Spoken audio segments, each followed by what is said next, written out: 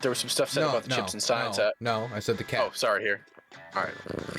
Should they follow the law or should they not follow the law? You're a lawyer. Change the law. Follow the law, man. right? He's you Talking don't take about responsibility. economics. We're talking about economics.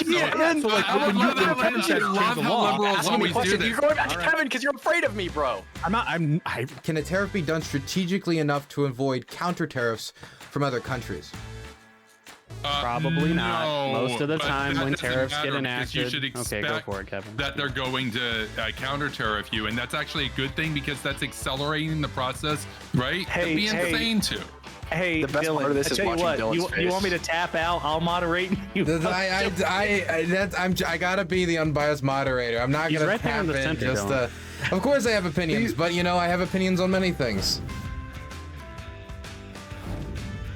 Hello, is that Jeb? Is that Jeb? The Jeb? It is. Hello, Jeb. The Jeb Penn. I heard you're here to discuss the debate we're about to have with all of these ruffians that we're going to allow to speak about politics tonight. Yes, sir. We got some heavy hitters on both sides. Some of my favorites from my side actually made it on this week. Your favorites? Which ones are your favorites, Jeb? Lactoid is probably my number one in terms of who I think is going to have the best performance here. And then the heavy hitters on the other side are kind of go without saying. You've got the whole, I don't even remember what their podcast is called, the Lib Laugh Love podcast boys, the Condo Boys. The Lib Laugh Love. I like that. Yeah, but you know, that's the thing that's interesting. One second, let me turn on my camera quick. I have multiple cameras now. I'm back in my bunker studio because last stream we had this, you know, we got bombed a little. So I'm like, well, you know, maybe back in the bunker studio would be smart. By bombed a little, I mean there was like a shaheed over the apartment, so not really bombed, but like, you know, still you can, if you hear a drone and then this chat can hear a drone, it's probably not the safest. But what I like about having Pisco, Hutch, you know, pondering politics, and all these people together, all the libtards in one concentrated libtard group, is I think they'll act like a pack of hyenas, and they'll know each other's arguments, they'll know each other's strengths, as they've discussed and talked so much before. And I think it'll really help them. I think it'll really help them coordinate. And I think that's going to be the biggest problem for the conservatives tonight, is that the people that they're talking to know each other, and they know each other well. They know each other's strengths, they know each other's weaknesses, and so I think they can kind of play off of each other in a way that I'm not sure the conservatives are going to be able to. Yeah, I mean, my thing about it is, I think there might be an optics issue, right? Because usually we have the right wings looking like the kind of aggressive kooks that are jumping down your throat on every point and just kind of rattling off every point they can think of in rapid succession. But because like you have guys like Lactoid and Cam Higbee on the right side, I think the right's actually going to have the more, it's going to be very much like the Vance Walz debate. The right is going to have kind of the more measured, calm interlocutors, whereas you've got Josiah and Pisco on the same side, and that's a lot of aggression. That's a lot of, I'm going to throw 3 points at you in rapid succession, and then the moment you try to respond to them, I'm going to have a counter response before you even get to 2 and 3, which, you know, yeah, I mean, you got 2 debate really clubbers, well, you know, one-on-one. Yeah, it works really well in a one-on-one, but then Democrats are sort of in these debates, the left usually rides on this, you know, those crazy right-wingers sort of vibe in terms of, yeah, we got those fucking babbling buffoons. I think if I have a strategy tip for the left in this one, it'll be to slow things down. If you think you win on the facts, try to win on them. Try to force the right to be a little more long-winded than you, and force them to jump on you. And don't be as aggressive, kind of yelling down their throats. Yeah, I think, you know, I think Cam Higbee is somebody who knows how to be measured, knows when to show aggression. I think he's probably going to be the person I think on the right-wing side is going to be performing the best tonight.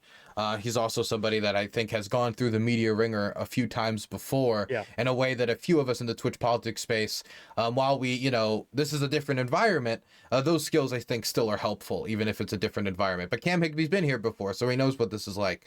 I think the biggest problem for the right, though, again, is just they don't know each other the way the other side does. But also, like, we've got Kevin Castley, and then we've got Cam Higbee, and then we've got this new guy from Instagram we've never had on before. It's somebody Cam Higbee recommended, who talks about like men's rights issues and stuff like that. And so you've got like a cavalcade of people who are really not in the same lockstep on the other side. I'm not saying that the liberals are all like the same and they're a bunch of, just a bunch of NPC sheeple or whatever. But if I was to go point by point, I imagine that you'd be able to find like good coordination in all of this. Kevin Castley is a flip of the coin. Kevin Castley one week is like nuke the North Koreans. Next week he's like, submit to the Russians. It's like each day it's like flip-flopping. You don't know what you're going to get.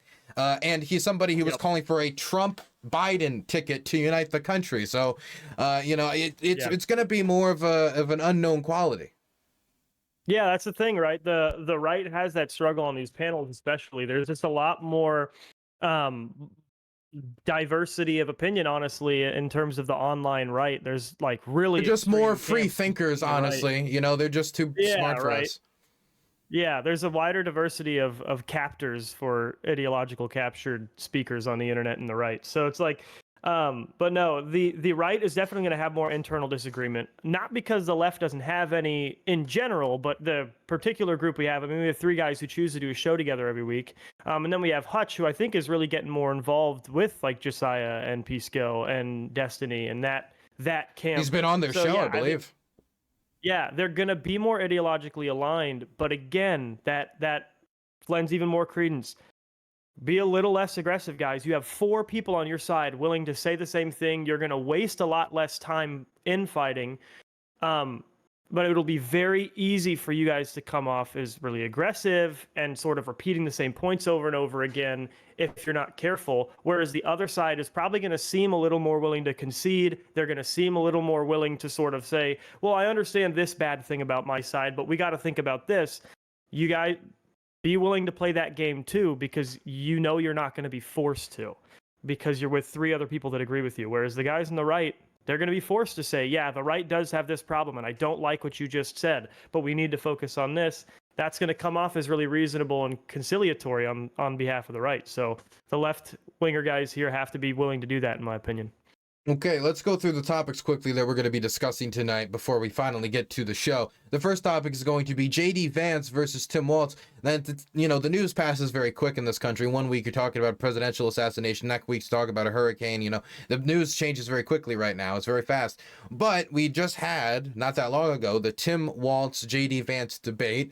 And, it was a pretty conciliatory debate compared to what you would normally see in U.S. politics. But the ideological differences could not be starker. The campaign and the type of campaigning that the 2 type of men are doing could not be more different, and their receptions by the public and their perception from the public could not be any more different. And so while, I think that debate was very conciliatory, I'm not going to expect that tonight. I'm going to expect that while Tim Walz is more of an image of Midwest nice, I don't think Pondering Politics is going to hold back about like statements around cat eating, or Pisco's going to hold back of, he justified lying on Twitter when he was saying like, you're allowed to make up stories about this if you're bringing attention to the issue. But on the other hand, while you can probably get at JD Vance for all of this stuff you talk about on podcasts that is weird about like childless cat ladies, he had 2 years in the Senate. There's not a lot to grab onto there. There is much more to grab onto when you talk about 24 years of public service in Congress, on top of, his military record, which has now been called into question. I don't think it's the smartest move, but it has been called into question. And so there's a lot more to hold on to when it comes to Tim Walz. Like, for example, that Hong Kong stuff. I had no clue about that. Nobody had any clue about that when he originally was picked. I don't think it's like necessarily like a major scandal relative to this campaign, certainly, but when you take somebody from like local status to national prominence, all this stuff like just comes up again, all these old stories that were dug up on the local level campaign. And so I think that it's going to be a question of whether or not the libs can sell the experience of Tim Walz versus the inexperience in public policy of JD Vance versus really just like talking about JD Vance's statement record, because I don't think they're going to go for Midwest nice tonight. No, yeah, I think the proper angle for the left is to focus on the candidates in a vacuum. Because if you look in a vacuum, Walz is just a more experienced, more qualified politician, period.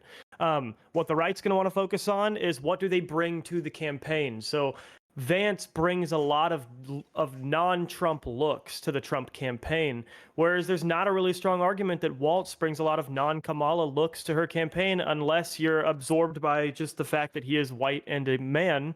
In terms of the narrative, the rhetoric, the policy platform, so it's all more the same. Really, what about that? What about the camo hats? What about the camo hats and the pictures of him hunting and the state fairs and such?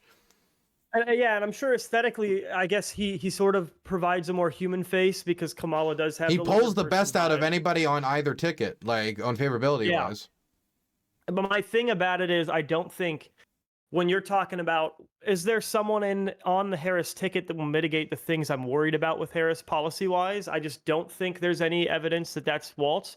Whereas Vance, when you look at him, you see like, okay, the things I'm worried about Trump largely are he's insane, terrible rhetorician in terms of inflammatory rhetoric and things like that. Vance seems to be an answer to those things. He's a buttoned up face for the campaign. He's now debated the other side more effectively than Trump could, which I think is really his primary benefit to this campaign. I didn't like the pick, frankly, of him as VP in an absolute sense.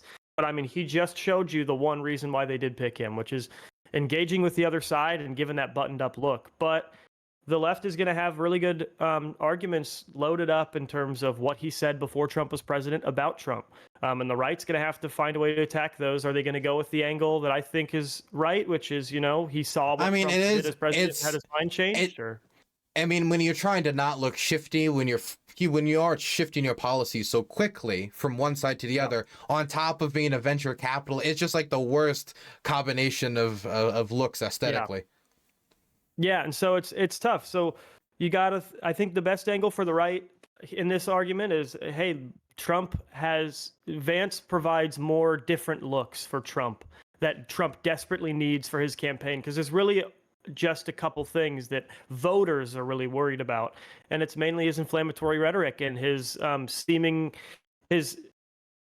impulsiveness that everybody seems to pick up on. It seems like Vance measures both those things. Whereas what people are worried about with Kamala, which is like sort of a lack of a plan and or just a continuation of what Biden's already doing that they don't like, Walz seems to be sort of in lockstep with both of those things. So that would be the angle I would go for if I'm the right. But you got to be ready for the left to attack these guys, this conversation in a vacuum. My only piece of advice would be before this would be, talk about the lack of experience. Tim Walz in itself makes up more than like triple or quadruple the public service experience and record of JD Vance and Donald Trump combined.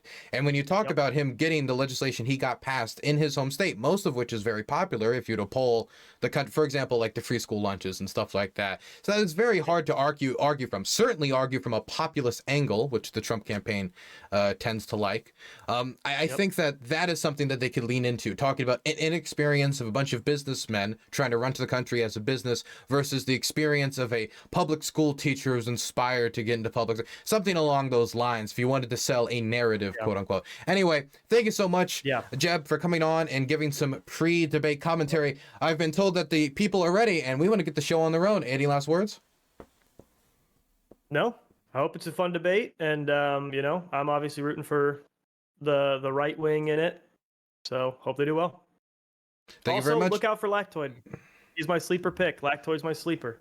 Lactoid is your sleeper. Understood. Okay, Matt. See you later. Bye-bye. Yes. And I think it's fixed now. Could somebody say something? Hello. Yo. Perfect. Now it's working. Great. Thank you all for coming on today, for taking time out of your, I imagine with the election being close, not too far away, somewhat packed to maybe not packed, depending on what you're doing, schedules, in order to just spend a few hours talking topics with people that you don't agree with. We've gathered 4 people that we would consider on the generally speaking political left, and other 4 people that we would generally call on the political right. Of course, people might dispute that for personal descriptions, but we try to be broad here, and we've brought them here today to talk issues on the Hippy Dippy Roundtable. I'm sure many of you already know the rules, but we're going to go through them quickly before we go into introductions. The first rule is we stream on Twitch, we stream on YouTube. Please stay within the terms of service. Not only would I like to keep my job, but I know many of the other streamers on this platform tonight would like to keep your job. I don't care how you speak on your own platform. I don't care how you speak on your own time. I am not your mother, but This is my show, and I would very much not like any slurs. I would not like any like extended personal attacks. If you guys get mean with each other, it's not my time. I'm not your mother. But if it diverts from the conversation, I will bring it back. But anything outside the terms of service is not allowed. That's the first thing. Second thing, when I'm talking, I'm just here to moderate. Everybody knows that, I have my own political beliefs, but I'm not here to share them. I'm here because I believe that it is important for us to talk to each other, and I think that it makes interesting content, and I have no interest in displaying my beliefs tonight, just getting your guys' beliefs. So I just want to be here to moderate. So when I'm speaking, it's not to put across my beliefs, is because the audience can't hear what you're saying. Some people haven't got enough time to speak, and they're being interrupted. And that's all I'm trying to do is moderate. So if I'm speaking, I ask you guys to get quiet as soon as possible. It makes my job much easier. I will mute, and I hold the, permission to mute because it makes my job easier. I don't have any personal grudges with anyone here. I'm just trying to moderate the show. Also, if you're having trouble getting into the conversation, there's a lot of people here today, you can raise your hand. I have a notepad and I will be writing down names. So if you're like, I don't want to have to burrow my way into this conversation, I'll make sure that eventually you get time to talk. Might take 15 to 20 minutes because there's 8 people in the room, but I want to make sure that everybody can get a say at some point. And of course, at the start of every topic and at the end, you will get a 2-minute period. That's the end of it. Not 3 minutes, not 4 minutes, 2 minutes. And I'll be strict with that, where you'll be uninterrupted to give your position on the topic and to end with any ending thoughts. So that'll make sure that you do have time to talk uninterrupted, because I know that interruptions can be very frequent at times. And I think that's just about everything. Is there any reservations, questions, or anything about the rules that need to be asked? Nope. Fantastic. That makes my job very easy. So we're quickly just going to go around the room, have people introduce themselves before going into the first topic. We're going to start with my left here, Cam Higby. Hey, what's up, guys? I'm Cam Higby. I'm a political commentator and investigative journalist. Yep, that's pretty much it. Thanks for having me on, Dylan. Short and sweet, just how I like it. Econ Boy. Hey everyone, Kind of Boy on YouTube and whatnot. Host a couple different podcasts. Love economics, love politics, left of center guy, pretty progressive guy. And yeah, looking forward to the conversation. Should be fun. Okay. Hutch? Yeah, my name is Hutch, and I'm active on YouTube and Twitch. You can just look up Hutch, and happy to be here. Happy to have you. Pondering Politics. Hey everybody, my name is Josiah. I host Pondering Politics on YouTube, a liberal/progressive politics channel, unapologetically partisan for the Democrats. The Republican Party is an authoritarian cult of personality, and false equivalences and that sort of thing suck. So no enlightened centrism for me, please. You can find me at youtube.com/@ponderingpolitics. Looking forward to the conversation. Happy to have you. Lactoid, a Hippy Dippy recruitment man who's coming up to the main show. I'd love to see it. Yeah, thank you. I'm Lactoid. You can find me at Lactoid TV on Twitch, Twitter, and YouTube. I am a right-leaning libertarian and also an attorney. Fantastic. Oh, we have 2 attorneys on tonight. Only 2, right? Do we have 3? 2? Okay, just 2. No, let's go. And you're being billed right now, Dylan. Thank you so much, Dylan. It's a pleasure to be on here. Pisco Liddy, or Pisco for short on Twitter X, here to defend the Constitution of the United States. Simple. Now I'm going to throw it over to, do you want me to refer to you as RC, or how do you want me to refer to you? Just RC? Yeah, so I'm the right corner. I go by RC. That's how my fan base normally refers to me. I'm a conservative, a biblical traditional conservative content creator. Okay, short and sweet.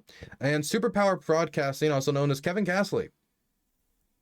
Hey everybody, it's good to be here. It's been a couple years since I've been on Hippy Dippy. I largely took a break from streaming, but I, of course, still active over on X. You can follow me on x.com at Kevin Castley. Follow me on YouTube, Superpower Broadcasting, and Twitch at Superpower Broadcasting. I advocate for people-centered politics. I am starting up a couple streams soon focused on going through political theory as well as making fun of the state of the Canadian economy. I'm obviously from Canada, but I've got opinions on a lot of the stuff unfolding in the US, and of course it affects my country as well. So with that, I'm looking forward to the debate here. I enjoy debates, and it's good to be here. So thank you. I'll try not to hold the fact that you're a Canadian against you too much, Kevin. So we're going to start off tonight's debate with the vice presidential debate. Now, we're not going to talk about who won, who lost. That's, I think, more boring. What we're going to talk about tonight is who would make a better vice president. After watching their VP performances, after being able to look at the history of, of Tim Walz's time in office, and JD Vance has had much more time than Tim Walz to be on the campaign trail with Donald Trump to get his opinions out there too. And of course, 2 years in the Senate. I'm sure many of you have opinions. And so I'll just throw the question as simply as possible. Who would be a better vice presidential candidate as vice president? Who would be a better VP? Tim Walz or JD Vance? We're going to start with Cam Higbee. Again, 2-minute intros is the max. You can also do 30 seconds if you want. Cam?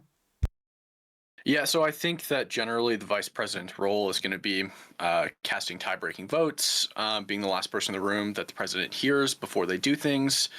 Obviously, I align more with JD Vance's policy perspective, so I'm going to think that JD Vance is the better person. I don't agree with many of Tim Walz's policy perspectives, and I think that he is kind of like a micro liar. I think that he just lies all the time.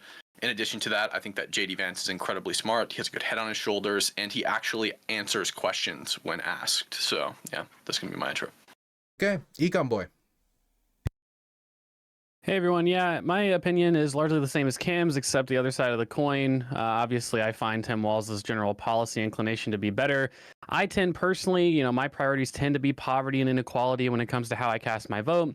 It's certainly the main reason why I would call myself a Democrat, along with being very socially progressive.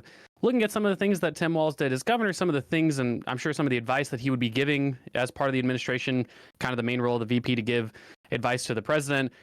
He did a lot of good stuff, in my opinion. He expanded abortion access, free school meals, infrastructure investment, general education investment, climate energy targets. These things are good. They're progressive.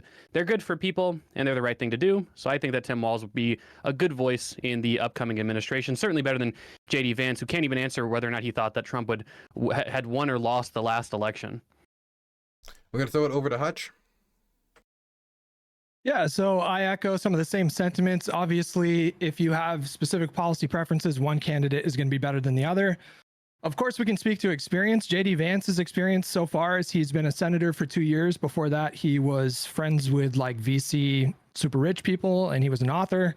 Walz has been in government for the last 20 years, as far as I understand. He served in the House for quite a long time, and then as governor of Minnesota, where he's passed a lot of policies that have been super popular with people that live there. But aside from policy preference, I think that there are some things that are disqualifying. There was an interview snippet that went live today of a New York Times journalist interviewing JD Vance. He was asked 5 times if Trump lost the election. He refused to answer 5 times. He reaffirmed that he would have sent the slates of electors back to the states were he in Pence's shoes in 2020. Obviously, to me, as someone above any kind of like partisan bend that just values liberal democracy, this is utterly disqualifying. And yeah, for that reason, I think Walz is the clear choice. Lectoid. Yeah, so I was initially, I'm next, right? Not Josiah? Yes, Lectoid, you're next. Okay. Just trying to keep I was initially all good. I was initially skeptical of JD Vance when he was announced. Right, there was all these candidates. Why him? I didn't know anything about him. Most people I knew didn't know anything about him. And I was generally actually opposed to the idea. I didn't think it was a good idea. But there's been a couple changes since then that have made me respect JD Vance more. And I think overall he's a good vice presidential pick. I think he will be a good vice president. I definitely think he'll be better than Tim Walz. I think that a lot of the issues that he suffered from early on, this idea that he's not charismatic, that he's not all that likable, but I think a lot of Americans during the debate discovered that he actually is charismatic and he is likable. He comes from a military background. He has experience being deployed to Iraq. He also has experience coming from poverty and struggle, yet had the grit to make it past these disadvantages to be where he is now. And where he is now comes from an impressive work history, right? Came out of Yale Law, became a law clerk for Judge David Bunning, then worked as a corporate lawyer for a few years before going into capital management and becoming a vice presidential candidate. It's impressive where he came from and now where he is. I also think he's capable of criticizing Donald Trump, which is good. I think it's good to be able to have somebody who can criticize somebody and say, look, there's disagreements that we have, but here's the issues that we really do care about, and here's why we should be working together towards a end goal. And he does have a history of also being able to work in a bipartisan manner. I think he adds, therefore, a level of conciliation and explanatory power behind Trump's message that I think would otherwise be lacking. And also, most importantly, I think JD Vance supports the integrity of the Constitution by opposing court packing, which is a major threat to the U.S. Constitution, and I think is a threat to the Republic as a whole. I was also initially skeptical of Tim Walz. I don't know why Shapiro from Pennsylvania wasn't picked, but however, he's been doing nothing but proving me right with my skepticism. He allows abortion all the way up until the day of birth for any reason or no reason whatsoever, and then continues to lie about it. He's bad on guns. He's bad on free speech. He doesn't think the First Amendment applies to hate speech, which is particularly concerning. And he's a really big fan of raising taxes. So overall, not a good guy. Okay, I'm going to throw it over to Pisco. The U.S. Constitution is one of the greatest founding documents of any country in the history of the world. It's one that is absolutely vital to our country. It has survived for over 200 years and is the envy of the entire world. When the framers envisioned the vice presidency, they gave it important roles, contrary to kind of popular belief that the vice presidency doesn't matter. The vice president is the president of the Senate, so have a good amount of responsibilities there, and obviously breaking ties. And the vice president also has to be ready to assume the office of the presidency at any given moment. When something could happen to the presidency, he or she or they need to be available to take up that awesome mantle and become a branch unto themselves. The vice presidency also has an important role in the 12th Amendment and Electoral Count Act to certify the results of our presidential elections. When I look back and at the great vice presidents of our time, one that stands out is our first vice president, John Adams. John Adams, as president, did something that has never been done, or that had never been done up to that point in American history, which is transferring power to the opposite party. He lost the election against Thomas Jefferson and gave over that power willingly to his political rival, Thomas Jefferson. J.D. Vance, on the other hand, has promised that were he in power, he would subvert the Constitution and engage in sedition and insurrection against the United States Constitution by promising to undo the results of a national election. It's hilarious that Cam Higbee says that J.D. Vance actually answers questions when put on the spot now at least 6 times in the last week and a half about whether or not Donald Trump won the election. He has been demurring and unable to answer that very simple question with a very serious and honest answer, which is that he lost the election. Everything else, policy-wise, obviously I'm going to agree with Kamala Harris. I think it's preposterous to suggest that this administration is going to be better on foreign policy or domestic policy. But it all goes out the side. I mean, the only thing that matters in our system, really, is whether or not you're going to respect the transfer of power, whether or not you're going to respect our republic. And for people on this panel to like poo-poo that notion and to say it didn't matter that the previous administration tried to steal the election and that the current candidate for VP said that he would sign on to that is disgusting. Everything else is absolutely, sugarcoating, cherries on top. Of course, J.D. Vance sucks policy-wise. Of course, you can't trust a word this man says. But ultimately, the one test, the most important test, will you uphold this republic? He has told the American people that he will fail that test, and he will not stand up to Donald Trump the next time he tries to subvert the Constitution. Okay, gonna throw it over to RC. Yeah, hey, am I coming through clear? Because I'm not sure if it was just lagging on my end or, yeah. No, Cool. it's lagging for me too. Yeah, Is you're a it little lagging? laggy. Yeah. Okay. All right. I was can just hear you making sure. okay though right now. Cool. So I do support JD Vance more than Tim Walz. There's no perfect candidate. Economically, I support him more because he has experience in the private sector. And I think this country needs someone that has experience in the private sector and not someone that's just a career politician that has experience in knowing how to manage people for a successful company. And socially speaking, I don't really agree with anything that Tim Walz supports. And I morally cannot bring myself to vote for somebody like that. So I think it's really important to have people in our government that run our government more so like a company, because we're in significant debt. And there's a hierarchy to the US government, just like there's a hierarchy to a private business. And I think it's important to change things a bit and have people that have practical experience in the private sector and not only experience in the public sector. And I don't want to question why a politician is worth hundreds of millions of dollars when that same politician is questioning somebody like Trump on his tax records. That's pretty ironic to me. We know where Trump got his money. I'm not sure why Obama, Biden, et cetera, are worth tens of millions of dollars, maybe even upwards of 100 million. Okay, over to Kevin Castley. Yeah, thank you, Dylan. So, so this one's a little bit complicated, right? So they both have some wins, they both have some L's. When we look at their background, they, in terms of service, have a similar background. They were both in the Army, so in that sense, they both have, service behind them. But here's the thing. I want to just throw it back to, I think it was 10 or 9 days ago at the vice presidential debate. You can really gather a lot of the priority of these folks from how they open in that debate. So I recommend everybody watch the whole debate. But if you don't have the time for that, just watch the first 15 minutes. It was very enlightening. The debate starts off with the question of the response of Iran to Israel with the missile attacks. And Tim Walz goes right into it saying, we stand with Israel and so on and so forth. And he bemoaned Trump for doing diplomacy with countries that the U.S. doesn't get along with. Then they went over to J.D. Vance. And J.D. Vance, you could say, kind of dodged the question, right? But he did it for an important reason, which was to both introduce himself to the American people and, of course, to highlight his economic priority. Vance has talked a lot about economics, and yes, his background in venture capital is a little bit dicey. His relationship with Peter Thiel is kind of weird, but here's the thing. At that time, he was very anti-Trump, and he is now very pro-Trump, obviously, as the vice presidential pick.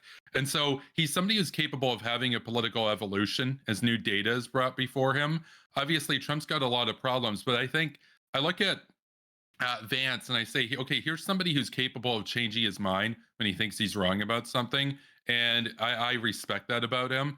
I do agree with Walz on a lot of the social issue stuff, but let's be real, you can't pay the bills with a pride parade. And as bad as it is with regards to what some of the Republicans want to do on abortion access, at the end of the day, Vance is the one talking about the reindustrialization of the Rust Belt. Well, Tim Walz and Kamala Harris are breaking about having Dick Cheney's endorsement. So thank you.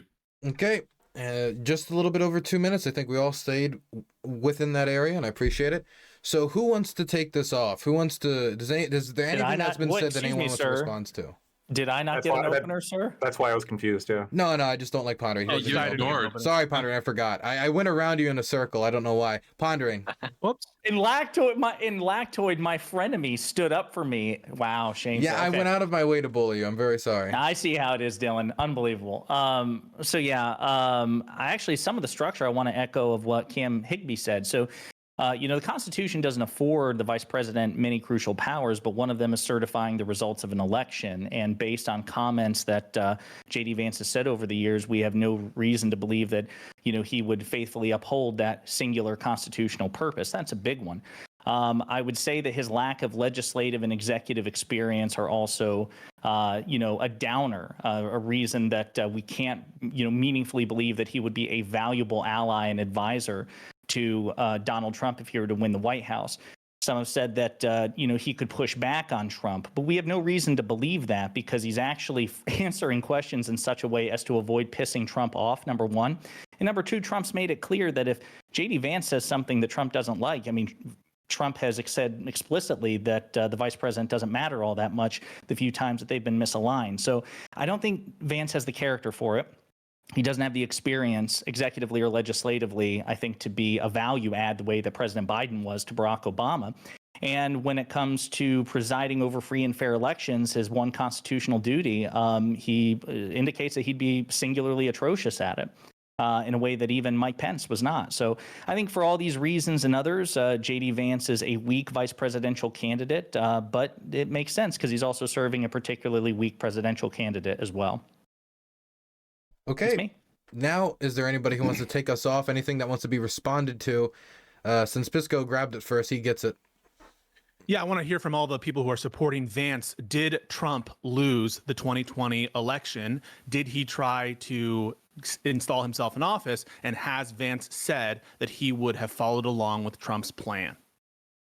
Yeah, sure. He did say that Trump did lose the election. I don't think that Trump won the election. I also don't think that he broke any laws.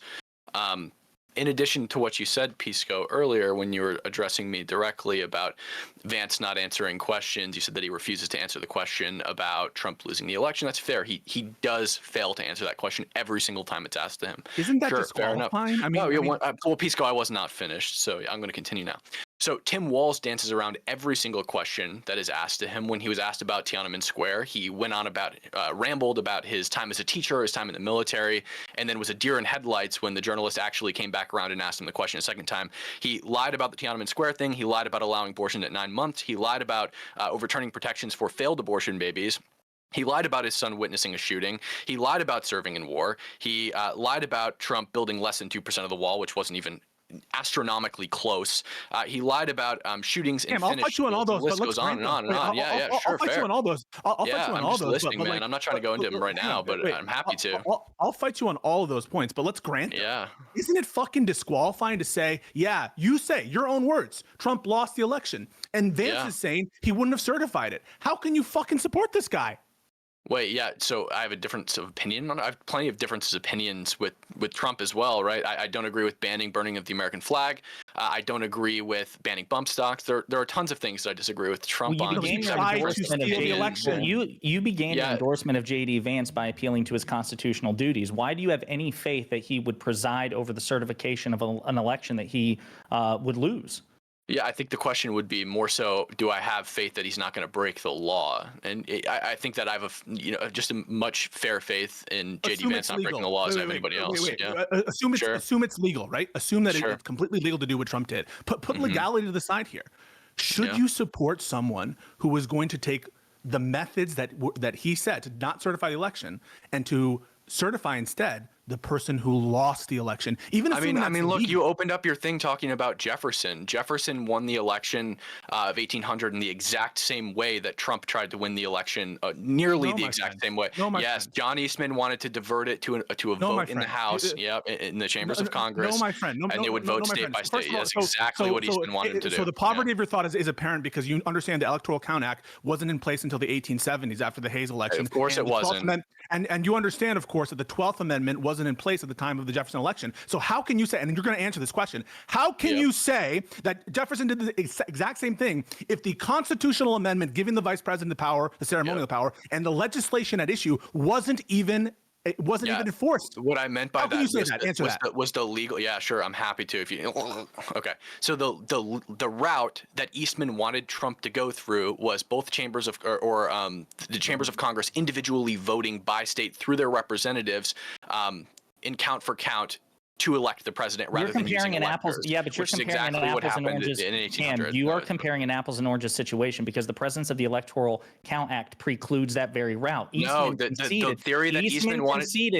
Eastman conceded in his memo that he would be violating what? He conceded he would violate. No, he didn't concede that he would be violating the Electoral Count Act. Have you read the memo? I have it in front of me. No, he didn't. He said the Electoral Count Act altogether is unconstitutional. In other communications, he concedes that this would not pass scrutiny at all. And so, where are the communications? But regardless, the Thomas Jefferson. Oh yeah, you want to move away from that, don't you? You're running like your feet are hot. Wait. The communications to the vice president's staff, you deny those exist? Cite them. Where are they? You deny those exist? Yes or no? Wait. Show them. So are you saying that you're not sure? Like I'm in kindergarten. Cite them, Pisco. Yeah. So it sounds like you haven't. On your feet, you're running. You haven't. It sounds like you haven't read any of the relevant filings. The Eastman memo. Have you read the Eastman memo? In the Jack Smith indictment. If you did, you would have read the email from. You're right. I haven't read the full Jack Smith things. It's like 900 pages. I read the analysis. So not only are you floundering on. Wait. What did the email say, Pisco? Amendment wasn't in operation then. It showed us nothing new. This was an email from Eastman to the administration saying we need to do one more violation of Electoral Count Act. In addition, there are other communications that are attested to by witnesses where he says, yeah, we would have lost 9-0. So those are two times that I'm citing now. Are you denying where he is acknowledging that there are intrinsic violations of the Electoral Count Act at issue? John Eastman that's believes his words. Well, you asked me a question. You're gonna let me answer. It's not his words, actually. John Eastman said that the Electoral Count Act is fully unconstitutional, and he deferred to the section of the Constitution that says that if things are not rooted in the Constitution, then they are not valid law of the land. I think the logic of JD Vance, at least what he has answered when he's answered the question, would you certify the 2020 election? For instance, this most recent clip where he gets asked like 5 or 6 times, what he says is, well, we've pointed out problems, and he talks about Twitter censoring the Hunter Biden laptop story and studies that show that Trump lost millions of votes because of that. Let's just walk through that logic. Like, do you think that that's a responsible logic for the vice president to basically say, and this is essentially what he's saying, a social media company didn't publicize a story that a newspaper wrote, so I'm going to use fake sets of electors, or change essentially fundamentally the decision-making process of our democracy. Well, I would assume reasonable? I would assume by your logic that this would be the case, considering I assume you fully concede to the New York indictments, yeah? Because that was almost the entire basis. Why aren't you answering my question? Do you think that's a good logic? No, it doesn't. It's not illegal. I have my own opinions on whether or not I would say it's not a matter. Well, yeah, I don't think it should be done. I already conceded. Wait, hold up. No, how can you vote for someone who would have done that? I already conceded that I disagree with him on this, but by your logic, this should be immediately disqualifying for you, considering the entire basis of the felony convictions on Trump were that he suppressed information from the public.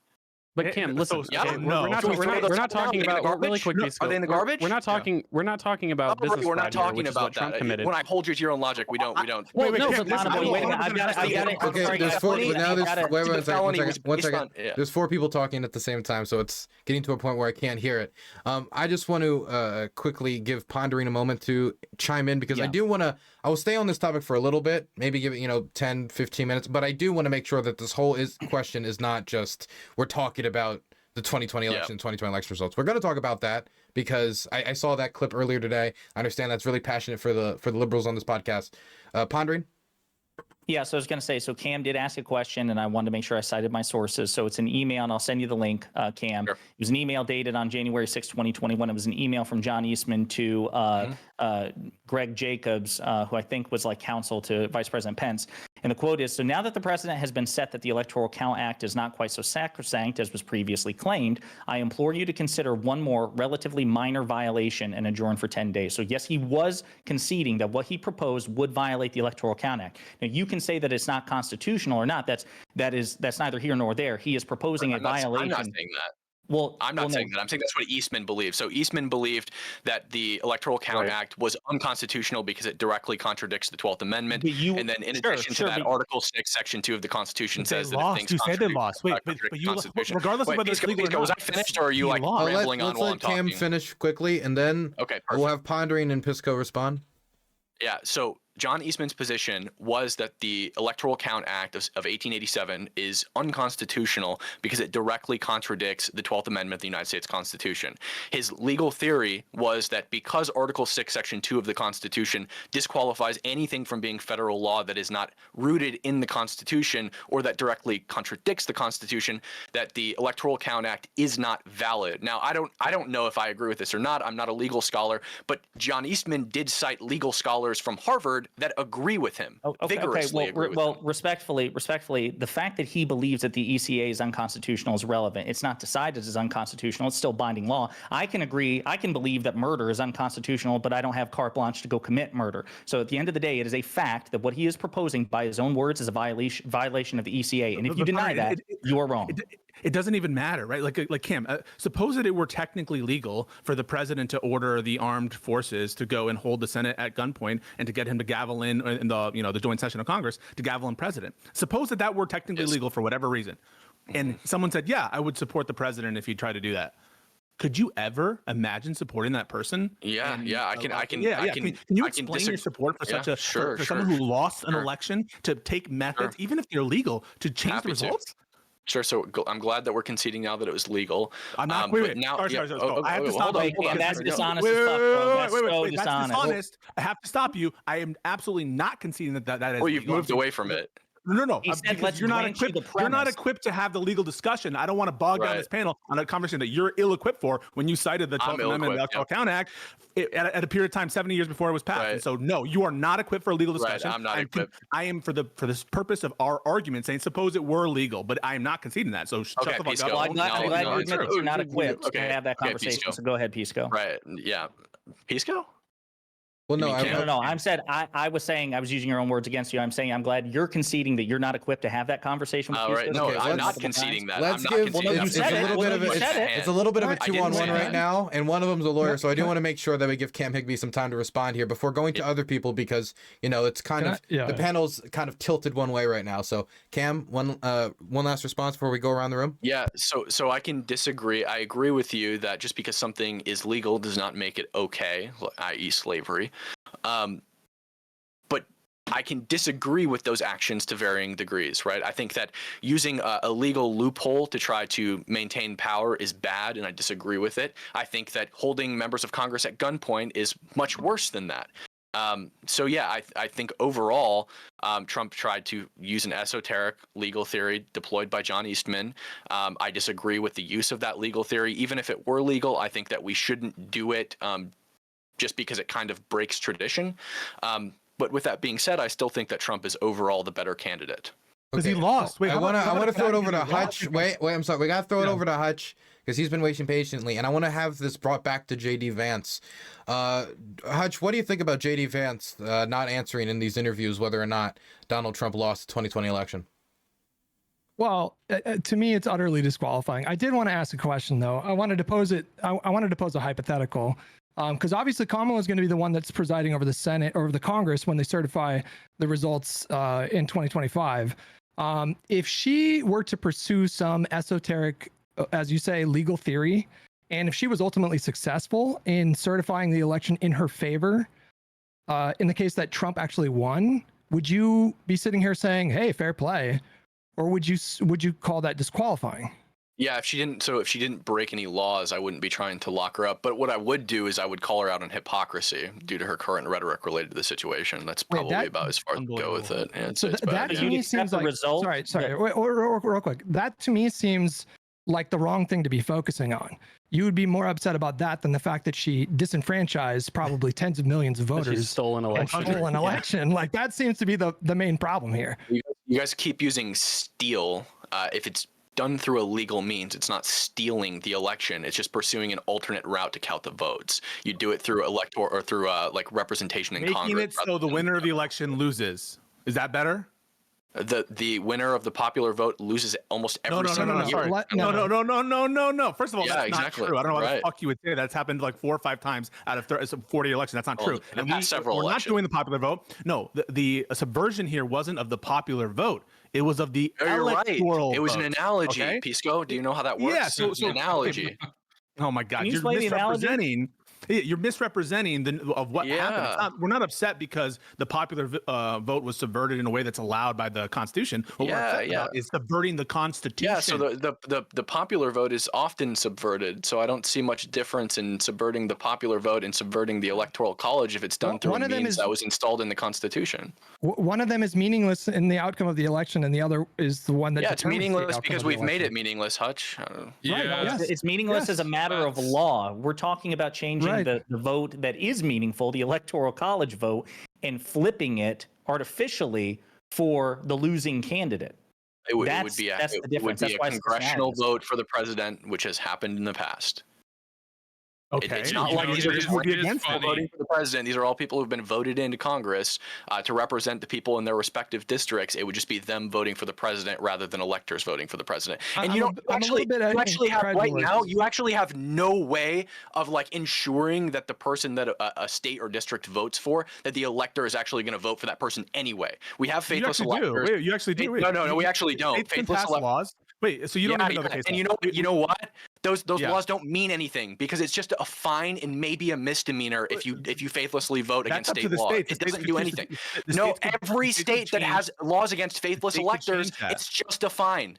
It means nothing. You still cast your vote as you want it. The state they can, but they haven't. They can, but they haven't. Okay, but what are they going to do? Make it a felony? That the Supreme Court has stated that that's allowed. Okay. The states can put. And every legal scholar agrees that electors are essentially free to vote for whoever the fuck they want to, because the repercussions for voting against their state and being a faithless elector is virtually nothing. That's up to the state to decide. The electoral college is already kind of a problematic system, but if you're arguing essentially that it's like sacrosanct and whatnot, look, Cam kind of does have a point there, but I think the context in all this is important, which is that, the average American, and I'm not talking median, I'm not talking, we're going to play around with numbers and stuff. The average American is making right around $31,000 a year right now, and 78% of your country is living paycheck to paycheck. But the biggest deal, the only issue I guess people should care about is like a few lawyers have an issue with, basically the Trump campaign going through and, so-called stealing the election. Yeah, they have a right to contest the vote. Did they try to steal the election, Kevin? Yes or no? Did they lose? Did Trump lose? Did Trump lose? Yes or no? Yeah. Did Trump lose? So here's the thing: you have a right to contest the results of an election. Did Trump lose the election? Yes or no? Yeah, no, he did lose, but you have a right to contest the results, right? Is the thing. So the question is, did they go outside the bounds of that and actually, try to steal it? I think the point that Cam was kind of bringing up and is basically that the electoral college is already kind of this arbitrary system as it is. If we're talking about the popular vote, for example, you could very easily, within the bounds of legal framework in the US, fully constitutionally get somebody in power that does not have the consent of the American public in terms of the popular vote. That's easy to do. In Canada, for example, our leader only got about 40% at his height. So it's like that. Yeah, in our systems, it happened in 2016 and it happened in 2000. I remember it. But here's the thing, right, Pisco? In our systems, there's a difference between what's seen as legally legitimate versus legitimacy from popularity. There's a question to be had whether that makes sense or not. But I think what's important to do is not appealing to popularity. No, I think what's important. You don't care about it. You just said, wait 1 second. You're both talking at the same time. Kevin, could you wrap it up in the next 20-25 seconds so we can have other people respond? No, I'll just wrap it up by saying, I know that you guys wanted to keep this on the topic, like, Dylan and Downbow want to keep it on the topic of JD Vance. Yeah, I want to see if we can bring it back. Yeah, what's very important here to keep in mind is that there are more issues than just this one, even if it's something you care about. And Tim Walz opened in the vice presidential debate by essentially calling for war with Iran, essentially. That's what the implication was. And JD Vance opened with saying, hey, let's reindustrialize the Rust Belt. I think that that's important, right? Do you disagree? Or is it only this one issue that matters? Foreign policy absolutely matters. You don't care about it. You just said, who cares? Because Americans, have $31,000. Wait, I don't care. Wait. Let him respond quickly. So what I'm going to say is thousands of Americans have bled and died for our Constitution. I'm not going to have it be sullied by a Canadian who doesn't understand the importance of our Constitution. But on your point, yes, it's true that international politics matter, global affairs matter. That's why your child's reading of what Tim Walz's statement was at the beginning there, as though that we're saying we're absolutely going to go to war with Iran, when on the other side of the equation, you have JD Vance, who is explicitly being way more hawkish than the administration is currently, or Kamala Harris is, or Tim Walz is for that matter, on Iran, saying explicitly saying we need to be in Israel even further. We need to support Israel even further. He's supported by Netanyahu, the regime. How can you possibly say that what would be preferable, if what you care about is war with Iran, to have Donald Trump, who is actually egging on war with Iran?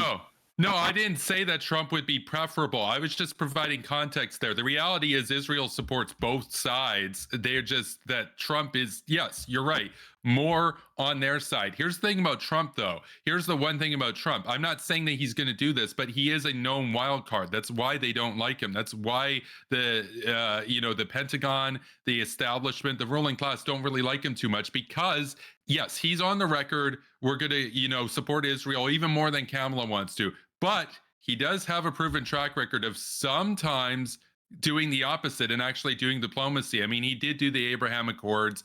He did actually do the Hanoi Summit. Yeah, he has a big mouth. He has a big mouth about, rah, we're going to go and bomb people and stuff. But in reality, and he did do that. But You look at Kamala Harris; she has Dick Cheney's endorsement. What does that say to you? What does that say to you? Dick Cheney would prefer. Go ahead. Well, what is more important? Like Donald Trump, when he came into office, he dropped more bombs in Somalia, for example, in his first year than Obama's entire 8 years. And you seem to think that an endorsement from Cheney because he thinks Donald Trump is insane, not because he agrees with Kamala's policies. You think that matters less? You think that matters more than what Trump did when he was in office? He thinks that Trump is insane because Trump occasionally, I'm not saying he always does this, he usually toes the line, but occasionally will sit down with opponents of the U.S. And here's the thing. Who are you going to do? Wait a minute. That's not why Dick Cheney.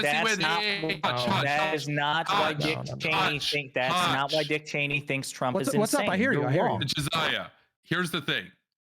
You do diplomacy with people that you are rivals with, right? It's not, oh, we did diplomacy with the UK and Israel. Great. Okay. No, what matters is actually sitting down with, your rivals and working something out, right? That's kind of what's important. And yeah, Trump did do that. And like guess what? He also did the other stuff. He also did the other stuff too. I'm not saying like the Iran nuclear deal, Kevin? Like the Iran nuclear deal? I'm not saying that he's somebody who's like he's going to just focus on reindustrializing the Rust Belt and he's going to do all that other stuff and leave it up to Israel and stuff to deal with. I'm not saying that. What I'm saying is Tim Walz and Harris are on the record. They are 100% behind Israel, essentially. Now, Donald Trump is on the record officially saying that he is, yet he's somebody who has a proven record of when he gets in power, tearing up the Iran nuclear deal. Doing the opposite and actually sitting down. Okay. Name one thing that was counter to Israel that he did in important context. Name one thing. And name one you can thing talk all your stuff about legal theory, but lives are on the line. Let's hold this for a second. Wait, I'm sorry. Name one. We gotta hold this. I'm sorry. Pisco, we're supposed to be talking about JD Vance. We've now pivoted all the way over to foreign policy. That was supposed to be one of the bonus topics. I'm sorry to shut that down, but do you guys want to have that as the bonus topic instead of FEMA if you guys are interested in foreign policy? I'd prefer that. They're both very relevant, though, right? They are both relevant, but it seems like you guys are trying to get over to foreign policy anyway. Foreign policy is a little bit more relevant. To Israel. Okay. We'll keep that. Let's bring back a JD Vance. Pisco, we'll start the foreign policy section with that. Okay, okay? Fantastic. Yeah, that's fair. Back to JD Vance. So on the topic of Vance, Hutch, I did want to quickly throw something out. A question to RC. Actually, I was interested. RC, you were talking about the one thing that you liked about JD Vance. It's probably something that you probably also like about Trump is an outsider. This is not somebody who comes from the traditional political establishment. What are the things that make that more beneficial than the time that Tim Walz has spent in office? Because JD Vance has only served 2 years in the Senate. What is the benefits of being an outsider versus the political experience Tim Walz has? Well, the benefits of being an outsider is just that you have different experience in the private sector. I think that that's a very beneficial use to put into our government versus people that, like I said, it's very questionable where their massive amounts of income are coming from, as they're just public servants for serving for us, serving for the country. And I think that having the experience of running a company, a successful company at that, and knowing how to manage the people, it is very necessary for the country. I think for any country. Are you concerned about his ties to Peter Thiel? Are you concerned about his ties to Peter Thiel? Why should I be? Because Peter Thiel's kind of associated with a crowd that, for example, is very hawkish with respect to Israel. It's very like this kind of tech fascism, Curtis Yarvin type situation. Are you at all? Well, I mean, there are a lot of reasons he was associated with him years ago when he was against Trump. So I'm asking, he's changed. So do you have any problem with or suspicion of JD Vance's previous associations with these individuals? Well, it sounds like you're operating in the field of hearsay. If you have a concrete reason for me to combat with why I should be worried about that, then I can contend with it. But I'm not going to contend with hearsay. Well, you're saying that he has good business associations and that he's learned a lot from running these successful business ventures. And I'm telling you that there's a lot of criticism, rightly or wrongly, some related to his association with, for example, Peter Thiel, who is known to be, I think that this is not even up for debate, pretty hawkish on Israel. And I'm wondering if that concerns you. So, Pisco, do you have like a crime he committed or anything shady he did specifically, No, or I'm we're just asking merely. going off So of like what conjecture? we're talking about, Well, what we're talking about is, well, so no, what we're talking about is he's associations. right about that. But he's changed his view over the years. You're If you not look at implicating JD him of Vance in anything. 2018, it's completely different than what he's saying So- today. And the question is he lying or did he change? Okay, here's let me simplify it. Two things to Pisco, and then I want to go down the list because Lactoid, Cam, and Hutch have been waiting. Pisco, number one, do you buy that JD Vance has changed since he shifted to a more pro-Trump from anti-Trump Republican position, and that could have impacted these connections to Peter Thiel? And why would these connections matter in the first place? Yeah, so I think that what's the phrase in Spanish? I know it. Dime con quién tú andas y te diré quién eres, which means tell me with who you go and I'll tell you who you are. There's this much ado about like, well, these are just business as usual. These are politicians. Look at, and I'm just saying what's good for the goose is good for the gander. If you're going to look at the history of Kamala Harris or these people and say that, it's a boon, actually, it's a benefit to JD Vance that he has these business connections or he has his previous associations, let's talk about them and see what benefit they are. And let's actually dig deeper. Sounds So like a I'm not saying conspiracy that, I think, by the way, that I'm a little Wait, he skeptical. was associated with him. He worked in VC. No, I know that, Kevin. But what I'm saying, this part I'm saying is a conspiracy theory. Is like I'm not contending that JD Vance hung out with Peter Thiel or anything like that. But what I'm saying is like, oh yeah, like just because Peter Thiel might have been involved in some shady stuff, JD Vance must be just as bad and also doing shady shit. I am right? You don't have responding anything to directly- implicate him. It's all just conjecture. And by the way, am the only thing I was going to say earlier, I'll just get it out now. Well, Cam, I do want to. It was a question directly to Pisco. I do have you on the list. You Yeah, can go go ahead. next. I just want to make sure he has I'm time to responding finish. directly to I'm sorry, RC, who was promoting, saying these are benefit, working for these VCs, it shows he's an outsider. And what I'm hearing also is like, well, he's changed completely from when he was running those VCs. And so what I want is a coherent message about why we should think that these previous associations or this previous business is a boon as opposed to being some kind of baggage where he's beholden to these actors, which Kevin seems to think he might have been if he hadn't changed his view. On the specific question, the other question that Dylan asked, which was, do you think he's changed? I think he's power hungry. Just like he said that Trump was America's Hitler, I think he'll say anything or everything to anybody in order to get power and to stay with power. And that's why I think he's a vicious politician who should resign immediately. Okay, I want to make sure RC has a chance to respond because that was directly to RC. Then we have a lot of people. We got Cam, Lactoid, Hutch, and Kevin who are all waiting. But I'm happy that people have things they want to say. So, RC? Sure. I'll keep it short. But I heard you say a lot. I have yet to hear you say any criticism of Peter Thiel. What is it that you have against him? So there are people, I am not alleging this, but I know that a lot of conservatives, a lot of populist conservatives, I'm not saying I have these concerns. I have a concern about being overly hawkish on Israel, overly promoting of the hawkishness of Israel. So that's one concern that people have raised. So that's number one. That's a concrete thing that people have raised. Other people are concerned with the kind of tech influence with respect to immigration is another example where they're critical of the influence that they're going to just bring in a bunch of foreign labor to kind of supplant or substitute for American high-skilled labor, increase the number of visas. Those are kind of concerns that I hear a lot of populist right-wingers raise and why they're concerned about JD Vance. I'm asking you, do you share those concerns or do you think he's changed the script or do you think that you can't read into it? I think it's more nuanced than that. It's not so black and white. Peter Thiel is a successful businessman. He doesn't have to agree with all of Peter Thiel's personal opinions, but he's run multi-billion-dollar organizations, companies, corporations. So you can learn a lot from that and apply that to our government where, for example, the post office is failing in a destroyed organization that does not produce. It's running on a deficit. So you can learn a lot from people like Peter Thiel. He doesn't have to agree with everything about Peter Thiel. Peter Thiel is not a criminal, to my understanding. Simple as that. I don't understand what's such a big issue about that. Okay, I want to throw it over. So there's people waiting. So Hutch has been waiting. So it's going to be, I'm sorry we're doing it in a weird order, but I know what people want to respond to, so I don't want to break up the conversation. It's going to be Hutch, Cam, Lactoid. I'm sorry, he's been waiting the most, but it makes the most sense rhythmically. Then Kevin. So Hutch. Well, just on And then that Econo point, Boy. And then Econo Boy had something to say. Sorry. Okay. yeah. Well, just on that point, the post office is not a business; it's a public service. It's not supposed to run on a surplus or anything like that. But I wanted to take a different tack. You alluded to Vance being an outsider, someone who is experienced in the private sector. People use the same kind of argument to lobby for Trump in 2016.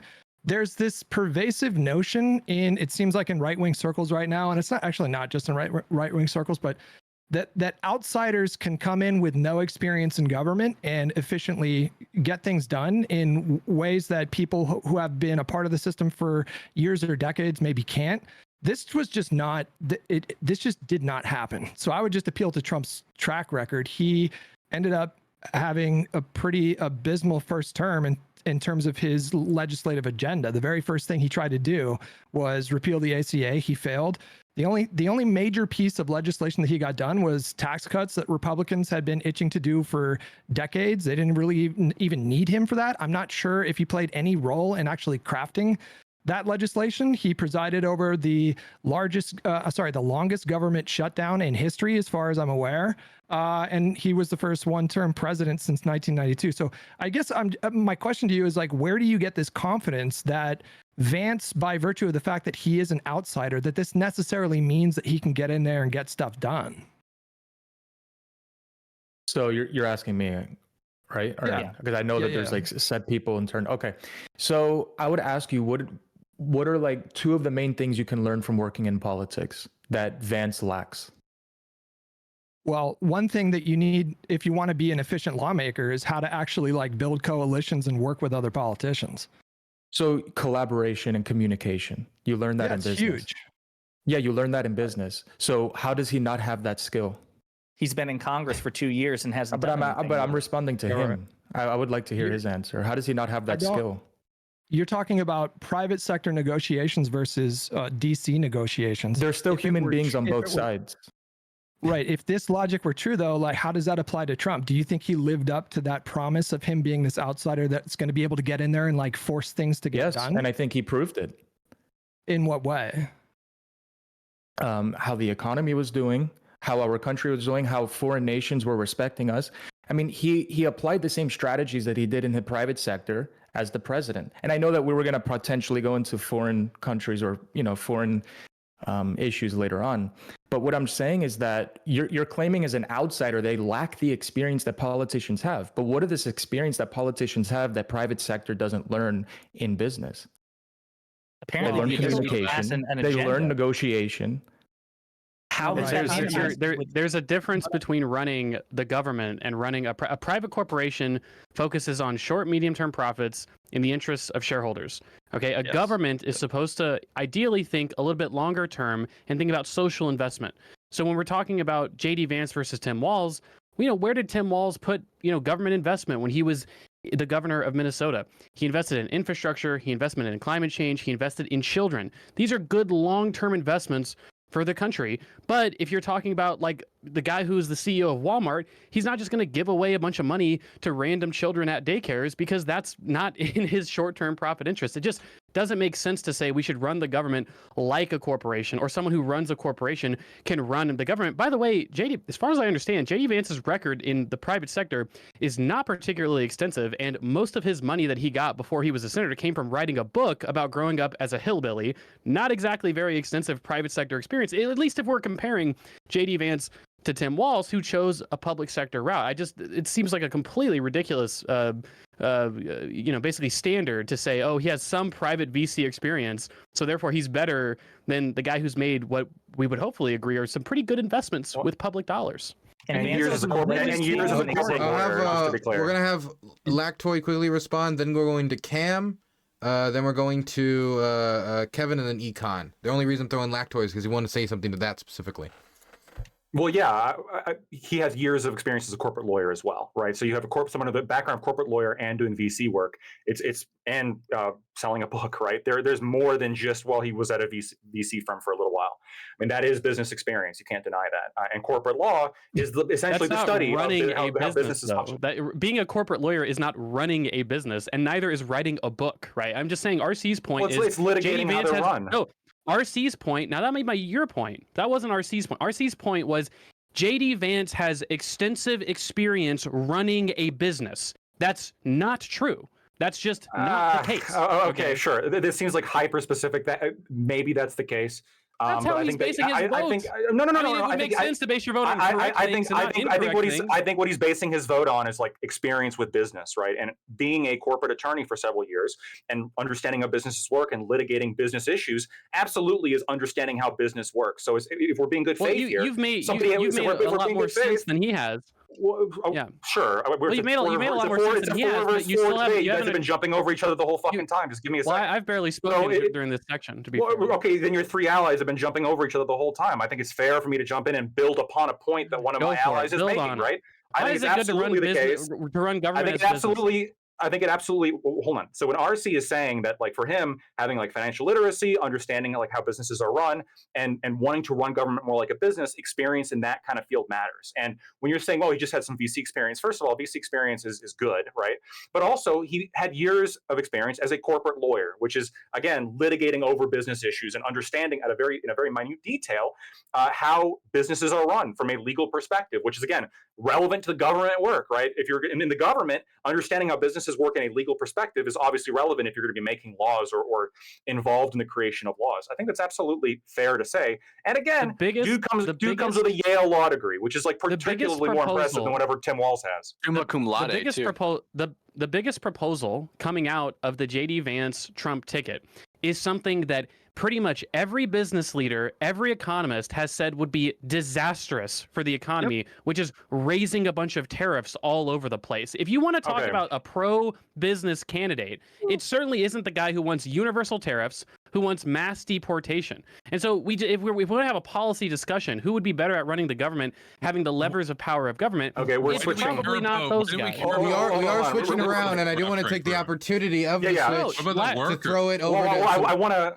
Can I just really quickly, like, I don't want to move over to, we're going to be talking about economics in a second, but I was on the list and I just really want to quickly say on the prior thing that Pisco was asking, I think Cam was absolutely right in his analysis, but I think it's hilarious how, I don't agree with John Eastman, by the way, but John Eastman, even though he believes his position is correct, he said, yeah, he would be stopped by the Supreme Court. And I think the Supreme Court really is the bulwark for our Constitution. Yet JD Vance is particularly better than Tim Walz on this because JD Vance actually supports laws to prevent court packing, which Tim Walz does not. In fact, Tim Walz is running with somebody who in the past has supported court packing. Constitutional? No. Is court packing wait. Let me go. Hold on. This is not a deposition. No. Hold on. This is constitutional. Yes or no? Dylan, can you stop him? Give me a second. Okay, we'll give you a second. But will you answer that? Okay, I'll give you a second. But would you answer that question at the end of your second? Yeah. Okay. Yeah. So court packing is legal as potentially. Now I don't agree with it, but potentially John Eastman's theory is legal in the same way that faithless electors are. You believe it's legal? When you were saying, hold on, I just said yes. I started the sentence by saying yes, and now you're going to keep re-asking. You said no. You said you don't agree with these. Let's let him finish quickly, Pisco. No. Okay, I don't agree with Eastman. I said I don't agree with Eastman. I said I don't agree with Eastman personally, but when you were having the back and forth with Cam, you said just assume that it's legal. Isn't it bad regardless? And I understand that things can be a threat to the Constitution even if they're quote unquote legal. Eastman believed that despite the fact that what he thought was legal, he was going to be stopped by the Supreme Court. Now, imagine if Kamala Harris had her hands on the Supreme Court based on her history of statements, if she had packed it and she had filled in a bunch of people that simply put her into power if she went along that exact same route, right? She wants to remove the exact bulwark that John Eastman said would be his biggest impediment to carrying out that plan. JD Vance has said that he's going to protect that bulwark, right? He, in opposition to Tim Walz, who has not said that. So when you say who is the threat to the Constitution, I think the person running with the person who's in favor of packing the court and obliterating the third branch of government, I think that person's probably more of a threat to the Constitution. I gotta give you guys. I want to make one of the libs have to respond, but only one can because we have a very short period of time on this topic, and there's three people who haven't talked. So who wants to make a point? Well, I was just going to say, so I think that the person who's a threat to the Constitution is J.D. Vance's running mate, the one who actually wants to terminate the Constitution, which Kamala Harris has never suggested. By the way, Kamala Harris said she was open to court packing 4 years ago. So this is the weakness of Lactoid's argument. Last time she ran for a primary. He thinks that it's unconstitutional or a threat to the Constitution is something which is constitutional, which she said she was open to 4 years ago. Meanwhile, 2 years ago, Trump explicitly said he'd like to terminate the Constitution to unlawfully return him to power. Lactoid doesn't give a fuck about that. It's all about what Kamala Harris might, if then else, do based on something she said 4 years ago, which is perfectly constitutional and has been done multiple times, including by the founding fathers. And by the way, Eastman, let's just be very clear. Again, I'll go back to it. Eastman said that he would violate the Electoral Count Act and he would be stopped by the Supreme Court, which means there is less legal predicate for what John Eastman wanted to do than anything that Kamala Harris you're mistaken. proposing. Okay, you can believe 10 seconds, but we have to move on, okay? Yeah, you're mistaken. You can think that you're legally correct and still predict that a finding might be made against you. Those two are not antithetical to one another. Now, I think it's funny how you brought it back to Trump when we're talking about JD Vance versus Tim Walz, which I was trying to say on topic. You brought it. You mentioned. It's been more than 10 seconds now. Now we're on 15 seconds. Well, 17 seconds just went by.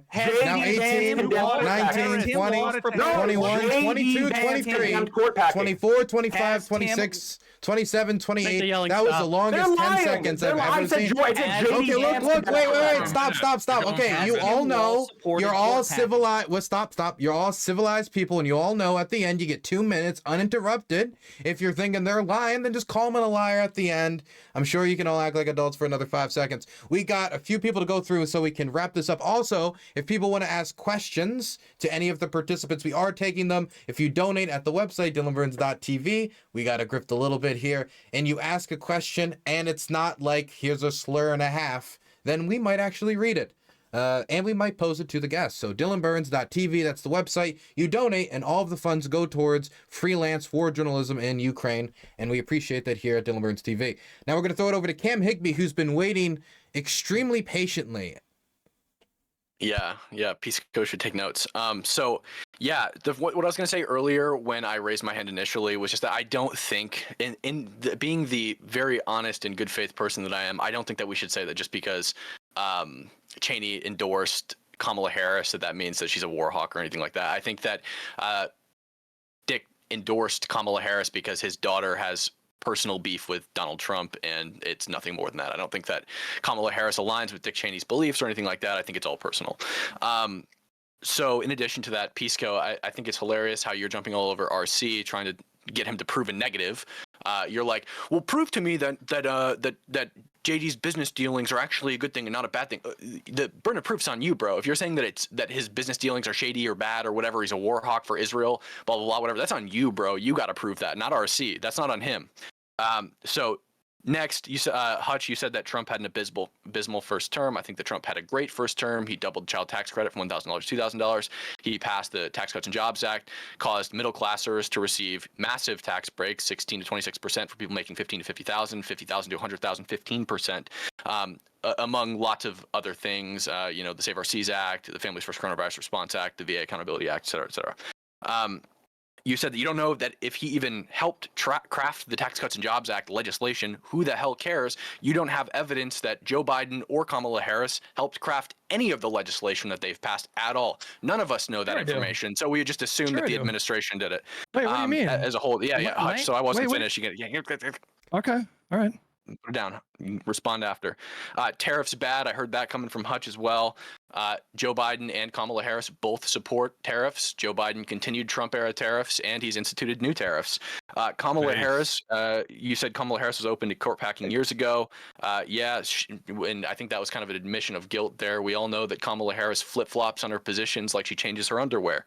I don't know how often that is, but if it's anything like her policy discretion, it's probably pretty often. Eastman knew the Supreme Court would intervene. That's true. He did know the Supreme Court would intervene. And in fact, he wanted the Supreme Court to intervene because he believed that he would win the legal battle. And that's my piece. Yeah, you said that there was no. She's never retracted the court packing statement, by the way, just to be clear. What? You said that. Good. It's based. It's based. I support it. Could Lactoid repeat that because I didn't hear. She's never retracted the court packing statement. Okay, so I think Hutch wanted to quickly respond. We're going to wrap it up. So I know he said a lot there, but we're only going to allow like one response because everybody's going to have to talk during the outro anyway. Hutch, you wanted to respond to that? Well, sure. I mean, I think it's cute to take a principled stance against court packing when you guys stole a Supreme Court seat. If the roles were reversed, I guarantee the Republicans would be talking about packing the courts. 2 seats. You said No.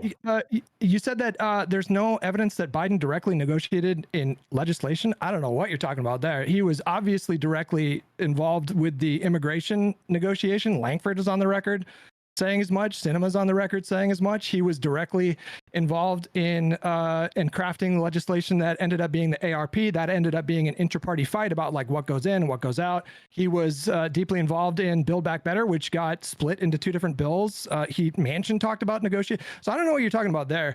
This idea that that Donald Trump was effective legislatively, I just find laughable. When you look at the Biden administration, especially what he was able to do with a 50-50 Senate, as opposed to Donald Trump, who had much more comfortable majorities to work with in both the House and the Senate, I would stack Biden's ability to actually get legislation done against Trump's any day of the week.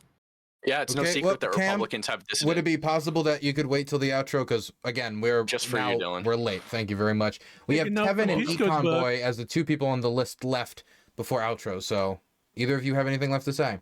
Yeah. I had a couple notes here. I just wanted to go through with regards to the conversation that we've been having here. So there was a question. I think it's an important question. I think it's really kind of what is at the issue here is Peter or is JD Vance genuine in his political and economic evolution from being a VC guy with Peter Thiel to a populist with Donald Trump? And that's the question that's at issue. And I think we can kind of just start to answer it by looking at what is he calling for in this cycle. What he's called for so far is the reindustrialization of the Rust Belt. And with Trump, they proposed flat across the board tariffs.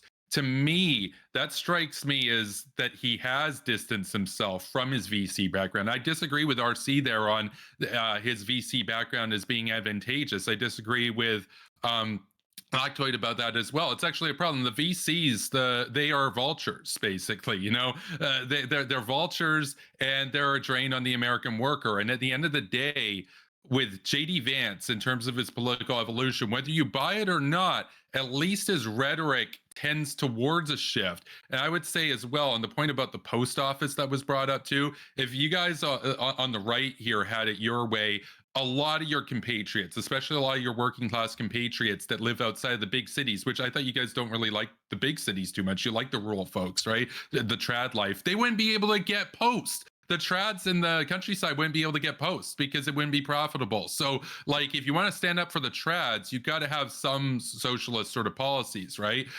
Should we do that with defense? You only get covered if you can pay for the U.S. Air Force, your portion of the subscription.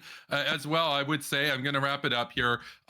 You know, why do we care what's good for business over what's good for workers? That's a big one. And I would say to Cam as well, I do disagree a little bit. Not that you're wrong about Cheney. I think you're right. There's a good case to make that his specific endorsement might have been personal. But I would argue that on the system level, it's not personal. That all these guys, Cheney's cohorts, not just him, they've all come around and endorsed Harris. I think that speaks to a broader realignment of the political system where the Democrats are the party of essentially the military industrial complex and the Republicans are the party of protectionism. That's a big shift. So that's kind of what I got to say there. I just think, you know, if you're going to be all about the trad life and getting out of the cities, really, you want to cut the post office? That's goofy, man. So okay, we're going to throw it over now to Econ Boy because we got to wrap this up quick.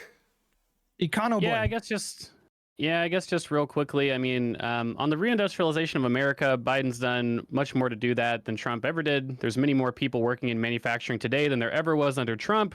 Cam's shaking his head, but he's disagreeing with the absolute cast iron facts of things. It's correct. Now, but we're talking about really, contribution. We don't have much time, guys. I've got to finish my point here, as Dylan said. But there's more people working in manufacturing than there ever was under the Trump administration, as there is now under the Biden administration. Manufacturing spending, like construction of new factories, that's literally at a record high. I think Trump averaged about $80 billion a month.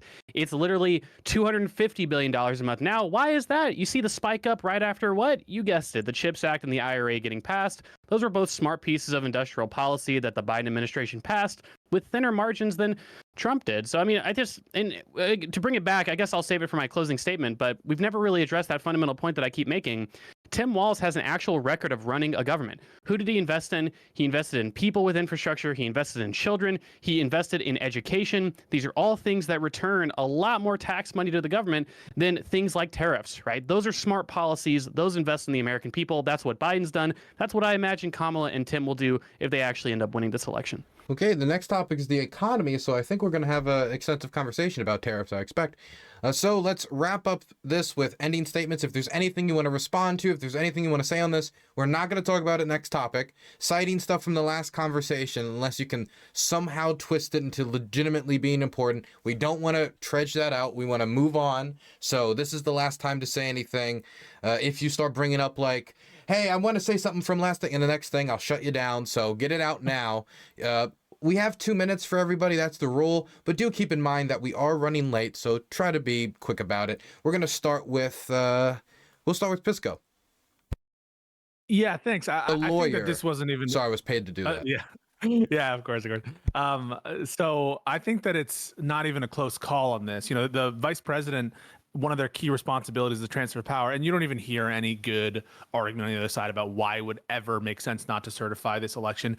Again, I was kind of engaging in the hypothetical, assuming it was legal, because Cam Higbee clearly isn't equipped to have a legal conversation. But to Lactoid's point, it actually matters a lot to me that one is illegal and what you're proposing with respect to the court packing isn't illegal. That is a distinction that matters to me still. The law, the Constitution, that stuff 100% matters. And so, yeah, and I think I don't even think Lactoid would argue vigorously. And I think he would actually disagree with Eastman's theory that what he was proposing was legal. On everything else, like policy-wise that we discussed, I don't know why, even assuming Kevin Cassidy's position that you're seeing a genuine shift from JD Vance from the kind of VC days to now.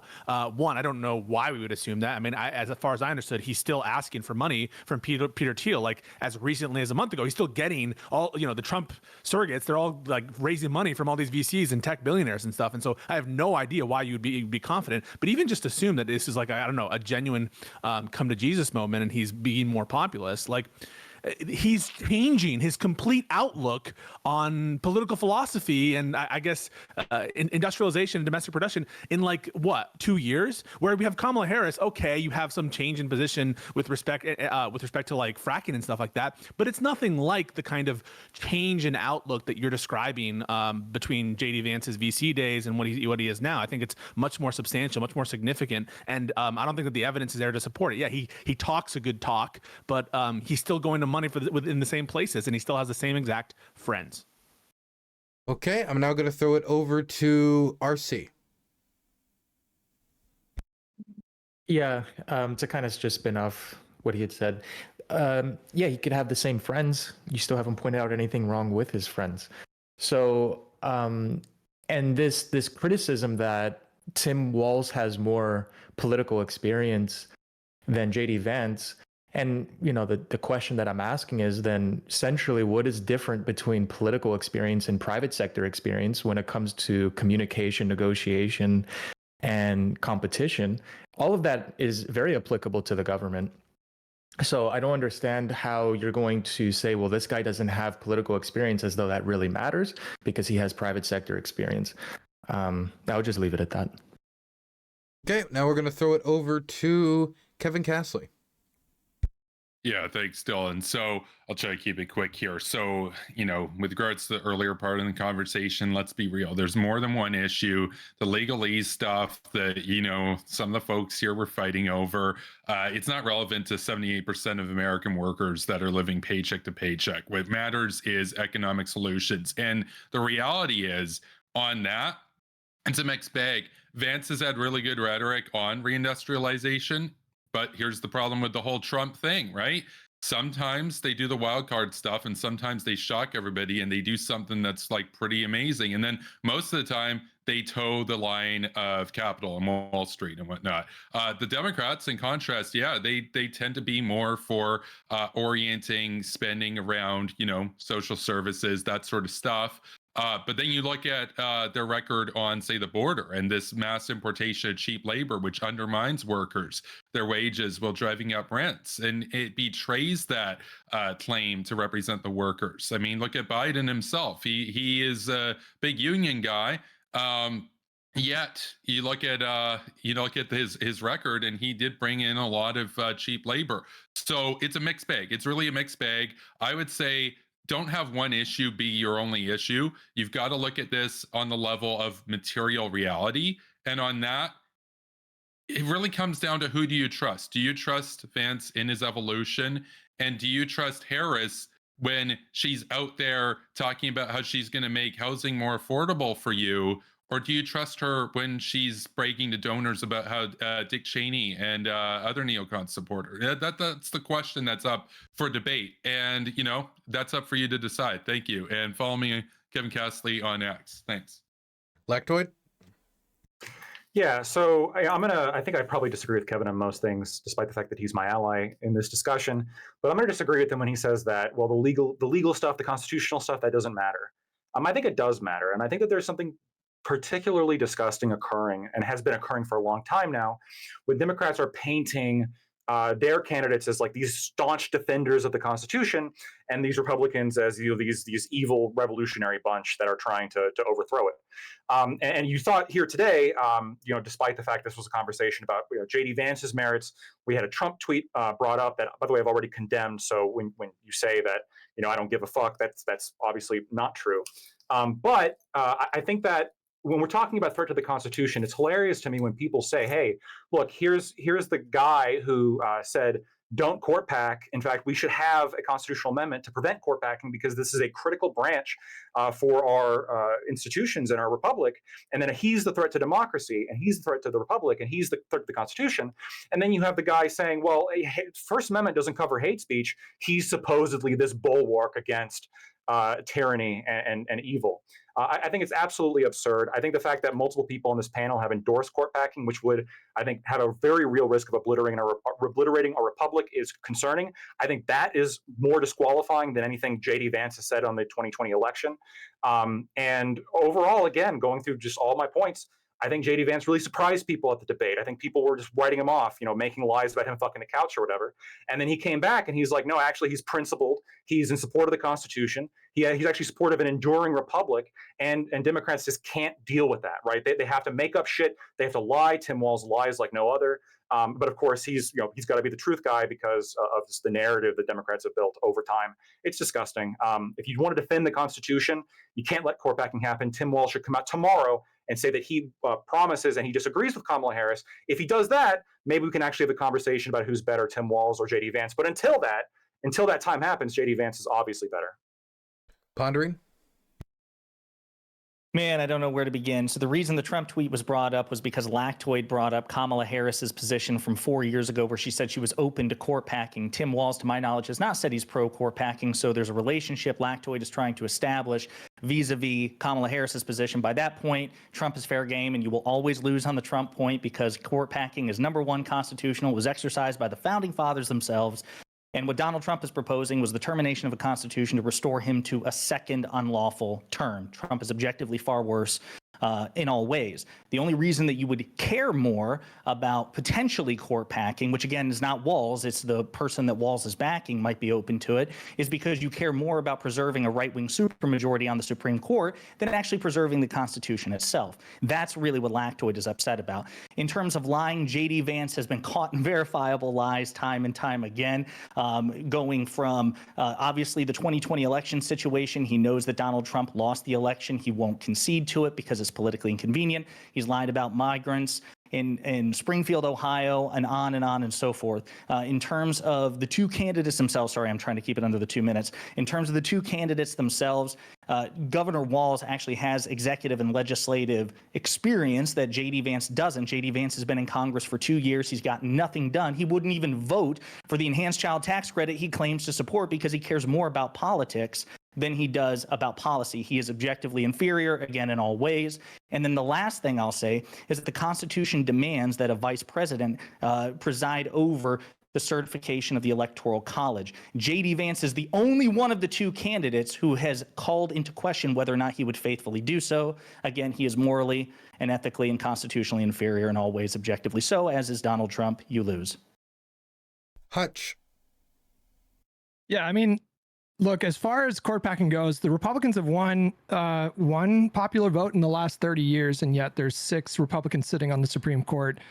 This is an obviously untenable situation. I maintain that if the roles were reversed, the Republicans would be talking about packing the courts. As far as JD Vance is concerned, it's one thing to evolve in your opinions. That does happen. Obviously, politicians of every stripe will flip-flop on a number of issues. It's another thing entirely to refer to Donald Trump in private as America's Hitler and call him an opioid, which when you take a look at like the region of where Vance comes from, that's a pretty profound thing to call someone. To go from that to being that person's VP in the course of however many years we are, 8 years, that is pretty remarkable to me. I think Walz is a little rough around the edges sometimes when it comes to like the way that he composes himself, and I obviously disagree with him on hate speech and First Amendment. But if we're talking about like concerns with the Constitution, again, I don't think there's any comparison between someone like Walz, who is just clearly wrong about hate speech, and someone like Vance, who's backing someone like Trump, who has open contempt for the Constitution, has proposed literally terminating the Constitution. I don't even understand how these things are in the same conversation. So for these reasons, I think Vance is just completely disqualified, and I would never in a million years consider letting him anywhere near power. Cam Higby's cat. Yeah, so there was some stuff said about the Chips and Science Act. No, I said the cat. Oh, sorry, here. All right. Thank you. That's what I needed to hear. Okay, Econo Boy? Yeah, I mean, I think number one, we didn't talk much about their actual policy differences, and I'll get to why that's probably important. But if we are talking about their policy differences, again, I think that it's important to establish a pretty clear difference, right? I mean, you know, Tim Walz, again, investing in children, investing in infrastructure, investing in clean energy, investing in public education. These are good things. These are good government investments that return more money than you put into the system. Republicans tend to cut child education. That's not really good for the economy long term. It's certainly not good for children in the short or the long term. And so I think that progressive policy voice will be relatively positive. The one caveat to that is I know that JD Vance talked about proposing a tax credit. Let's talk about what Trump actually did when he was in office. He doubled the child tax credit from $1,000 to $2,000. He increased the refundability to $1,400. So the most that you could get from the child tax credit was $1,400. Biden comes in, increases that to $3,600, right? And so that's a substantial higher increase. That's what Kamala is actually proposing, plus a $6,000 credit for people who have newborn children. Again, these are all much more pro-welfare policies than the Trump administration is actually proposing. That's not including their huge tax increase by having universal tariffs, to be clear. But it's also important to point out, the reason why we didn't get to talk about policy so much is because it is important that we talk about the candidates' positions on democracy and their position within the democratic experiment known as the American democracy. The reason why these debates matter, the reason why it's interesting to talk about our different political opinions is because we feel like they're actionable. When I go out and I vote for JD Vance / Donald Trump or Kamala Harris / Tim Walz, my assumption, and I think the ordinary assumption of the American people, is I'm voting for this person. If a plurality of people in my state vote for this person, that is who our electoral votes will go to. That's a legitimate democratic process. That's the ordinary understanding. When you start to challenge that ordinary understanding of democratic experiments, that's when you start to democratically backslide. That's really bad. The fact that JD Vance can't really succinctly answer that question other than to say that he would be a part of undermining the American democratic experiment, that is very, very bad. That's the reason why that issue is a priority to the people on this panel, although certainly we do not concede the policy merits between the two. Tim Walz is much better. Now over to Cam Higby. Yeah, so I'd like to start by saying I hope all you on the left are running scared after my cat absolutely bodied you. There was some stuff on the Chips and Sciences Act. I'll save that for the next discussion, assuming we get an opening, I think, right, Dylan? Same thing with jobs. So Pisco said that there was no evidence that like JD Vance has changed since he's been friends with Peter Thiel, but also argued that he flipped substantially more than Kamala Harris, astronomically. So those two views don't really seem to coincide with each other. They actually seem to pretty much contradict each other directly. I'd like to comment on the Democrat rebranding. I think it's very interesting. You're all here wearing camouflage hats, which I think is absolutely hilarious. Nobody would have associated camouflage hats with Democrats a couple years ago. I agree with Kevin Castley on the Postal Service. I think that there should be some structures of government that are socialized, that are provided to everybody. I think the Postal Service is one of those. Defense is obviously another one of those. I think that things that like private sector things should not be run like the Postal Service, for the exact reason that the Postal Service is just meant to provide things, not in an efficient manner. Private postal companies obviously do a much better job, and this is one of Ludwig von Mises' primary arguments against like the Leninist system, because Lenin structured his entire government after the Postal Service, which has all of its deficits covered by the government. So court packing was done by the Founding Fathers. Don't remember who said this, but it's true. Court packing was done by the Founding Fathers, but not because they wanted more people on the court who agreed with them. It was because there was 6 justices when the Supreme Court was established, which is just enough for them to have a deadlock, 3 people on each side. So 9 were added so that there could be no deadlock. There's always going to be more than one person on each side. Somebody said that Trump stole Supreme Court seats. That was the most incoherently stupid thing I've ever heard in my entire life. It is the president's job to appoint people to the Supreme Court when people either retire or die on the Supreme Court. Somebody even said he stole 2 seats, which I assume would, anyway. So let's see what else was said. Yeah, that's pretty much it. So I'll save the rest of the economy stuff for my opening in the next one. Just on the 2-minute mark. Perfect ending. Perfect. Okay, and with that is the first topic done. I hope you are all enjoying your time here. It gets a little feisty, but it stayed largely within the reins of polite-ish discussion, and I appreciate that. One last donation we got $20 from McClain, which says, would any of the pro-Vance speakers agree to a long 1v1 debate against any of the Lib and Learn team, which I believe is a reference to the liberals on this show, like Pisco and the rest? I'm sure I think I've debated all of you. Well, then Lactoid says yes, and he already did it. So Lactoid's way ahead of that donor. Thank you for the $20. I appreciate it. Dylan, do my open last. I'm going to go to the bathroom. Okay, no worries. Okay. Lactoid, have you squared off with Hutch? No, I tried. We tried, but haven't we been on a panel before? That's the missing one. I think that we were on the Her Report panel, right? Yeah, I think so. I don't know. Sounds right. Yeah, that's right. There's only one panel, and that's the Hippy Dippy panel. Thank you very much. Okay, so the next topic we're going to get into is the fun and wacky world of economics. So, economics, when polled, the economy is a big issue for voters. Immigration, the economy, democracy, these seems to be the top 3 issues. And so we're going to talk about the economy. And the question is simple. Which economic approach, the Biden-Harris economy or the Trump-Pence economy, provides a better foundation for a future Harris or Trump presidency? So we're going to start here with, you know what, let's go with, he has it in the name. So Econo Boy.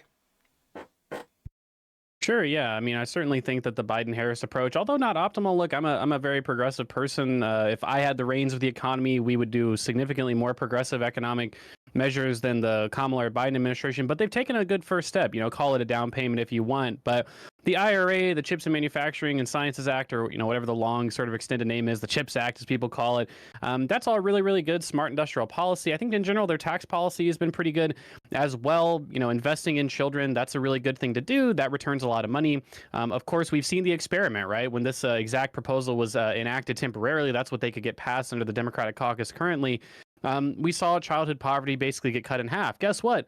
When you give people money that don't have enough money, they're not as impoverished as they used to be. And every child that grows up in poverty is a child that's less likely to live up to their full potential, less likely to become a scientist, less likely to become an entrepreneur, less likely to become an engineer, someone that really expands the productive capacity of our economy.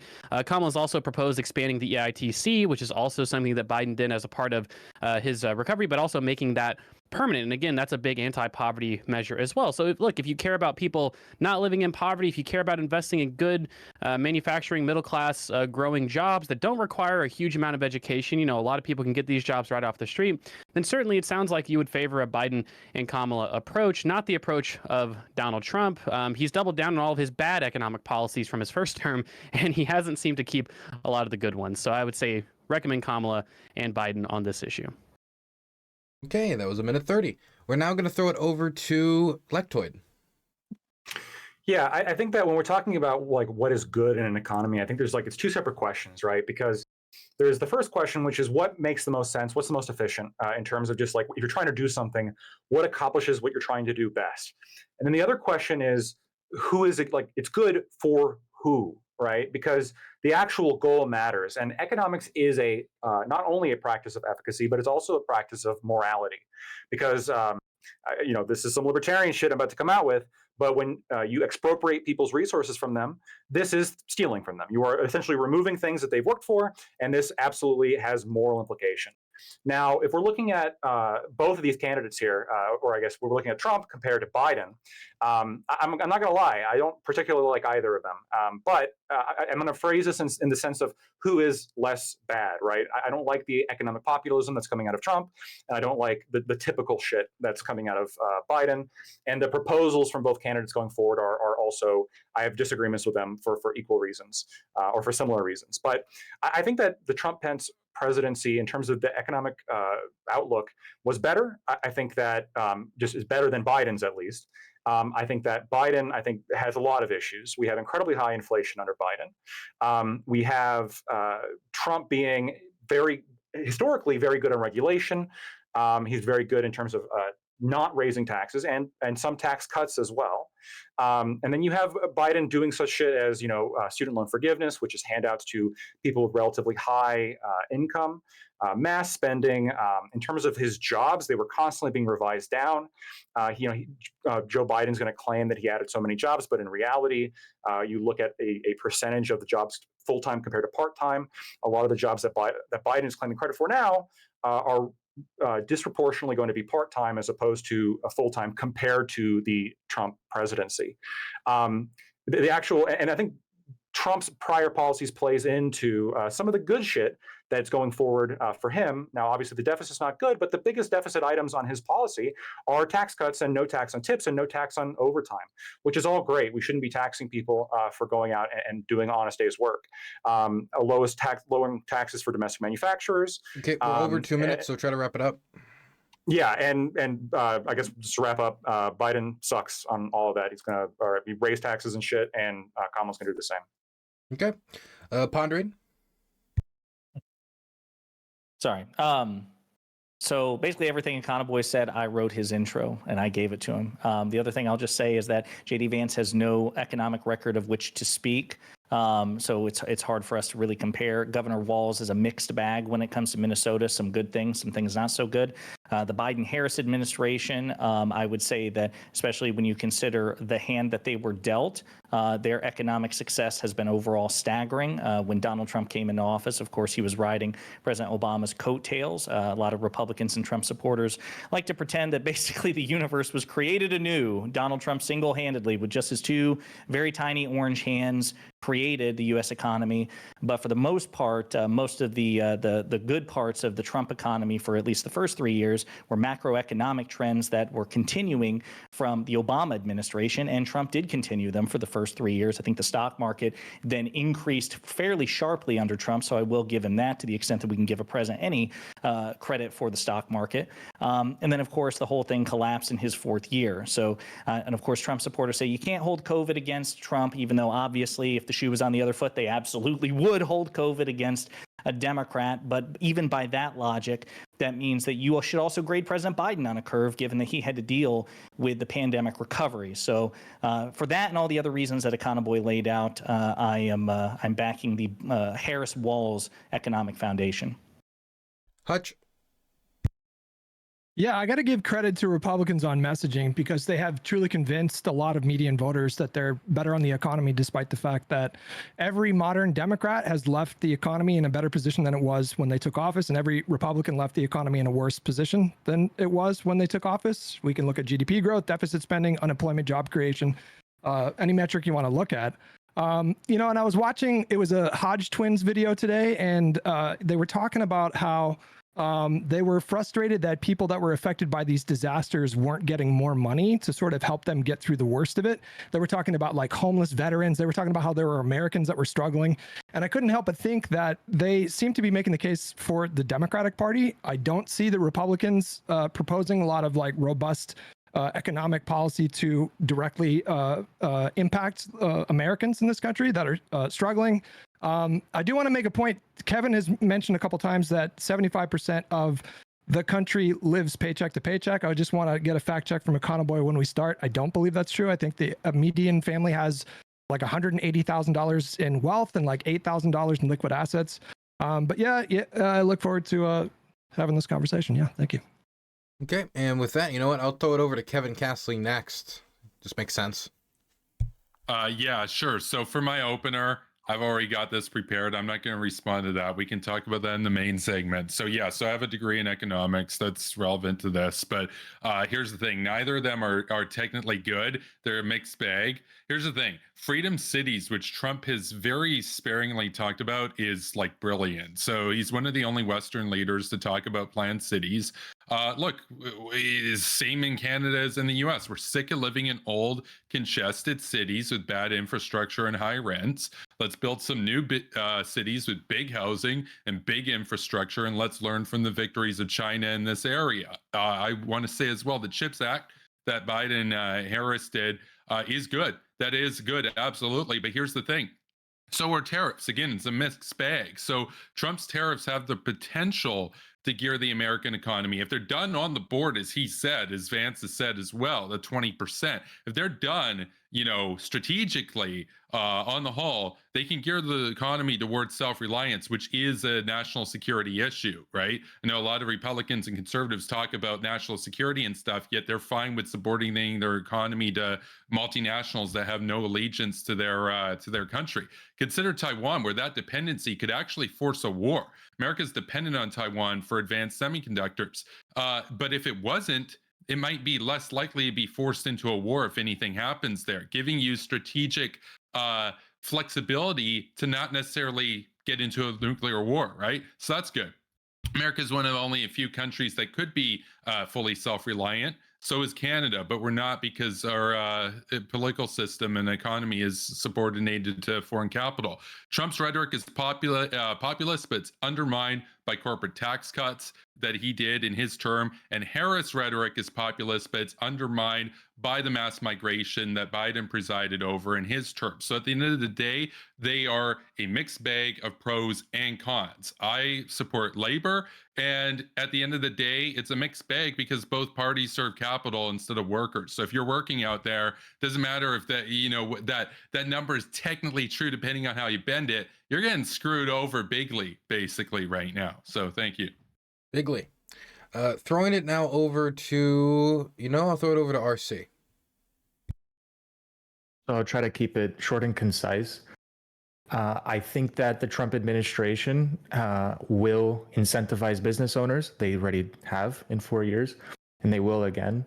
And I think that it's necessary for our country, the lifeblood of our country, which are small businesses and large businesses, to incentivize business owners to open up, to incentivize the entrepreneurs to open up and to innovate in the United States.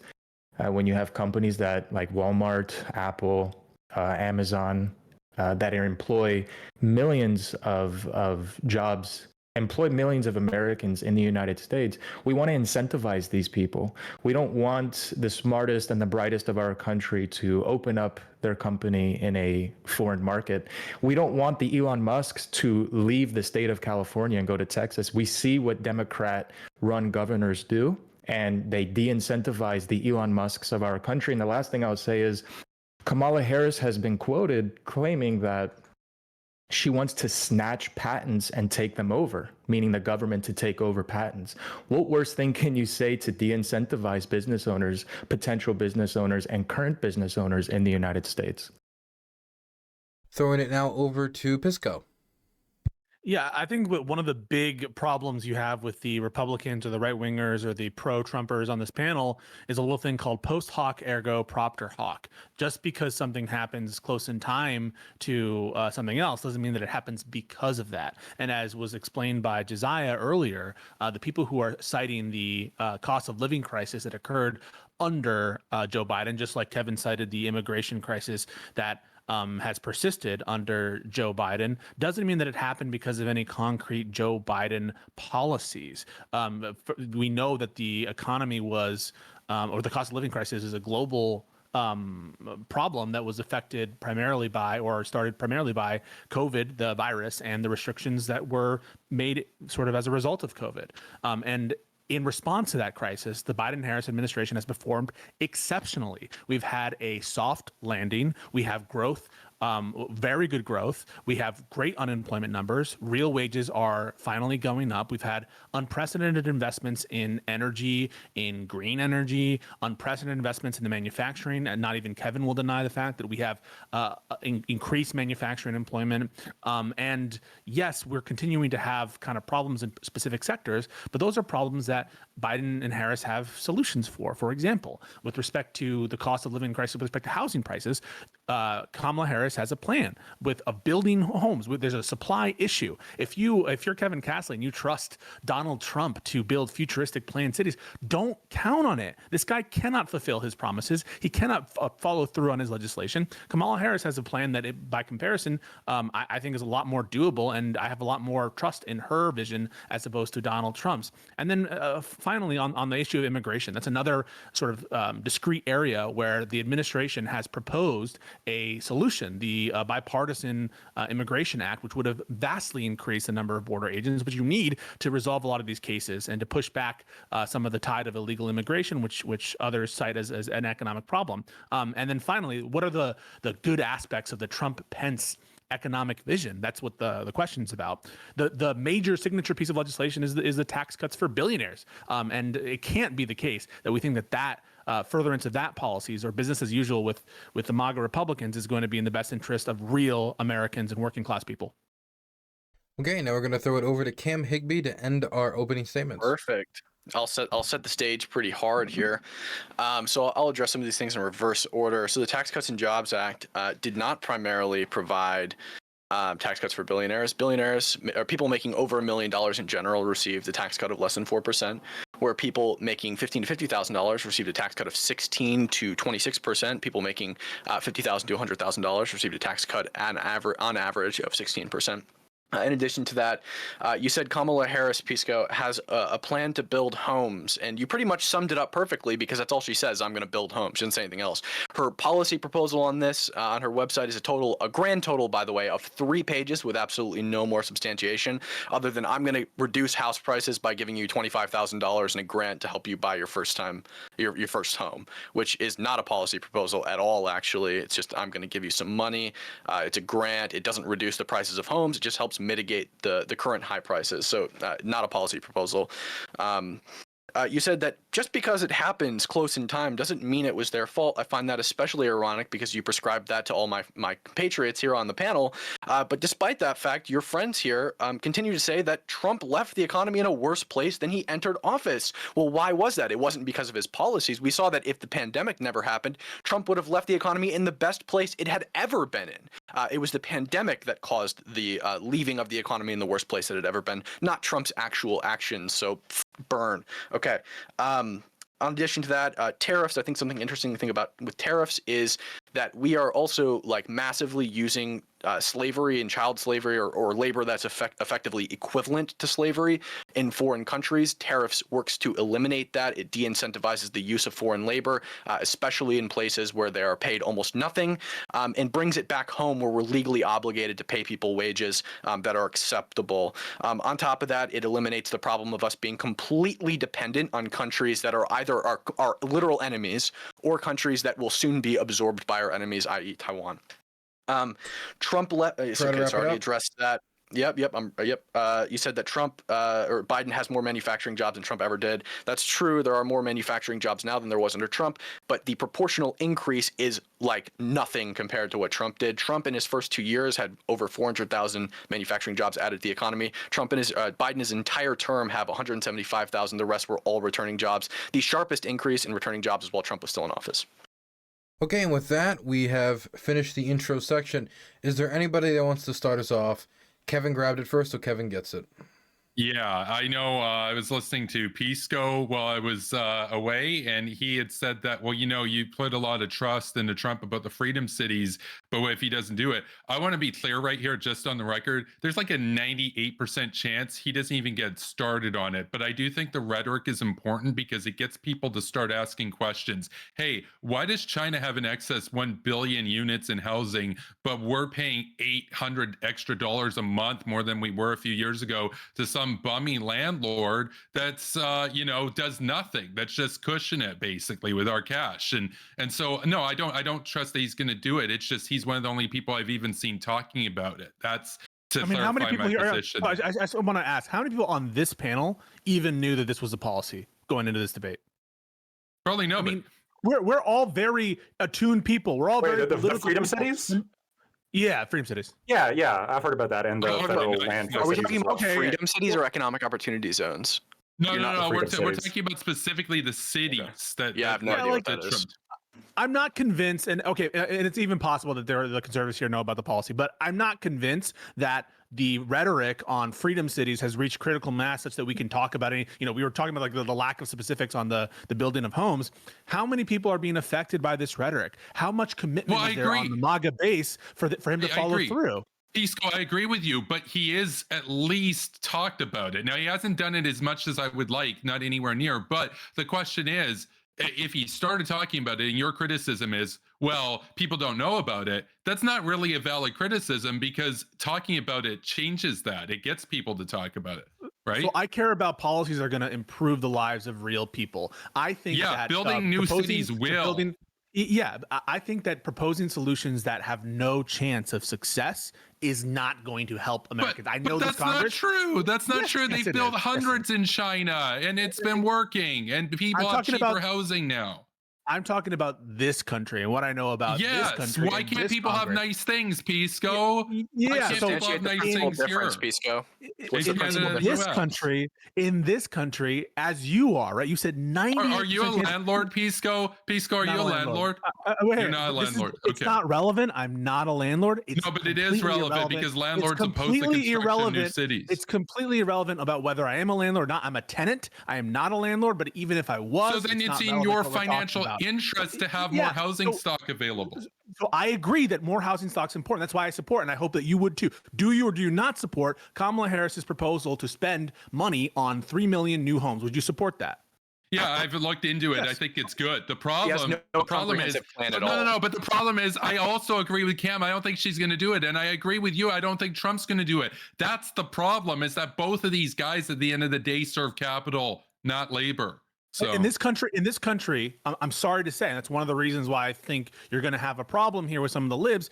In this country, the power of capital is endemic into all of our issues, right? It's like liberalism is a cancer. Of course I have a problem. You're not going to get rid of it in the next 20, 30 years, and your attempts to try. You're going to lose to China. You're going to lose to China. I'm telling you, I'm a realist. I'm a realist before I'm an ideologue. I'm telling you, it's not going to be successful, and every single proposal that you're going to have is going to require a private-public partnership. If not, it's not going to get out the door. I know this country. Right. I know it's going to work. Right. And what you're asking for is pie in the sky, and it won't work. No, but it's not pie in the sky. It's been done before. It's been done in China, and it was a public-private partnership. The difference there is that the government is the primary shareholder in about 98% of their companies. The U.S. should move towards that. Well, I don't think Trump is going to build many new American cities. Like, this seems kind of preposterous to me. I mean, at the very least, he's talking about it. At least he's talking about it, right? Well, sure. Trump talks about a lot of dumb shit, right? I mean, I don't know how seriously we can take any one policy that Trump actually proposes, right? But if we compare what they've actually proposed, it seems like the actual welfare-inducing things, like you agreed that Biden was an extremely pro-labor candidate. Obviously, that's the case. When it talks about who actually co-sponsors things, mass migration, but yes, Wait, he did not cause. Wait, Kevin, which, did he cause that? How did he cause it? If he did, Biden by keeping the borders open, essentially. Wait, when you say keeping the border open, you're aware that he is deporting record numbers of individuals. When you say keeping the border open, what do you mean by that? What I mean is by essentially continuing the status quo, which also Trump did too. He continued the status quo of allowing the importation of cheap labor. What do you mean allowing? Undercut wages and drive up rents. He's deporting record numbers of people because there's record numbers of encounters. He's also allowing record numbers of people to just be released into the country. I don't know what the hell you're talking about. I'm going to give you a little primer about what it is I'm talking about. So in this country, if you cross the border and are in America, right, you've not gone through entry and inspection and admission, you are considered an applicant for admission if you're stopped any place. In this country, the law gives you procedures before they can deport you, even expedited procedures. And so under the law in this country, we are not allowed to summarily throw you out. We have a very long fucking border. So when you say that we release people and they're not accountable to appear for the court dates. I couldn't hear. Wait, stop. Okay, stop. Guys, please, no one can hear anything that anyone's saying. It's all, sorry, you were all three talking at the same time. So this is the order I'm going to do it, okay? Because Pisco just talked. So we're going to go Cam, because Cam rose his hand, and I want to make sure he gets to talk. Then we'll have Kevin add anything he wants to add. Then we'll bring it back to Pisco to respond before moving to the rest of the room. Lactoid, I'm writing your name down. Man, I don't even remember exactly what I was going to say. I was going to push back on something Kevin said about China. China only has their legs. Yeah, China only has their legs underneath them because of reforms under Deng that brought them closer to a market economy. So I just disagree with that. But I think Pisco is in the situation where he's going to have to... was a socialist. You know what Deng said? He said socialism is not poverty, yet rich is glorious, right? Deng was a socialist. Why are you appealing to the housing market right now? So are you... Okay, so you're saying what Deng did was basically move towards market capitalism. Then why not do what Deng did then, right? That's not communism because I don't agree with everything Deng did, but it's an objective fact that the reason China was able to get their feet back underneath them is because Deng brought back markets. Okay? So I'm about to defend you. Yeah, guess what? Okay, Deng was based. Deng was a total Chad. Why not be more like Deng then? East and Mao, but let me guess, we can't be more like Deng because he was a communist. Then which is it? This is not a socialism debate, Kevin. I was just pushing back. No, well, we're talking about economics. We're talking about economics. I love how liberals always do this. They do the whole Kevin, the most socialist candidate running is Kamala Harris. And then you bring this up, and they're like, well, no, actually, that's capitalist. And then you say, okay, let's do that then. And then they say, no, you're a communist. Deng Xiaoping thought. Okay. Let's bring it back to the economy and away from China for a second. Dude, they listed like 800 million out of poverty, and you're both Trump and Harris are falling on that regard. So yeah, 800 million under poverty, and they had way more than that under poverty. There's also like this super lie that China abolished poverty. It's so bullshit. They still have hundreds of millions of people who are fucking homeless. Now I'm going to defend you, Kevin. That's not true. That's like that's CNN. Absolutely true. It's not from CNN, dude. It's not from CNN. I don't want. I trust me. I do not watch currently is crashing. 1948, dude. I'm a Trump conspiracy theorist, bro. I don't watch CNN.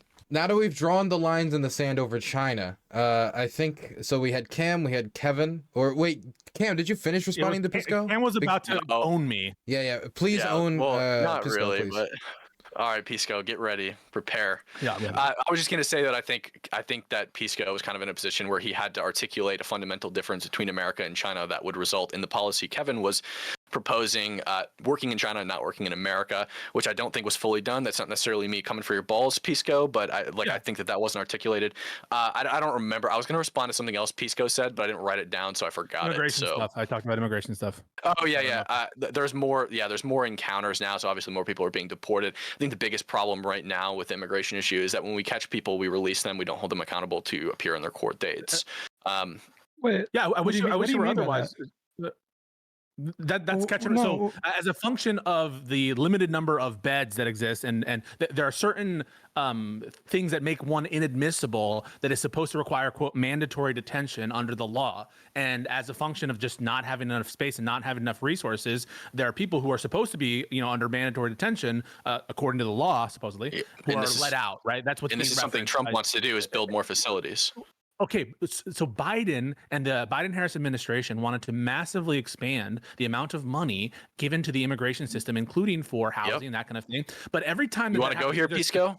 You want to go here? Number one, I don't think you want to go here. When that does happen, people start conspiracy theories about how FEMA is, displacing money. All right. Let's not pivot. Let's get back to the bipartisan border bill. I think you were referring to. I'm trying. Yeah, I am 100% referring to that bill. Okay, and I'm great. Happy to defend it on the merits, but I just want to be clear.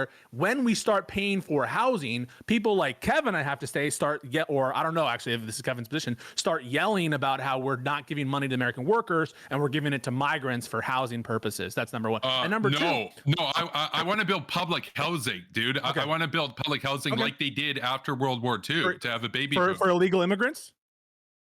No, they're not citizens. Okay. Yeah. So if you want to have mandatory detention programs, and if you think that the lack of mandatory detention programs because of lack of housing, which by the way is a problem that coexists throughout the entirety of the history of the Immigration and Nationality Act, just so you know. So Kevin's whole thing, like the borders are open because of what? Catch and release. He can't point to a single policy on which Biden administration is not enforcing the immigration law. No, I can point to one. I can point to one. It's because you guys have been run by capitalists. Okay. You're all talking at you're all talking at the same time, so nobody's saying anything. Okay, Kevin, 10 seconds. Please make it 10 seconds. Then we're bringing it back to Cam before going to Lactoid, who's been waiting very patiently. Yeah. So it's been going on longer than Trump and Biden because you guys have been run by capitalists for decades, and they profit from illegal labor. That's why they keep the borders open. Okay. So Trump. Biden. I just want to get this from Kevin. Biden is keeping the border open just as much as Trump is. You agree with that? Hear you, dude? No, absolutely not. Another thing that we need to do is work on border security. I just want to get this to the border, dude. I've interviewed people at the border. I want to hear peace. I can't hear any. I'm sorry, I can't hear anything. Okay, Pisco.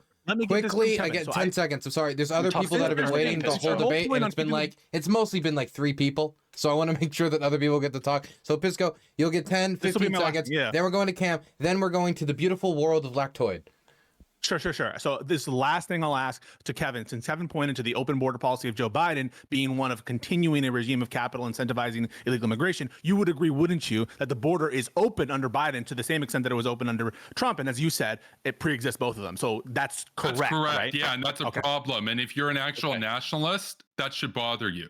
Cam. Okay, so the problem is that Trump was working towards a more secure border. I went to the border under Biden, and I shot a documentary, and I interviewed Border Patrol agents, and what they told me, and National Guard, and what they told me, and I'm going back in 6 days, what they told me was they literally watch people cross the border, they cross the Rio Grande, or they cross places where the river's not there, and they just let them cross, and then they bring them into open arms, and they take them into the system, right? That's the problem. They have to. They're in America once they cross the river. Once you cross the middle of that river in those sections, they're in America. They're entitled to procedures. Now what? Right. We can add security measures, put some fucking barbed wire in the river. And prevent those sons of bitches from coming over. Should they follow the law or should they not follow the law? You're a lawyer. Change the law, right? You can only be a responder. You're going to keep yapping like a dog, dude. Come on. Yeah. So like when Kevin says change the law, you keep asking me questions. You're going back to Kevin because you're afraid of me, bro. I'm not. Let's schedule a one-on-one debate. I'm not afraid of you at all. I'm happy to, bro. I'm so happy to. Let's do it. We need to increase border security measures. Wait, I'll do a debate. I thought Dylan was interrupting. Okay. Oh no, anyway, I was locking the chains of fate. Now it has to happen. This is what Trump was working to do, and Biden is not working to do. That's the fundamental difference. So with that being said, there were so many interruptions, and Pisco trying to go back to Kevin that I don't remember what I was even responding to at this point. You were saying that because they were crossing the international borders. They were crossing the international borders, and I can't believe it. They're giving them procedures and right. So put some buoys with some barbed wire on that river and keep those sons of bitches from coming over. Hell yeah. Based. Eagle, American. Hold on. Let's leave it for a second. Make Mexico great again. They got a new president, and guess what? She's making Mexico great again. You're not going to see as many people coming over. Let's switch over to the Mexican presidency. Okay, an actual policy. El Salvador, they're making themselves great again. Oh no, okay. El Salvador, Mexico is great. We're talking about America. We're talking about Canadian. We're talking about America right now. Lactoid. Yeah, we have more immigration than you. Jesus Christ! We have more immigration than you. Canadian. 5 times as much. Oh my gosh. Okay. Free speech is banned in Canada. Can we server mute? Thank you. Server muting the official Canadian censorship. Okay, Lactoid. Thank you. remain in Mexico. You're saying, oh, when the Mexicans get here, we got to let them out in America. What did Biden do? Biden immediately reversed remain in Mexico. 30,000. That at its height, it's like 30,000 undocumented people. It requires Mexican alignment, Mexico agreement. It is not at all. Which they had. Even 1%, even 0.5% of the numbers that people are talking about with respect to the border crisis. So you're citing the wait. As though that is at all. No, it's because hold on. Just to be clear, I'm not. No. It's a pebble. It's a pebble compared to what we have now. Compared to what we have now, not compared to what we had then. Just to be clear, I'm not hawkish on immigration, but when you're saying that, like, oh, there's no difference, Biden didn't do anything different, that's absolutely not true, right? Biden gets elected and he reverses a number of policies, the most significant of which is remain in Mexico. We want to talk about asylum cases. Not hawkish on libertarian because libertarians support CEOs and beef packing plants. Okay, yeah, you supported Chinese housing policy before, and China is currently undergoing a housing crisis since 2020. Like Evergrande just went fucking bankrupt. That's a meme. Ridiculous housing policy. That's a meme. I knew you were a fucking communist. Anyway, stock of about 1 billion units. Jesus Christ, yeah. And no, the reason why you're not hawkish is because you're a libertarian. You want to bring in illegal labor to pay them less than minimum wage. Exploit. No, I know because I like tacos. I like Mexican food. It's good. And the women are attractive, right? That's the reason. But when it comes we can stay on immigration for a second. By the way, just quickly, guys, 1 moment. We'll finish up on immigration, but there's other economic stuff. Like, for example, tariffs. I saw you guys were clashing on tariffs earlier. I want to hear your guys' thoughts on the tariff proposal from Donald Trump in a second. So, Lactoid, you can finish up what you were trying to say. I'm just going to finish up, right? Because Biden ended a number of things. The biggest one being remain in Mexico. When you're saying, oh, we have no choice, we just are like, they come in, it's international law, we got to let them out in America. It's absolutely not the case. Remain in Mexico. They can wait in Mexico while they wait for their proceedings. That can happen. Biden reversed it immediately upon election. Now, again, I'm not hawkish on immigration, but I don't think that it's fair to say, well, Trump and Biden are the same on the border. It's absolutely not true. And China's housing policy fucking sucks, like all communist policies. But go ahead. Yeah, well, guess what? 94% own their own home versus 65% in America, where it's 50% with a mortgage. Good, because landlords are based. Don't have a mortgage. Landlords are based. Dude. Because the people own the economy, dude. Walls are made out of flour, bro. They're walls are made out of flour. We've studied up on we found the Trump-Pence subscriber here. We found the Trump-Pence subscriber. Okay, guys, please. We've been doing so good so far. Okay, Hutch. Yeah, Cam brought up the Border Patrol. Don't you think it's a little bit untenable to bring them up when they endorsed the border bill that was negotiated? Yeah, because they're desperate, right? I disagree with the border bill, and I'm happy to substantiate why I disagree with the border bill. But I'm sure, as I saw how desperate these people are down at the border, I met with a lot of people who are working on Operation Lone Star, and I'm going back to meet those people in 6 days. Like I said, they're desperate, and I'm sure they haven't read the bill. Right. So yeah. What they said was that it wasn't perfect, but it provided them with resources that they've been needing for decades. Yeah, but we have a better solution. Any kind of a bill that's crafted in a divided government is not going to make both sides 100% equally happy. But the Border Patrol Union, there was broad consensus within that organization that this bill would have afforded them a lot of funding and resources, training, extra men, extra people to process these claims so we can get the wait time down from 5 to 8 years to 3 months. There was a lot of good stuff in that bill if you're actually serious about Border Patrol, dealing with catch and release programs. It's my turn. Okay. So okay. So I'm happy to address that. Yeah. So the fundamental reason why I don't support the border bill is because the emergency powers granted in it are already largely powers the president has anyway and refuses to exercise. On top of that, those emergency powers would be taken away from the president and secretary. It actually restricts them if they dropped below 3,750 crossers per day over a 7-day period, which is almost exactly on the dot, twice what it currently is, 1,900. In addition to that, it can only be activated on a discretionary basis if 4,000 people cross the border in a single day over a 7-day period. The average has to be 4,000, or on a mandatory basis if 5,000 do. The issue would have to get almost twice as bad as it currently is for the president to exercise powers he already has. Sure, so it added extra funding. Pipe down, Hutch. Okay. So in addition to that, sure, it did expand some funding and blah blah blah, whatever. Great. It also expanded the legal apparatus for asylees to fight the government. Okay, so there were plenty of terrible things in this bill, and it was perfectly reasonable for Trump to shoot it down because if Republicans vote for it now and it gets passed into law, Democrats aren't going to allow a border bill that actually addresses the issue to pass the next time. It's going to be an insurmountable mountain for Republicans to pass to get HR2 passed. Okay. Trump's opposition to this bill had nothing to do with the substance of the bill. He very openly. Mitch McConnell, even Ted Cruz, I believe, said this. Lindsey Graham. You have multiple Republican lawmakers go on the record. Mitch McConnell speculated. He had no evidence at all. He didn't hear it from Trump. Okay, wait. I don't. Be quiet. Guys. Be quiet. Go ahead, Hutch. Shush. Kevin, you're getting too unruly. Okay, I have to deport you. You're not here legally. I want to hear I didn't hear what he said first, so I don't know if it's speculation or not, but can I hear what these people said about the bill? Yeah, they said that Donald Trump made phone calls and pressured Republican lawmakers to not give Joe Biden a win during an election year. It had nothing to do with the substance of the not even bill. disputed. And if you have a problem, like if you have a problem conceptually with there not being any caps on the amount of people, like you said, it was 4,000 to 5,000 over a 7-day average. I don't understand how you could advocate for like just not having a bill and then not having any caps. You say, well, it doesn't really matter because the president has that power. Wouldn't it be better to codify these rules? Wouldn't it be better to like? Yeah, 1 second. I'll respond to that. I'll go ahead and respond to that, Hutch. Sure. Mitch McConnell said that Trump made calls to Republicans in Congress, told them to vote against it. He speculated that Trump didn't want to give Joe Biden a win. He never said that Donald Trump explicitly said that. Yeah, go ahead and say it for me. Doubt that? Hold on. Let him finish it quick. I'm not done, Hutch. The reason that the limits are a problem. Do you doubt that? Ask it again. Absolutely, I doubt that. The bill was shit, and Trump repeatedly talked about it. So naive. Exactly why. Trump had let me hear. Wait. 1 second. I'd like to get my licks in. I want to hear from Cam why he doubts that, why he thinks that he was speculation, and he would say something like that. Yeah, because Trump's record on this bill has been absolutely clear. Every single time he's spoken about it, he said that it was a horrendous bill that was like a betrayal of America. The Border Patrol Union supported a horrendous bill. The Border Patrol Union supported a horrendous bill. The Border Patrol supported a horrendous bill. Because they're stupid. Absolutely. They don't know what they need.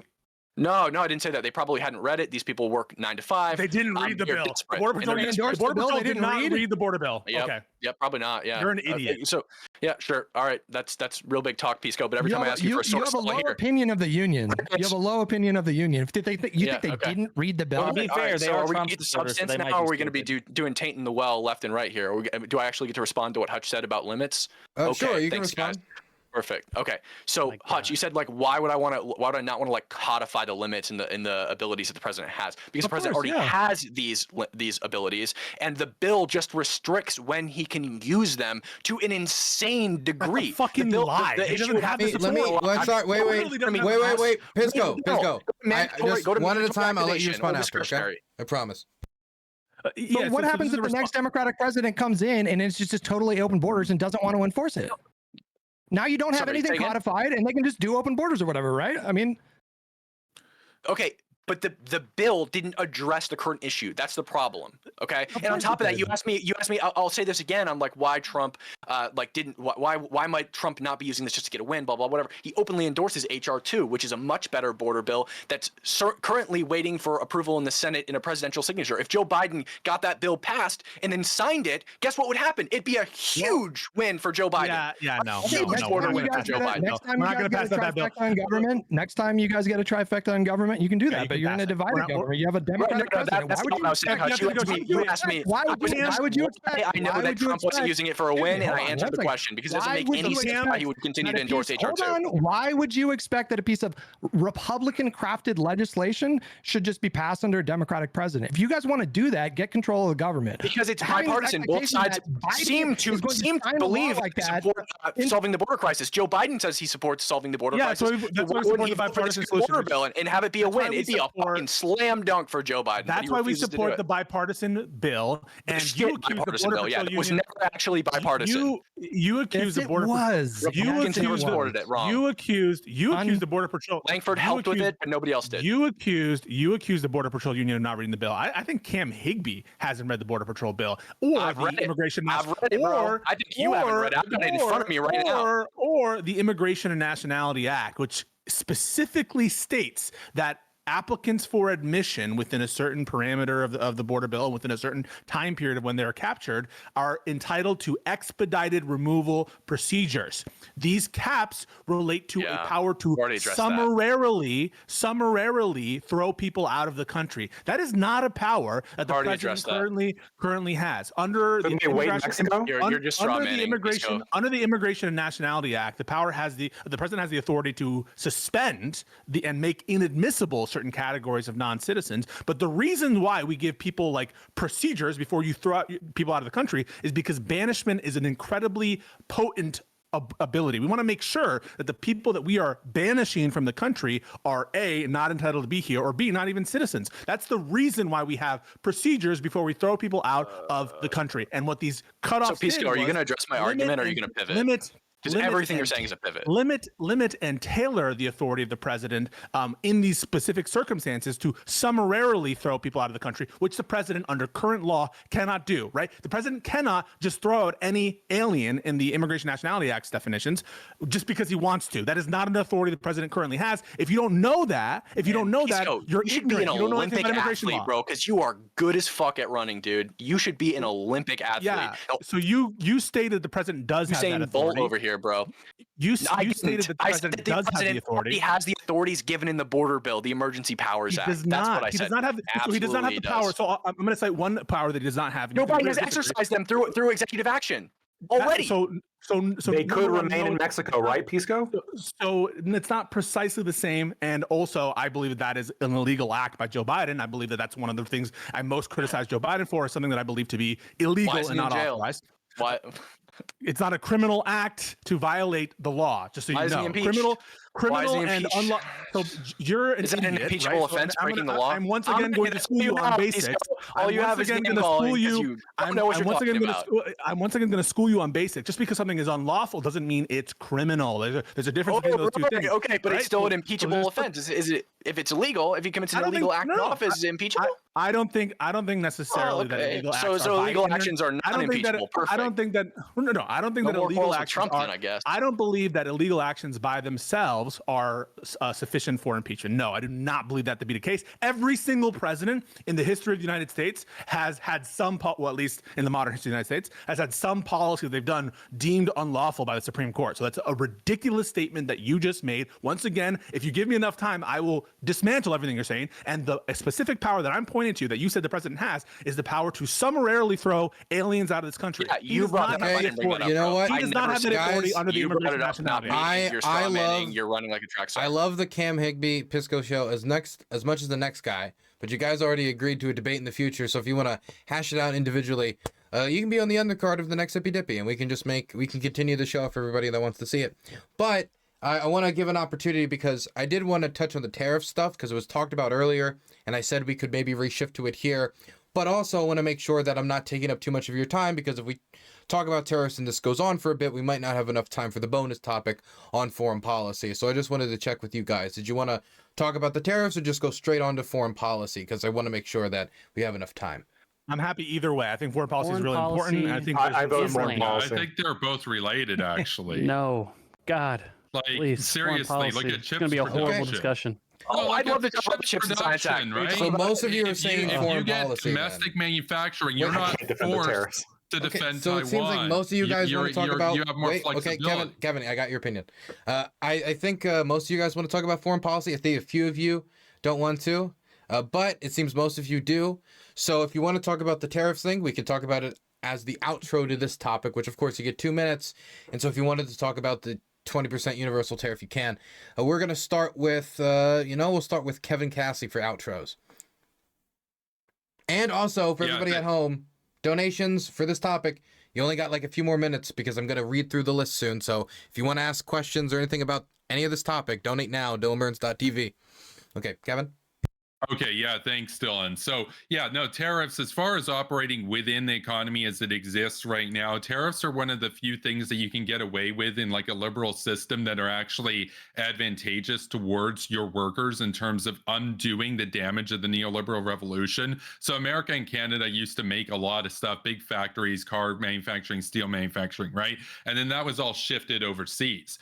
How do you get that back? Well, the race to the bottom bros, the neoliberals, they'll tell you, well, you can't. It's over. You got to play by our game and accept your service economy and your 3 jobs with no benefits instead of your 1 union manufacturing job. Tariffs give you a way out of that and say, no, we can actually rebuild and undo the damage that's done. You just kind of have to be smart about them. You got to be strategic about them. At the end of the day, Canada and the US are both countries that are one of the few that can be self-reliant. If you're in Andorra, that's tough. You're going to be needing dependency on other countries. But if you're in America or Canada, you can do everything at home. And doing that allows you to not be forced to fight wars to secure access to things like oil or steel or chips. Now, I'll close by saying here, look, a lot of people say you hate immigrants, you hate migrants or whatever. No, I don't. I want to be clear. American CEOs and their lackey politicians are only there to exploit you. My message to migrants that do want to come in seeking a better opportunity for them and their families is to stop giving into their brain drain of your countries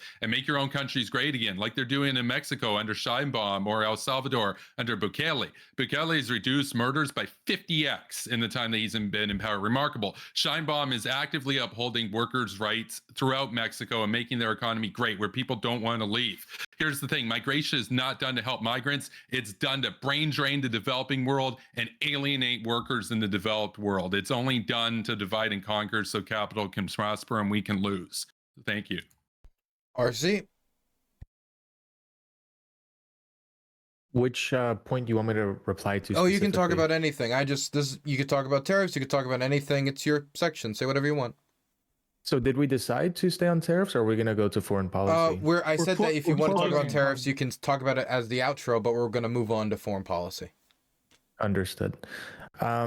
So between Trump and Kamala, I imagine who has a stronger foreign policy position. Trump has a proven record to have a stronger foreign policy. No, I said that this is the outro for the economic section, and then we're going to move on. Oh, to, I understand. Yeah. I got it. I misunderstood. No worries. Okay, so with I'm just going to kind of reiterate what I was saying earlier. Actually, I wanted to make a point that I heard earlier. It was pretty early on in this section. I wrote it down, but there's so many subjects got brought up. So I think it may have been Pisco that brought up the fact that the Biden administration passed the Inflation Act, and that helped to bring down inflation. So the area that's we should give credit to fight inflation is the Federal Reserve, which acts independently of the administration. We can look to the 1980s, where inflation was, I think, at 14.2% at its peak. And the chairman at the time, I believe his name was Paul, I can't remember his last name, Paul V something. Paul Volcker, yeah. So he's credited with reversing the inflation by increasing Fed rates to like about 20%. So no, I think it's a pretty weak point to give credit to the Biden administration for fighting inflation when we shouldn't be giving any credit to any administration for fighting inflation, because that's pretty exclusive to the Federal Reserve. Yeah, that's really all I wanted to say. Understood. Now we're throwing it over to Pisco. Yeah, I think that I never said that the Inflation Reduction Act was the primary reason that inflation came down. I do agree with you that the Federal Reserve's monetary policy almost certainly has a greater role in the reduction in inflation than any kind of fiscal policy or spending by the Biden administration. I said I credited them with a soft landing, and I'm using your standards, the standards of post hoc ergo propter hoc, whereas just because things happen in a certain time, we were giving credit for Donald Trump's economy under his regime. That said, I think there are discrete areas in which the Biden administration has brought prices down. I think energy costs is one where they're, it's obviously energy prices are highly fluctuating, but they're investing in energy. They're trying to bring prices down, for example, in medication. That's another one that we didn't really talk about. They're capping the price of insulin, and they're trying to do with other drugs as well. And so I think there are other reasons why we're having a soft landing where you're not seeing as much not just you're lowering inflation, but you're also not seeing a recession that you can credit the administration for, or at least give them some credit for it.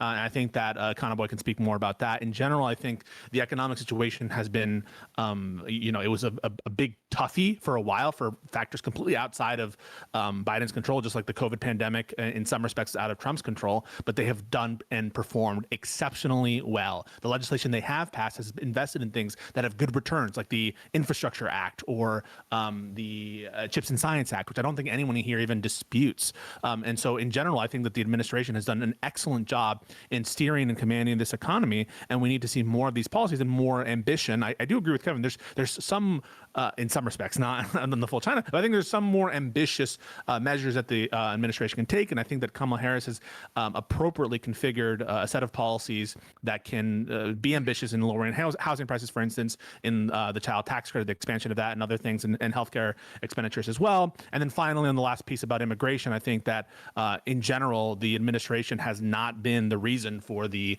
increase in illegal immigration. They've been trying to find solutions, but it's going to require congressional involvement. And the one piece of bipartisan legislation that was available to address that solution was stopped by Donald Trump. Okay, throwing it now over to Lactoid. Yeah, so I do blame the Biden-Harris presidency for some degree of inflation. Obviously, the coronavirus and also the war in Ukraine is going to affect that as well. I'm not saying it doesn't. The global supply chain disruptions are going to affect inflation as well. But government spending absolutely also impacts inflation. And when you have Biden passing all the bills that he has and raising spending in the way that he did, this is absolutely going to create a inflationary pressure. I talked a little bit at the beginning in my intro about the specific things that I think Trump is doing good, or that he did good, and then he's proposing to do good, right? Less regulation, taxing workers less. Which, I mean, if you're in support of workers, I think no tax and overtime is obviously a fantastic policy. But I want to contrast this with some of I think the economic illiteracy proposed or spoken about by the Harris candidate going into this election, right?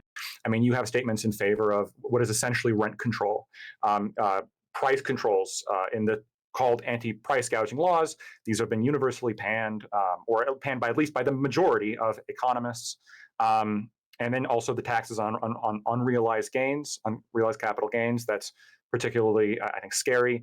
Mass proposals for spending. I mean, it's just not good. I think that if you want a smaller government, Trump isn't good, but he's absolutely better than Kamala Walz. And so consider that in your when comes time to voting on November 5th. Okay, pondering politics. Yeah, so I'll be super quick. So a couple of things. Going all the way back to the manufacturing claims that were made earlier, Donald Trump actually presided over a net loss of manufacturing jobs in 2019, even before the pandemic. So he was starting to lose jobs even before the pandemic. In terms of the bipartisan border bill, the fact of the matter is we do exist in divided government where the Democrats have more leverage than the Republicans. So this idea that the Republicans get to be the tail that wags the dog is absurd. If the shoe was on the other foot, Republicans would never permit it. Joe Biden is the most powerful man on earth. Donald Trump should not be given carte blanche to set the legislative agenda. Republicans have an inferior position. So this idea that they should have opposed the border bill because they didn't get everything they want and Democrats didn't give them everything they want is absurd. That's just politics. Democrats should have gotten more than the Republicans did. And by the way, that bipartisan border bill was relatively conservative. I would argue it's much more conservative than it was liberal. There were 75 senators, I think, total in the initial rounds of negotiations towards the end. So all 50 Democrats supported. I think it was 15 Republicans. And then, of course, Donald Trump began to voice his opposition. If Donald Trump actually had good reasons for opposing the bill, one would assume that Mitch McConnell and Lindsey Graham would communicate those reasons rather than saying it was for campaign purposes, right? Because that would actually give more legitimacy and more cover to Trump. He killed the bill because it was a cynical wedge issue that he wanted to exploit. And yeah, at the end of the day, even the Biden-hating Border Patrol union supported it. I have no reason to believe that they didn't read the bill. That doesn't make any sense. I don't know why they would endorse something, basically brought forth by, at least in part, by Democrats if they opposed Biden, right? Presumably it's because they read the text. They saw that even though it was bipartisan and would give Biden a political victory in a tense election year, is because they actually appreciated the merits of the bill, at least to some extent or another. So I don't know. I just thought that whole tangent was absurd. Perfect timing. Throwing it over to Hutch. Yeah, I want to take the time during my outro to address something that's been salient over the last couple of weeks. We didn't really get to touch on it while we were having this conversation, but there's a lot of discourse going on right now about the amount of relief that people should get during an emergency, the amount of FEMA funds that should be dispersed. And I just want to point out, like, Joe Biden has advocated for Congress to come back into an emergency session and expand these funds. And it's Mike Johnson, the Republican Speaker of the House, who has put the brakes on that and said, no, we're not going to get to that until after the election. This is just one example of many that we can discuss where Democrats are more open to providing direct relief to Americans. I'm not going to spend all my time getting into all the different policies. We already had this discussion. I'm ready to close it out. So thank you guys for letting me speak. Thank you for keeping it short and sweet. We're going to throw it to Econo Boy. Muted. These are all fantastic points. You're muted, You're Econo. muted, Econo boy. Oh, sorry. I was being polite. Goddammit. Okay, I had my mic muted when I wasn't talking. Unlike certain Canadians on the panel. But anyway, Anyway, so sorry. Unfortunately, we got bogged down into an immigration discussion. Look, I think immigration in general is good. I don't really find. I don't really find immigration to be an incredible problem. There's certainly some problems with the asylum seeking process, and to the extent that we care about that, obviously the bill that was proposed that Biden said he would sign would address that. Trump killed that bill. So I don't know. I don't think he really takes it too seriously as an issue, just as a way to appease his base, which likes to hold mass deportation now signs, which is, of course, a pretty insane position, all things considered. Look, overall, I'll talk about some of the things that I think are good. Manufacturing jobs increased by 1 million plus under Obama. And so it's really more about the policies, not just like the net job creation. What did these administrations do in order to increase manufacturing job, increase manufacturing investment? And what is the actual status of that investment? Construction spending on new factories under Biden is literally 2.5 times what it ever was under Trump. And that's because of things like the IRA, Infrastructure Investment Act, CHIPS Act, things like that. RC, you mentioned that you like that Trump incentivizes investments in manufacturing. Well, he didn't seem to do a whole lot of that by the numbers. Biden and Kamala did do a whole lot of that, and it's because of their policies. Let's take the CHIPS Act, for example. After passing that bill, various manufacturers announced over $500 billion in investments in new manufacturing plants, and that's because of the new subsidies available for industry, which were passed as a part of that CHIPS Act. That's a good thing. It protects American industries and also ensures that we have investment in crucial industries. Some conservatives have criticized this because the investment isn't like immediately realized, but that's because chips manufacturing plants take a long time to build. But one thing that Kamala and Walz have spoken to is the inefficient permitting process. That's something you never see lip service that Trump talks about. He just talks about ending regulations vaguely. They've taken a key issue. They said, hey, we need to reform these permitting process, make it easier to build. We've already got hundreds of billions of dollars of planned investment. Let's make it come online quicker. That's smart policy. And that's not to mention that, look, welfare-inducing policies, raising taxes on the wealthy, using that money and paying for things like expanded child tax credit, bigger child tax credits than Trump or Vance have ever proposed or ever done. These things are good. These things end up reducing poverty, and they provide a ton of middle-class jobs that people can actually obtain, people that don't need advanced degrees in order to do. If you care about the middle class, if you care about them keeping more of their paycheck, if you care about less children living in poverty, if you care about expanding things like Social Security and protecting things like Medicare, these are the things that the Biden, Harris, Walz administration, Biden administration currently, Kamala administration in the future, have promised to do. These are much better for American workers than huge tax increases through universal tariffs. That's what Trump has proposed. Okay, now we're going to throw over to Cam Higby. And Cam, I trust you to stay within the bounds as I go to use the bathroom. I expect 0 slurs. I'll be right back. Don't worry. No, I'm just kidding. Okay, so the Chips and Science Act was absolute and complete dog shit. So the problem with the Chips and Science Act is it did increase a lot of manufacturing funding, as you guys said. But the problem is that it has incredibly insane DEI standards, including requirements to hire ex-convicts, that has actually resulted in the largest chip manufacturers in the United States completely halting their factory productions. That's going to be the Taiwan Semiconductor Manufacturing Company that was going to start a foundry in Arizona, which has completely halted its production of that factory, as well as Intel, who completely stopped the the building of their factory or their foundry in Arizona. So it's actually like really hurting the semiconductor manufacturing in the United States. In addition to that, what else did you say? You said that Trump's thing is he's going to end regulation vaguely. That's what he says, blah, blah. That sounds almost exactly like what Kamala Harris says on her policy website. In all 3 paragraphs of her, policy about make rent more affordable, she rambles on about cool things that Joe Biden does. And then she says, we're going to build houses, with absolutely no substantiation how she can do that. She says she's going to cut red tape. Doesn't specify what red tape she's going to cut. Doesn't explain how much money she's going to use to build these 3 million houses allegedly. Doesn't even mention money in relation to building those houses. And yeah, just says she's going to cut red tape. So it sounds like exactly what you're describing, actually. On top of that, the Inflation Reduction Act was absolute dog shit as well. Both the Penn Wharton School of Business and the Congressional Budget Office project that the Inflation Reduction Act will not reduce inflation at all. And if it does anything related to inflation, it will nominally increase inflation. On top of that, it's a climate change bill in disguise. It's a wolf in sheep's clothing. It allocates almost $1 trillion to climate change proposals, which, by the way, adjusted for today's dollars, is the exact same expenditure of the Vietnam War. So we're about to spend the same amount of money we spent on the Vietnam War on climate change proposals, rather than reducing inflation like Joe Biden lied and said he was going to do in the bill that is fallaciously named. So on top of that, I already addressed the things. You keep bringing up this post-Argo Proctor Hawk thing, which is complete bullshit because your side does it more than anybody else. When they blame Trump for COVID, which makes absolutely no sense considering it affected the entire developed world. Trump lost manufacturing jobs. Like 10,000 in 2019. Trump had the largest overall growth in manufacturing jobs of either presidents, Biden or Trump. I'm looking at the Bureau of Labor Statistics right now. Trump had astronomical growth in manufacturing jobs in the first 2 years of his presidency, adding more than 400,000, nearly 500,000 manufacturing jobs, with a slight dip in 2019, which then returned to its full capacity. Trump also had the largest bring back of jobs during the pandemic of between him and Joe Biden. Or sharpest increase. So yeah, border bill was dog shit. I think I've established that pretty much. Mitch McConnell doesn't like Trump, so obviously he's not gonna like try to support Trump on this. I don't know why you'd even bring that up. Okay.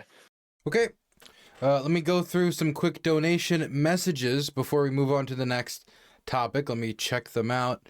There's a few of them. One from a fellow, I don't know who this is, some weirdo called Pondering Politics. Fact-checking Higbee, the founding fathers did indeed alter court size for partisanly political reasons. Adams, on his way out, shrank the court from 6 to 5 to preserve Federalist judicial control, but Jefferson reversed it. Lol.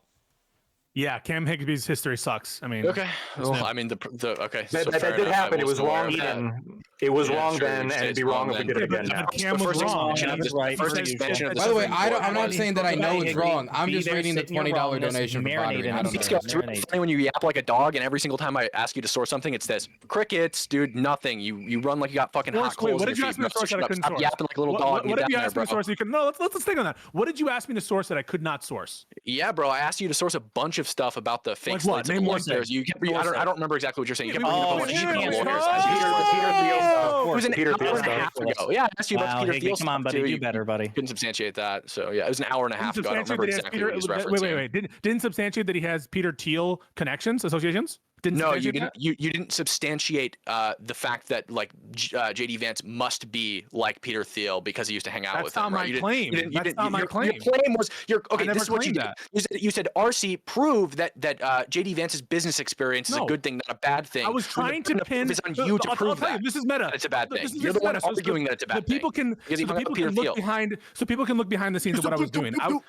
So what I was trying to do is have Kevin Castley fight against you guys. That's what I was doing, and it worked. It's obvious that's what you were trying to do. Yeah, every single time I would push back on you, you'd pivot right to Kevin. That's what occurred. I sicked Kevin Castley on you guys, and I got him to acknowledge. Yeah, because you couldn't argue for yourself. Obviously, because it's funny to watch you guys. It's funny to watch you guys fight. It's like it's funny to watch you fucking flounder.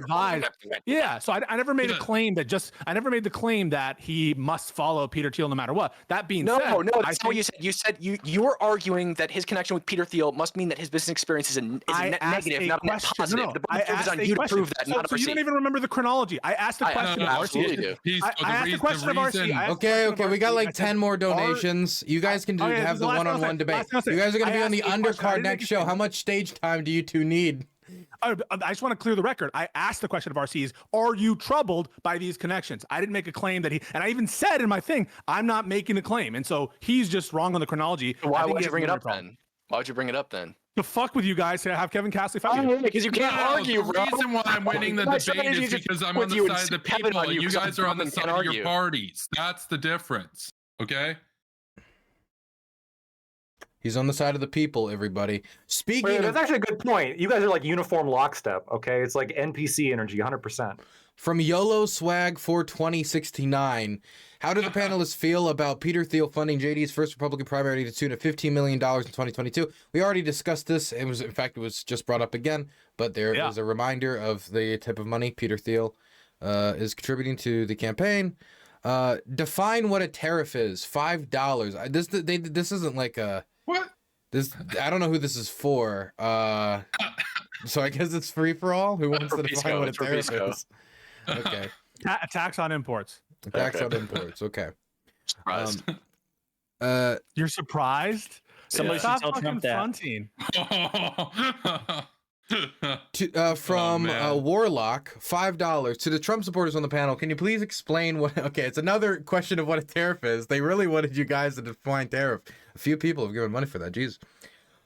Wait, who claims that Trump doesn't know what a tariff is? I thought the claim was that Trump's bad. No, he's asking if we know what a tariff is. No, you're asking if the Trump supporters know what a tariff is. Do you think Trump knows what a tariff is?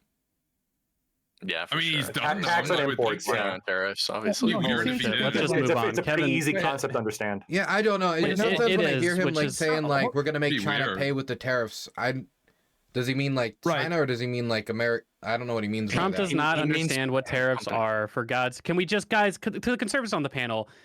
Fucking Trump does not know what a fucking tariff. Anytime this man talks about what a tariff is, you're living in another universe. Every time Trump describes what a tariff is, it's a colloquial. When you say China's going to pay for it or whatever, it's a colloquial, dude. We all know what he's talking about. It's colloquial for the consumer's going to pay for it. Yeah, like what? That's like saying it's colloquial. Dude, it's going to be better for the consumer in the long term, and we also get to get rid of slave labor in China. It's a national security issue, is the thing. It is. It's like when we go out to dinner and I say I'm going to pay for the check, it's colloquial for you're going to pay the check. And then I run away. No. But you're missing the long run. This is the problem. Liberals only care about short-term profit. Kevin, we guys. agreed to not talk about tariffs. We're talking about foreign policy. Goddamn. Liberals, we're moving. We got to get through these questions very quickly. Each one is just a grenade, and my audience is doing this on purpose. From Ben Brody, $20. How do the conservative members of the panel feel confident that Trump and Vance will run the economy better despite spending twice what Biden-Harris did? Yeah, I mean, and printing most of the money. Trump's economic record. I think you can like argue back and forth about like the amount of debt that Trump's going to add to the like national debt or debt. It's actually not even debt. It's deficit spending. But like a lot of times, what's just so people know. What the no, not necessarily. Not necessarily. You don't. When you run a deficit, it adds to the debt camp. No, but you can replace deficit spending with more revenues. Anyway, let me. Cam started his answer. I didn't get to hear the whole answer, so let me hear Cam finish. What was the question? It's not even true, by the way. The question was, how do conservative members of the panel feel confident Trump and Vance will run the economy better despite spending twice what the Biden-Harris presidency? I don't think that's true. Yeah, they've added twice. The Trump-Pence administration did add twice as much to the national debt as President Biden and Vice President Harris have.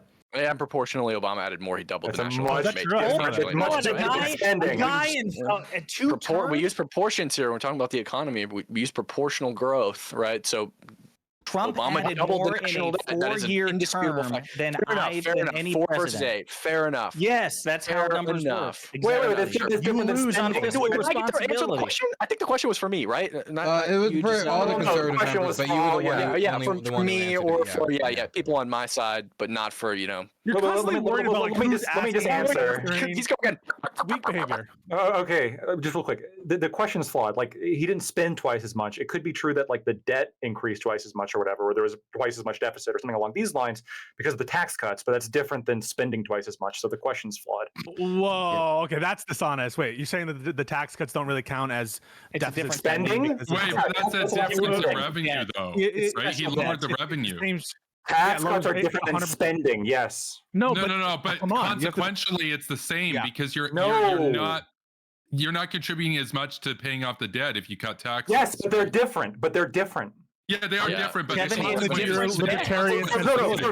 For me, they're incredibly consequential. No. For me, consequentially, they are incredibly different. Because you're a libertarian and you're cringe. You're like a libertarian. Yeah. Okay. Whatever. The question is flawed. Am I wrong? I'm not wrong. Move on. Well, no. The question is flawed because spending's good. Spending's good. Okay, we got it. Look, if we want to get to foreign policy, these are supposed to be like 5 to 20-second answers, and each one of these are like a tiny little civil war. Okay. This is way better than foreign policy. Speaking of civil war, okay. Let's get through these quickly. Okay, Nate Glode, can you ask Economics Boy why he has 2 gay flags with his American flag? Also, Dylan needed a Maryland flag in the background. Listen, okay, I know the guy who sent that. He's from New York. Okay, he has no room to talk. Texas, much less gay state than New York, if you ask me. True. Not anymore. Castillo Fury with $5. Would anyone on the panel agree to more Ellis Island type of entries? I don't know. What does that mean? I don't know what that means. Wait, what does that mean? I think it just means like he wants us all to go back to black and white. Literally put them at Ellis Island or what? I don't know. No, he obviously means like unvetted immigration. Like the founders intended. them all through they an were island, pretty open borders. Yeah. Put them on an island? I mean, Ellis Island was part of America, so I don't know what to say. Ellis Island was just a fucking place where they crossed through. Jesus Christ. Holy shit. Is this what I'm supposed to figure out? Wait, Cam, you understand what Cam meant by and more? Pisco hate each other, guys. I just want to know, like, Island is just so you guys are that they entered through. You guys don't know what Ellis Island style immigration means? Cam, in your own words, what does Ellis Island style immigration mean? Yeah, it seems like what the person was asking is if we're cool with unvetted immigration or largely unvetted immigration or drastically reducing the vetting process of the current immigration system and letting way more people in. Wait, nobody's had supported that, right? As in lowering standards to let people in? Let's keep going. We've talked quite a bit. It was supposed to be like a 5 to 20-second answer. Anyway, moving on, because we don't even know what that question really means. Demaculus, what a name. Would anyone on the panel be in favor of either candidate stopping all military aid to Ukraine? Not really related to the topic. No. It's going to be related to the next topic, though. It's going to, so we can hold off on that, actually. And one second. Trump's tariffs idea will kill this economy. We will pay a shit ton more for imported goods, and it will create more tension with other nations. $5 from Colt Dog. But in the long run, we'll have amazing things all the time. Okay, exactly, Pisco. Great job, great answer. It's so true.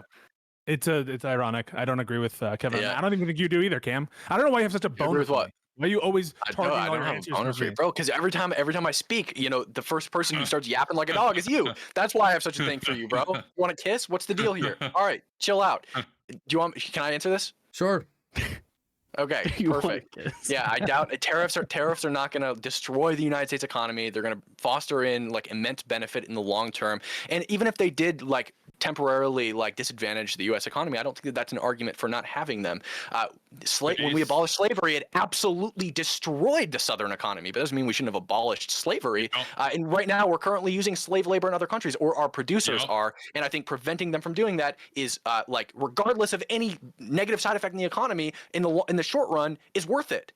If you think we should do them in Canada. And it also happens to come with immense benefit. So that's just if you think that those tariffs will lower the incidence of slavery, then maybe you have a point. But what is your evidence that lowering or increasing tariffs will like get rid of slavery? I just don't because the primary country is China. If you impose a 60% tariff on them, people are going to come to the United States to produce, not in China. So I'm sorry, I asked this obvious. Do you have any evidence that increasing tariffs lowers the rate of slavery in countries that we import from? It's not going to reduce the rate of slavery in those countries. It's going to there's one is from being produced by slavery. We're going to reduce the South Africa. slavery in China. There, right? New factory construction record high under Biden, not Trump. Wait, can I break this down with a really quick syllogism? Okay, sure. Perfect. Sure. Okay, American products produced by slavery de-incentivize producers from producing in the places that have slavery, our products stop being used by produced by slavery. Okay, us not producing with slavery reduces the overall slavery market of China. Holy shit! It's correct though, right, Pisco? It's not a syllogism, and yeah, but that doesn't matter. All right, It's still correct. I want to move. If it's a syllogism or not. We got to move on. Let's keep going because we got more stuff to talk about. The next question is also about tariffs. How can a tariff be done strategically enough to avoid counter tariffs from other countries? Probably not. No, Most of the time when tariffs get enacted, you should okay, go for it, Kevin. That they're going to counter tariff you, and that's actually a good thing because that's accelerating the process of you going through the growing pains of becoming self-reliant. They're actually helping you. It just doesn't look like it right away if you're listening to like Paul Krugman or some other liberals or something. But if you're listening to like actual people that want to be self-reliant, that is a growing pain to get to where you need to be. Like going to the gym. When you start going to the gym, you get those DOMs, it hurts for 2 weeks, right? But you keep at it, you push through it, and you're better for it, right? Let's go. That's true. Kevin. Okay. Based. Pondering, did you want to say something? I saw you were going to say something for a second. And then... Oh, I was laughing at Econo Boy's comment where he was just like, "Go ahead, take it away, Kevin." That just made me laugh. He's got it, guys. Okay, now I think we've gotten through. Oh my gosh, we got more $20 messages. These guys love you. I don't know what it is. $20 no message. Praise the Lord from Alequin. And Faith donated $20 earlier. No message. Thank goodness. Kinavo Kingelman with $10 said, "Hey Dylan, here's a general question for the panel. How is tariffs a good idea when America's lack production of many imported goods and companies will likely pass the cost on to consumers?" Yeah, it's a great point. It's a great point that like there can be some reasons why import substitution or these policies that Kevin like in certain target areas, I think that can make sense for sure, 100%. In national, security situations, food production, all that kind of thing, I think that you'll find some agreement in some tariffs by liberals on this panel. The problem is, I think that the assumption that all tariffs are good or that we need to specialize in every single industry, I don't think that's a good assumption. I think that it could hurt other potential markets or industries that rely on imports or goods for which we literally have we cannot substitute. Pisco, the problem is being reliant on other countries though, right? Like Canada and the US especially are countries that don't have the excuse. Like we're not Andorra, we're not good allies. We shouldn't should we have any barriers between us? No. Well, okay, that's different. I'm talking about we're two countries that can be self-reliant. We'll have a better relationship if we're both self-reliant and then trade over non-essentials. But the essentials, Kevin, if you care about manufacturing spending and reshoring manufacturing to America, the administration's policies that led to a record investment in the spending on construction of new factories, which will lead to record employment, at least like local records and employment in manufacturing, is the Biden administration. Subsidies for domestic industry work better than tariffs. Guess who pushed them in that direction? Trump changed the game in 2015 with the protectionist rhetoric. Had Trump not come down the escalator, they would still be doing Obama. Well, I would argue Bernie contributed as well in the primary. They would still be. No. Trump was the one who got that discussion rolling. But you're correct. Kevin, Biden did more than terrible policies. You know what? We got manufacturing were the both of you made your points. We got to move on, or we're not going to talk about foreign policy at all. I didn't expect this much. 2 last donations, and we're done. No more donations on this section. Okay. This one's not a question. Question for Hutch, though. Technically, it's a question. Are those headphones active hearing protection? Look like my Rangers in my range bag.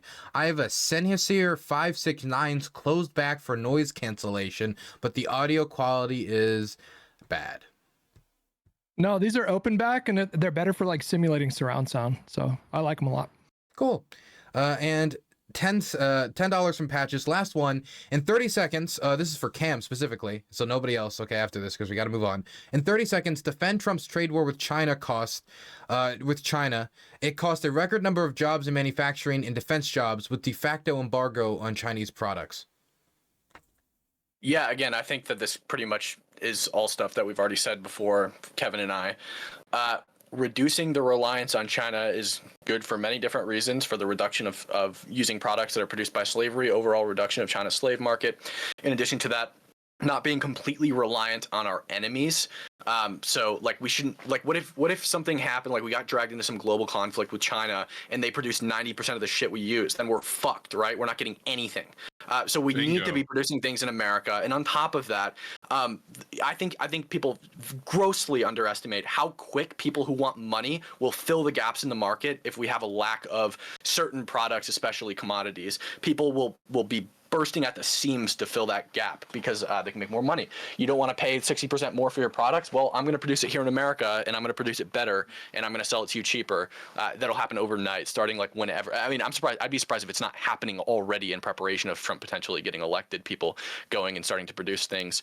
There was one more thing that I wanted to say. What was it? Yeah, I actually think that the blanket tariff, I don't know that I would necessarily agree with the blanket 20% tariff. I would be fine with tariffing most countries, but maybe not like super close allies like Canada, the UK, Israel, et cetera, et cetera.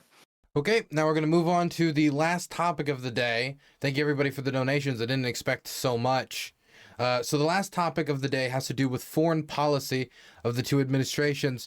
The way that the topic is written is, how do Democrats and Republicans differ in their foreign policy strategies to prevent the escalation of tensions that could lead to World War III? Honestly, scrap the last part. Just put escalation of tensions. I think it's pointlessly hyperbolic. So we'll just say prevent the escalation of tensions. So we're going to start with, why not, eeny, meeny, miny, mo, catch a tiger by the toe, Josiah. What was the question again? One more time? The question was, how do Democrats and Republicans differ in their foreign policy strategies to prevent the escalation of tensions?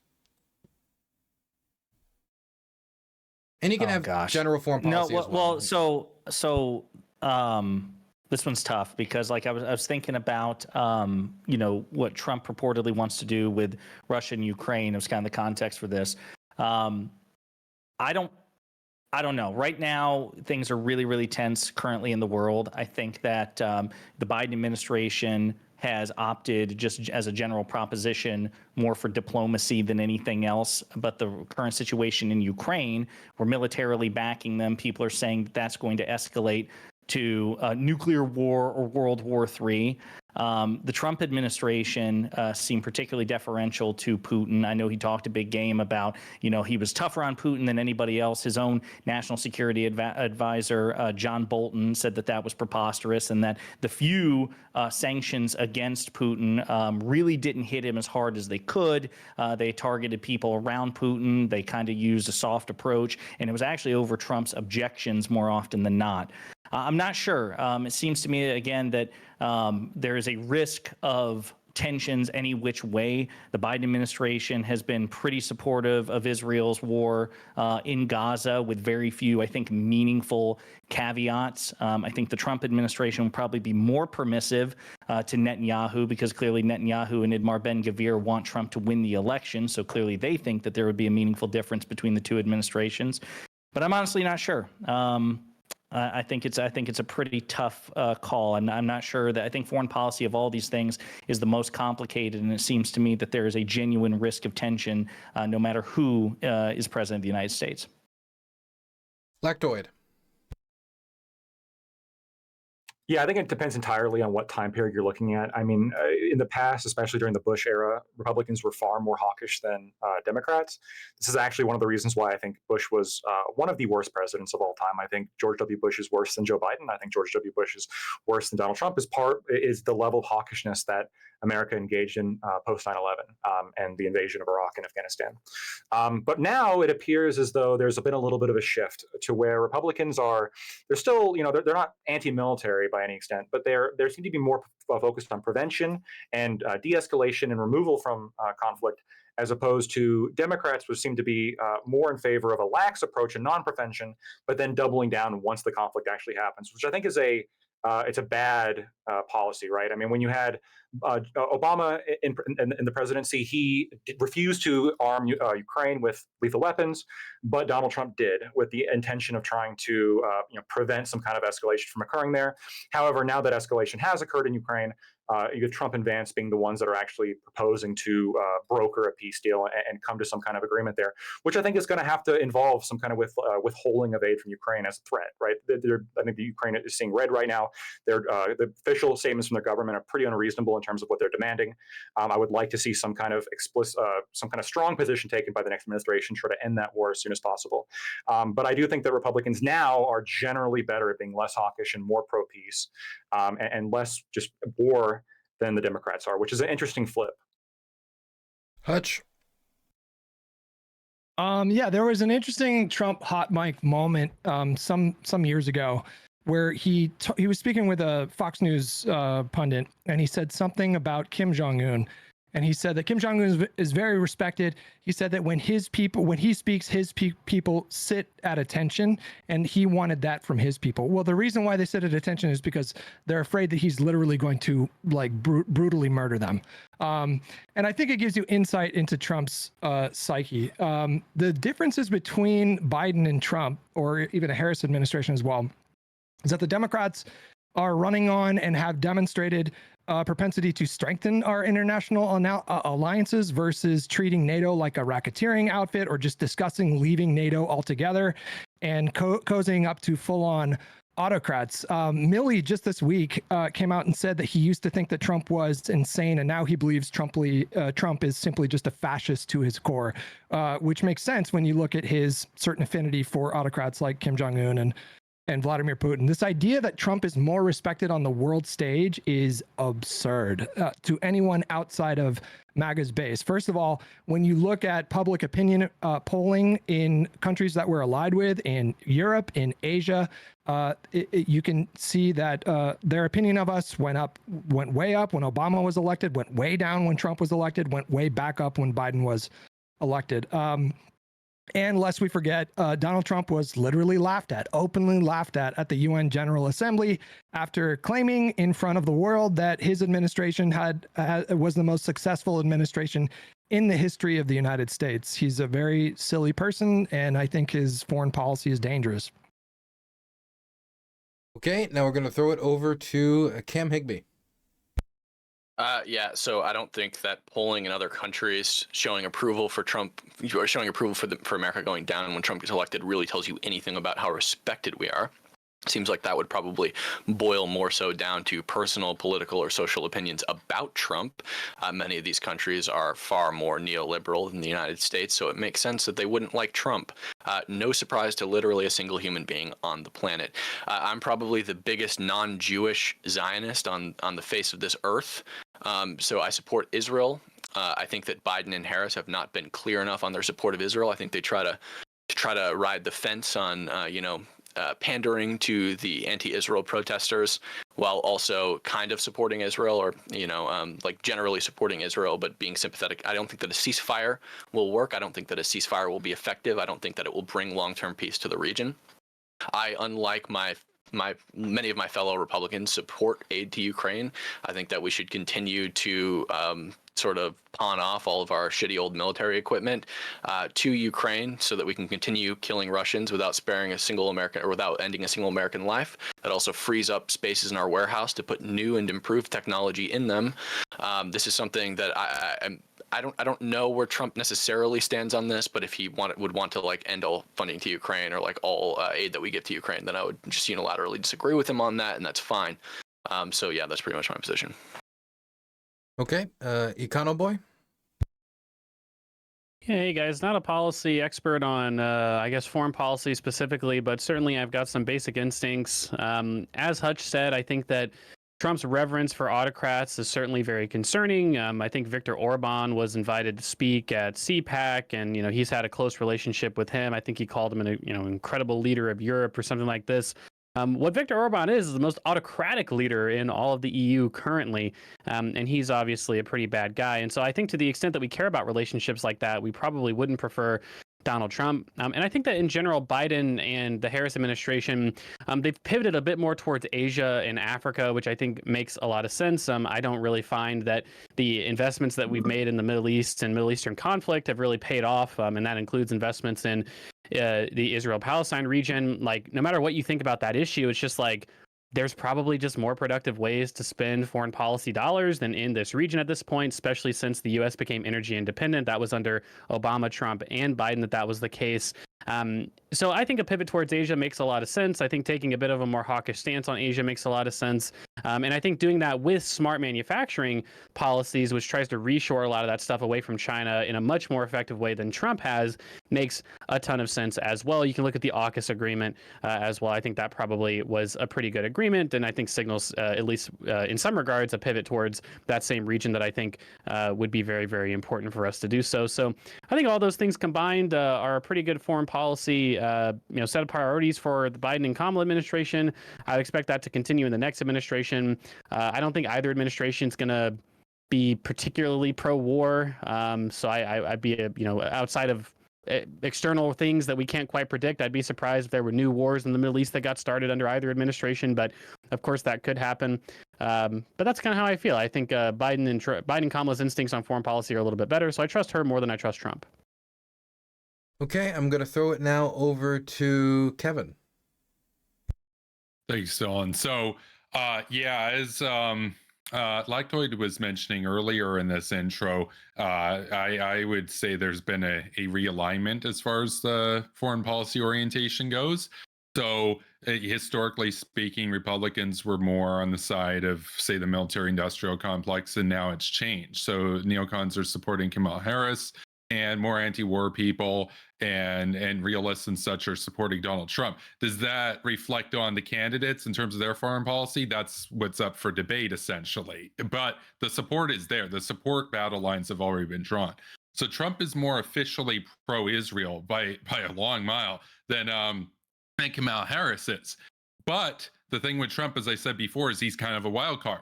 There's a chance, and I've talked to a lot of Trump supporters who say, he's going to pull the rug on Israel. He's just saying that so he doesn't get assassinated in the run-up, and then once he's in charge, he's going to pull the rug on them. Do I believe that? Probably not. Almost certainly not. But with him, there's always that chance that he goes for negotiating with Iran, negotiating with Hezbollah and stuff, as opposed to the direction of just bomb everything, napalm everything. As I know that one advisor that worked for him got suspended from X recently for saying to do. So Kamala is technically less pro-Israel, but there's no chance she's going to buck the party line. She's just going to deliver for them 100%, just not to the same extent as he would. He'd go 110%. Now, this whole thing with Trump trying to tie the two shooters of him to Iran, super cringe. It leads more towards that he actually has gone high on his own sort of rhetoric there, and he is going to go full Zionism if he's in charge again.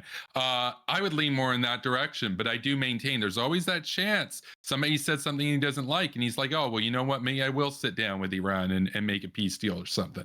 Either way, Israel wins, American workers lose. And Hutch's rhetoric earlier was basically outmoded and dangerous as we're moving towards a multipolar world. So thank you.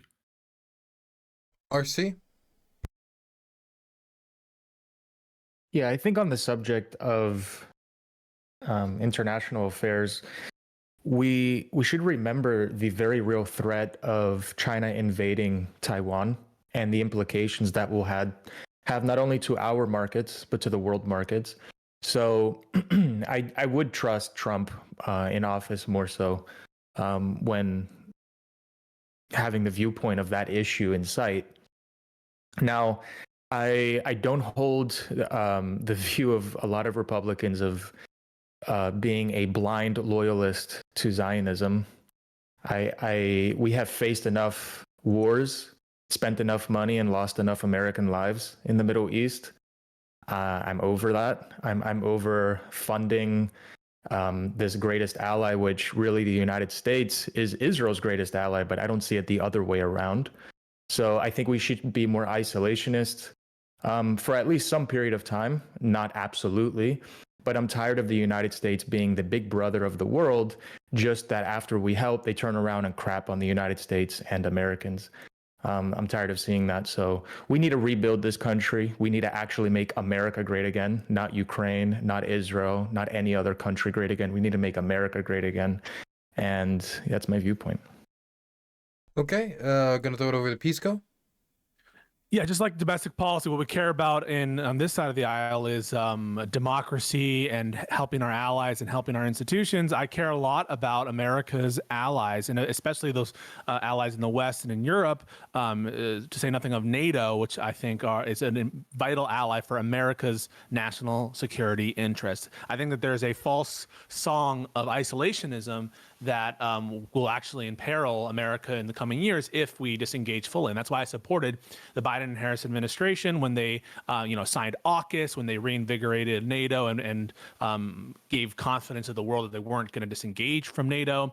With regard to the specific conflicts that we're talking about, how can anyone who's critical of the administration's posture towards Israel, or I should say the Israel government in general, how could you possibly prefer Donald Trump? Because he might do something radical. He might do something. It's the same thing that you heard from Kevin Castley on the housing policy. I don't believe he'll do it, but there's a little chance, or it's the rhetoric. It's the rhetoric. Look to Trump's actual policies when he was in office.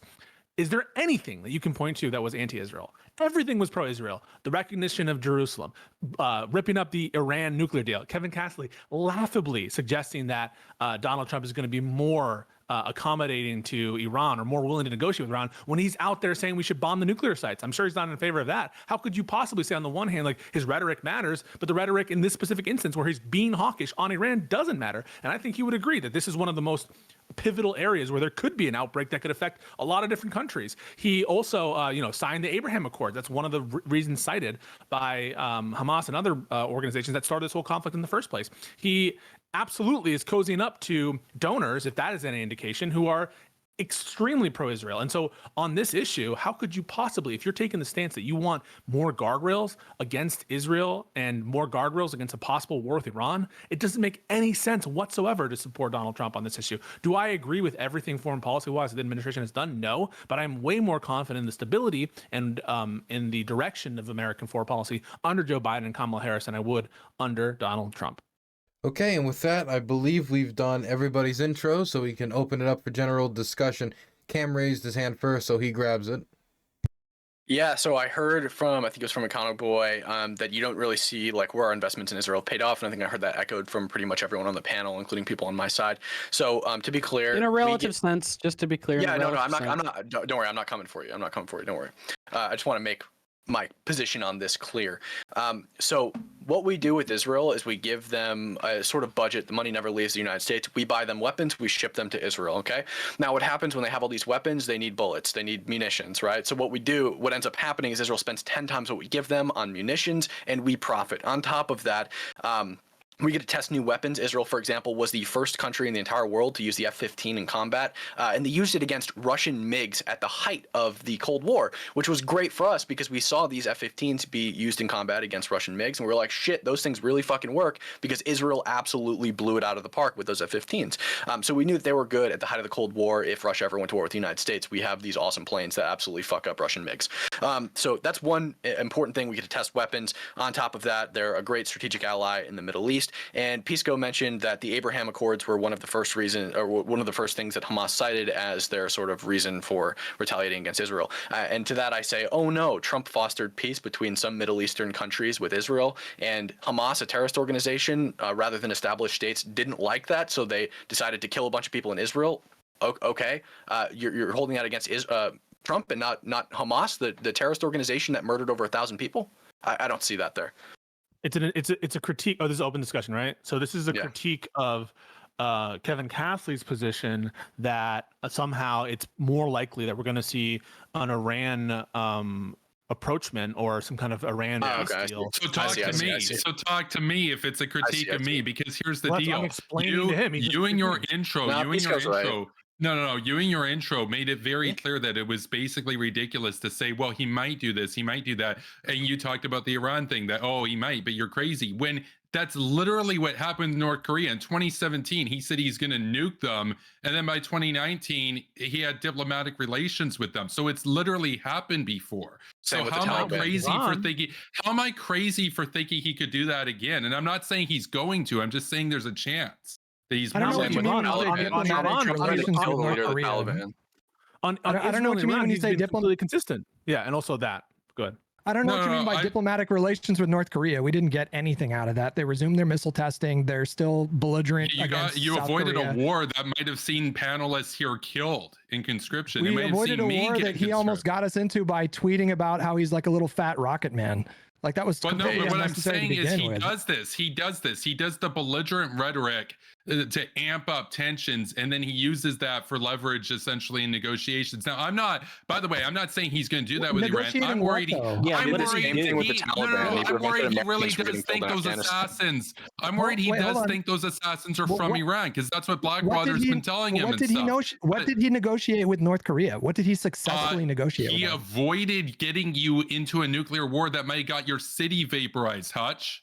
Okay, I guess Biden, right? In order to establish that, you need to establish that there was a real risk that we were going to a hot war with North Korea during that time period, and you obviously. And there was under Obama. You're crazy if not. You weren't paying attention under Obama. You weren't listening to Obama's rhetoric either. That. So do you believe there was a real chance? Do you believe? I mean, you say yes or no to this. You could say I don't have enough information. Do you believe that there was a real chance of a hot war instigated by North Korea during the time period of Trump's presidency? There was a high likelihood of a hot war instigated by America on North Korea under Trump, but he brought down the tension. So you're saying his own conduct. This one's pretty much a toss. No. You look at the people he surrounded himself with. North Korea people he surrounded himself every single year. Kevin. Wait. No. I'm not letting this get out of control. Okay. Kevin. You're always the last one. You're the guy who punches at the bell, okay? And I enjoy the feistiness. There's three people talking at the same time. Okay, this is what we're gonna do. Kevin, 20 to 25 seconds. Explain your position clearly if you thought we were at a close point to a hot war with the North Koreans. Then we'll go over to Pisco to respond. And Cam, I see you raising your hand, and then we'll pivot over to you. Yeah. So 2017, throwback to time. North Korea tests their sixth nuclear weapon. It's 225 kilotons. Big boy stuff, right? Donald Trump says, Rocket Man, we're going to go to war with them. It's big time. He's got Bolton there and everything. Then what does he do? He sits down, does the Hanoi summit, and now the establishment despises him just because there's that small chance that he won't do their wars. Yeah, he gives away the game, Kevin does, because he's not citing North Korea as an independent threat. He's saying that there was a real chance because of America's unilateral conduct by who? By Trump and the people he appointed. So to the extent that there was any threat ameliorated by Trump's conduct, it necessarily follows that the threat originated from Trump himself. And so it makes no sense to say, well, Trump is really doing things that no one would have expected in lowering tensions if he's the one who ratcheted up tension in the first place. Obama maintained 29,000 troops in the South. That wasn't just Trump. That was Obama. Do you agree with the Iran nuclear deal? Because he signed that as well. With the Iran nuclear deal? I didn't at the time because I used to be a war hawk, right? But I think it's better than the alternative. So okay, so he ripped that up, right? I mean, how can? Oh, sorry. Yes, you're right. He did. He also said he was going to go to war with North Korea, and then he came down from it. Is the thing?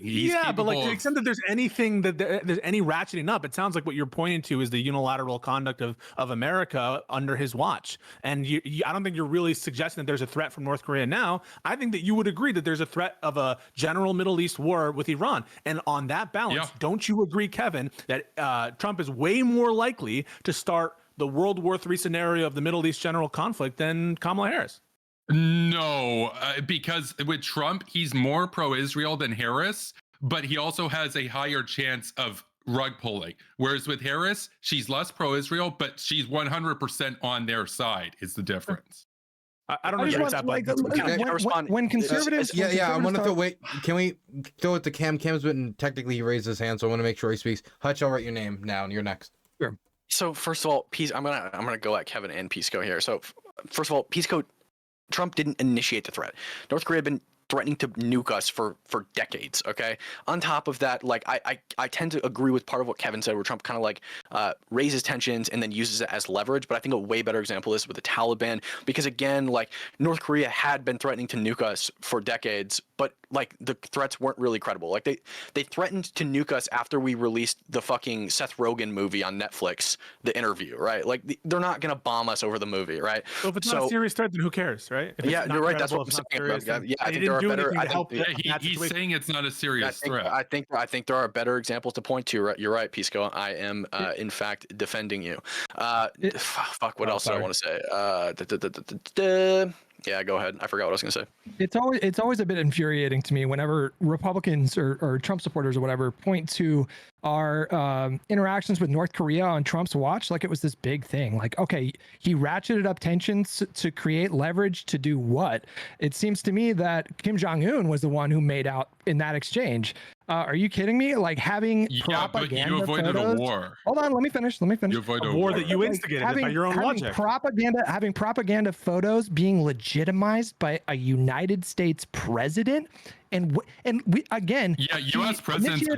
Wait, Kevin, let's let him finish. I'm almost done. Quickly. He negotiated in the short term, like it was supposed to be a long-term project to normalize relations with South Korea. That didn't happen. It was supposed to stop the intercontinental ballistic missiles test. That didn't happen. We literally got nothing. And Kim Jong-un gets to take a picture shaking the hand of an American president and then turn around and show that to his own people, like, look how strong and mighty I am. And that doesn't give him a larger hold over his people. All he had to do was send some flattering love notes to Trump, because Trump is the most easily manipulated narcissist that you could possibly imagine. Kim Jong-un, for sure, I'm sure he had people in his orbit advising for how to manipulate Trump. All you have to do is just praise him. Oh, Trump, you're so big and strong. And he made out like gangbusters in that exchange. We got nothing. Why do you credit him for us getting nothing? But Hutch, here's the thing. Let's just say that Trump was never president. Let's just say it was, I don't know, let's just say it was Hillary Clinton or something. Here's the thing. You could literally go there and offer Kim Jong-un personally $5 trillion to his own bank account to give up the nukes. And he literally can't do it, because if he does, it's over. So they're never giving them up. So you have to contend with that. You can either do a war and get millions of people killed, or you can posture to save face and then make peace. And I think that that's a better solution. The Democrats have do you want World War III? Do you want World War III? But Hutch is not in support of a first strike against North Korea. But you're never going to get their nukes. Why would they ever do that? They're not dumb. They're not going to do a Gaddafi. They're not going to follow Ukraine. They're not going to follow Ukraine. They're not going to follow Ukraine. They're going to keep their nukes forever. This whole World War III thing between Israel, North Korea to denuclearize. I said they're nothing never about going to denuclearize. I didn't say that. He never said it. Kevin, chill, bro. He didn't say anything about it. But we want to know, what did we get from Trump's negotiations? We got nothing. There's no tangible fucking anything. We got no. Kevin, there was no credible threat of war. There's lots of better examples you can point to. In this fucking Iran-Israel World War III bullshit, it's so fucking tiring, because neither Iran or Israel have the military capacity to fucking fight cross-continent. Neither of them do. There's like 3 countries on the face of the planet that have the ability to mobilize forces like this, and it's America, Russia, and China. Iran and Israel will never go to full-out war. And you don't believe there's a threat of a regional war there? You don't believe there's a regional war? I don't think that IRGC forces and the IDF are going to fight in a fucking land battle. Absolutely the fuck not. Neither of them can sustain that. Okay, then why is the administration worried about it? I disagree with that. The whole messaging, and maybe you just think that they're stupid, but the entire supposed effort by the Biden administration... I think they think you're stupid. I think they think you're stupid, and they're probably right. Okay, wait a second. Why is it that Biden is trying to lower the threat of a regional war? If it is the case, if you're right, he's trying to make it look like he's doing something, and he's not doing anything. He hasn't progressed any of the peace talks. By giving $21 billion to Israel. Yeah, he's giving money to Israel just like every other president has, but he's not furthering peace. That's kind of a problem. He's not doing it. Wait. I'm sorry. Okay, you guys. If you ask a question, you gotta let people have the time to respond and don't immediately jump on a person once they answer the question. Cam, you were answering that question. Well, which question am I answering? The question was essentially like, then the administration is just lying when they're talking about we're trying to as they do often. Yeah. They're not necessarily worried about. I just it. make it look like he's doing something, and he's trying to credit Kamala with doing something. They're doing nothing. We're talking around the clock with peace deals with Israel and Hamas. No, but the threat of regional war. Peace deals haven't gone anywhere. There's no ceasefire deal. Hamas keeps offering the same bland, stupid-ass deal where they'll exchange 10 times more prisoners in Israel. Boy was saying something. I was interested in what he had to say. They're giving there's so much. The problem is so much stuff is being said. Wait, guys. Okay, so much stuff is being said.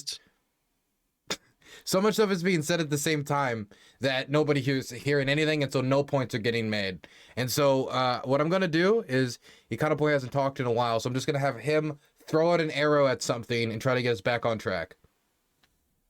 Yeah, look, I mean, I think that the Biden administration's being accurate when they're saying that they're worried about regional conflict. Now, Cam is right in that there's probably not a big threat of like Iran literally land invading Israel and vice versa. Just because if you just look up Iran and Israel on a map, like that would be a logistical nightmare for either country.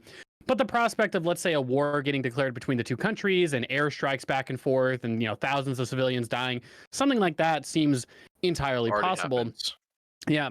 Well, what I just described has not happened contemporarily. We haven't seen like a full-on air invasion of Israel to Iran or vice versa. Yeah, Iran just obviously gives Hamas in theory you could have that, missiles, but and they just attack Israel as a proxy. Well, listen, Cam, really quick. So I don't think the Biden administration is lying when they say that these regional conflicts are definitely important to worry about. I think it's important to worry about those conflicts. I just don't think that our proportion of aid spending is reasonable, at least in terms of how much we should really care about this region. That's kind of my position. And I think that the Biden and Harris administration has a cooler head about this issue versus like Trump, who just tells Israel just go in and visit the job, who tears up the Iran nuclear deal. These things are probably not really good. You want war with Iran? Cam, do you want a war with Iran? You think America should be involved in a war? Iran's not going to go to war with us. They'd get fucking spanked all the way back to the Middle East, bro. They don't have the fucking ability to sustain a war against us. It would be a lose-lose for them. If Israel and Iran went to war, they'd both lose. Iran is not going to fight a war against the United States. The only I'm asking you whether you desire a regime change war in Iran. Would you desire a regime change war in Iran? No, I wouldn't desire a regime change in Iran. I don't care what. Isn't that what do you think about Trump? As long as they're not attacking our allies, I don't give a fuck what they're doing. Before we wait, we're diverting real quick. Econoboy, did you get to finish what you were saying? Yeah, I mean, I think I don't know. I think it's obviously probably the case that Iran and America aren't going to end up going to war with each other. Probabilistically speaking, that is. But it is, again, I think it's reasonable what Pisco's saying. It is something to worry about and be concerned about. And I think that certainly the Trump's actions of just sanctioning and tearing up the nuclear deal with Iran, that certainly wasn't very good. I think it's better to try and reach out and be diplomatic with these people. For instance, Iran just elected a relatively moderate president. Now, we are talking about Iran, so it's like, oh, should we beat women for not wearing the hijab, or should we put them in prison?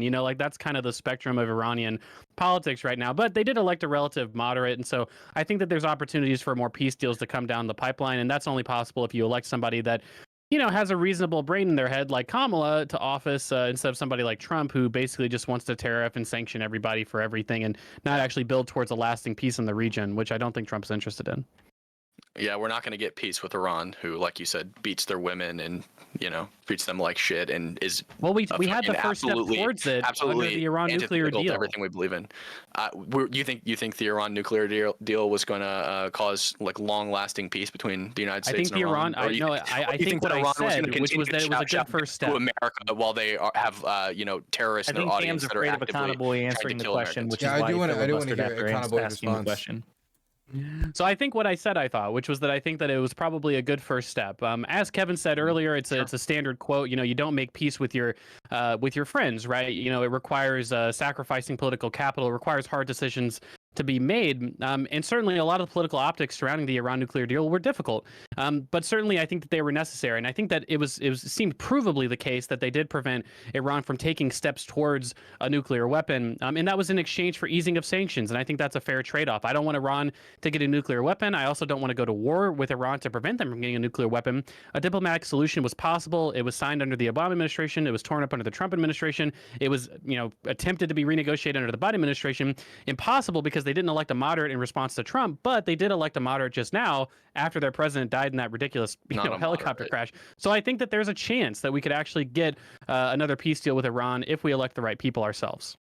I want to this spin this is over to Kevin Hitler for compared to any moderate in the United States. I agreed with you earlier that I don't think Iranian moderate is. Well, yeah, sure, fair enough. We're But it's speaking just in not useful relative language. terms, you fuck. Obviously, that's He's not going to be any more likely to negotiate peace with America. He's still a piece of shit. He still hates America. Oh, okay, fine. I want to direct this to Kevin. BB hates America. He kills your, BB he kills your journalists and takes your money. BB does not hate hate America. And takes your money. He takes our money and he pays 10 times what we give them. We profit immensely from giving money to Israel, like private immensely. Defense contractors do. Hell the yeah, American people, man, and then they pay our workers. Fuck yeah. Wait. So all of a sudden, profits are the only thing that matter. You literally sound like you sound like a Zionist right now. Well, I am a Zionist. That's a great argument. He introduced himself as like the most Zionist, didn't he? I think at the beginning he did say that. Yeah, probably like right? most history's not going to remember you favorably, right? So I used to be I'm a happy. Zionist, Listen, dude. You got to wake you up, on Israel any day, man. You got to wake I'll up. debate you any day. I'll go right after this debate too. You want to go? Okay, yeah, let's do it. Let's throw down. Let's have a debate. I will absolutely destroy your genocide. All right, man. Oh my gosh, you guys have energy, don't you? Okay, so I wanted to pivot away to it. We have a list of questions we put under this potential thing in advance, and I wanted to go off of at least one of these. Can I just ask one question of Kevin? No, Pisco, shut the fuck up. Well, one question.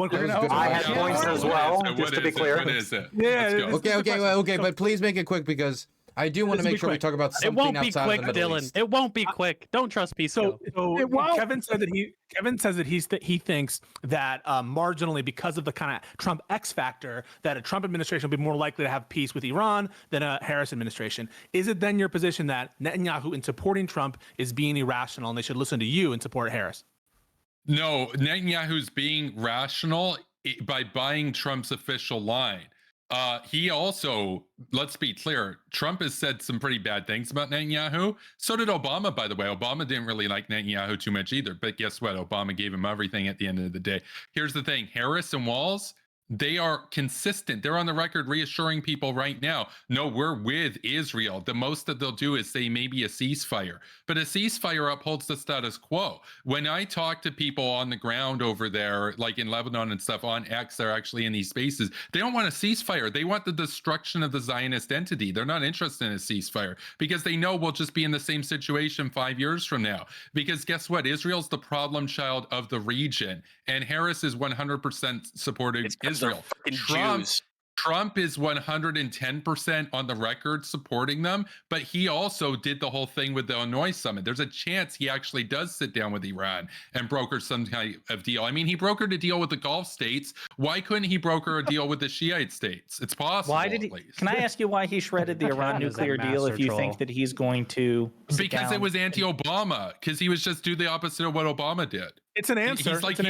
He's not like some deep ideologue. He's just a guy who's on TV and likes the applause and stuff. Right? I just want to make sure I understand correctly. Your position is that the man who single-handedly, unilaterally destroyed the closest thing to any sort of peace arrangement with Iran would somehow make another peace arrangement with Iran. Well, no. I want to be clear. I should be clear very quickly. The stuff I said about North Korea is also true with Iran. Unless you do a full war and take out that regime, they will eventually have nuclear weapons. Like, let's just be clear about that. It's in their interest. They've learned from Iraq. They learned from Ukraine. They learned from Libya. They're not dumb, right? They're going to have nukes eventually, unless you just take out the regime, right? I don't think anybody besides maybe Cam, well, even Cam said he didn't want to do that. So I don't think anybody wants to do that. If they're so smart, Kevin, why haven't they made nukes yet? Have you thought about that? Well, they very well might have one and not actually used it, because why would you waste that on a test if you know it'll work? America's first test of a uranium bomb was at Hiroshima, right? They didn't test that because they knew it would work. We did. Let's pivot out for a bit. That was plutonium and plutonium one. That was not a uranium bomb. Fine. Okay, we got a follow-up. It wasn't quick, Dylan. I told you. Thank you. Okay, we have a follow-up question that I wanted to ask. It was on one of the lists of follow-up questions that you could be potentially asked that we gave in the group chat beforehand. What are the key differences between the Democratic and Republican strategies for engaging with NATO and other military alliances? Are there any key differences that you guys would like to highlight? Trump is talking about leaving NATO. I can Well, no. So first of all, Trump, I think the rhetoric of getting NATO to pay their share, when for a long time they'd been consistently bucking their responsibility to hit 2% GDP in military spending, I think was great. I think that it's perfectly fine to call people out when they're leeching off of you, and that's absolutely what he did. I think that he deserves a lot of credit for that. When people criticize him for doing that, I think it was ridiculous, right? What's the alternative? We're just going to like let them exist under our paid-for military umbrella forever without ever pointing out, hey, you guys should probably pay your fair share. I think this is also related. The question of NATO is related to the conflict that we haven't talked about, which is I think the bloodiest conflict that's currently occurring, which is in Ukraine, right? I mean, we have North Korea. I agree that's probably not going to be, it wasn't going to happen, and then we have Israel and Iran, which both candidates are basically pro-Israel at this point. I'm not sure there's going to be a major disagreement there, but there is a major disagreement on America's and NATO's position when it comes to how to deal with Russia and in Ukraine. And I think that the Republicans have been, through J.D. Vance and Trump, really have been the only ones that have hinted at or proposed or signaled in favor of coming to a conclusion in that war. Meanwhile, from Kamala Harris, we have nothing other than we're going to keep on going, right? And Cam, I think it was you. I strongly disagree with this, but I think that your position here is basically the mainstream Democrat position, which is we're just going to keep on going, kill as many Russians as we can, have as many Ukrainians be killed as possible. We're just going to keep on going, keep on going, keep on going. That's psychopathic to me. No, right? They are human beings, and the idea of them getting blown up into smithereens is horrific. And if we can end that war, we should. Yeah, I don't want Ukrainians to die. I think the United States has strategic benefit from killing Russians without killing American soldiers, but I also think that we should actually maximize our concern for human life, especially Ukrainians dying in the conflict, and try to end it as quickly as possible. But in the interim, I support giving aid to Ukraine to defend them, also get rid of our unused military equipment, and kill Russians while the war still goes on. So condition the only way peace agreement. Condition the aid on making a peace. Yes. That's the only way to get. That is the only way to actually solve this. The aid needs to be conditioned on Ukrainian acceptance of a peace agreement. That has to be the case. So give Putin what he wants. That makes no sense. Is there any merit? No sense. So what about the idea that America should uphold its security assurances that we give to countries when we make these deals? We promised them back in the 90s if they denuclearized, if Russia would invade, war with Russia, and we would have their back. The Budapest Memorandum, it was not legally binding on the U.S. in terms of any kind of actual defense guarantees that the U.S. had to provide. They're not a NATO ally, and frankly, I mean, and Dylan's going to be biting his tongue on this, but there's a lot of circumstances. There's a lot of circumstances involving.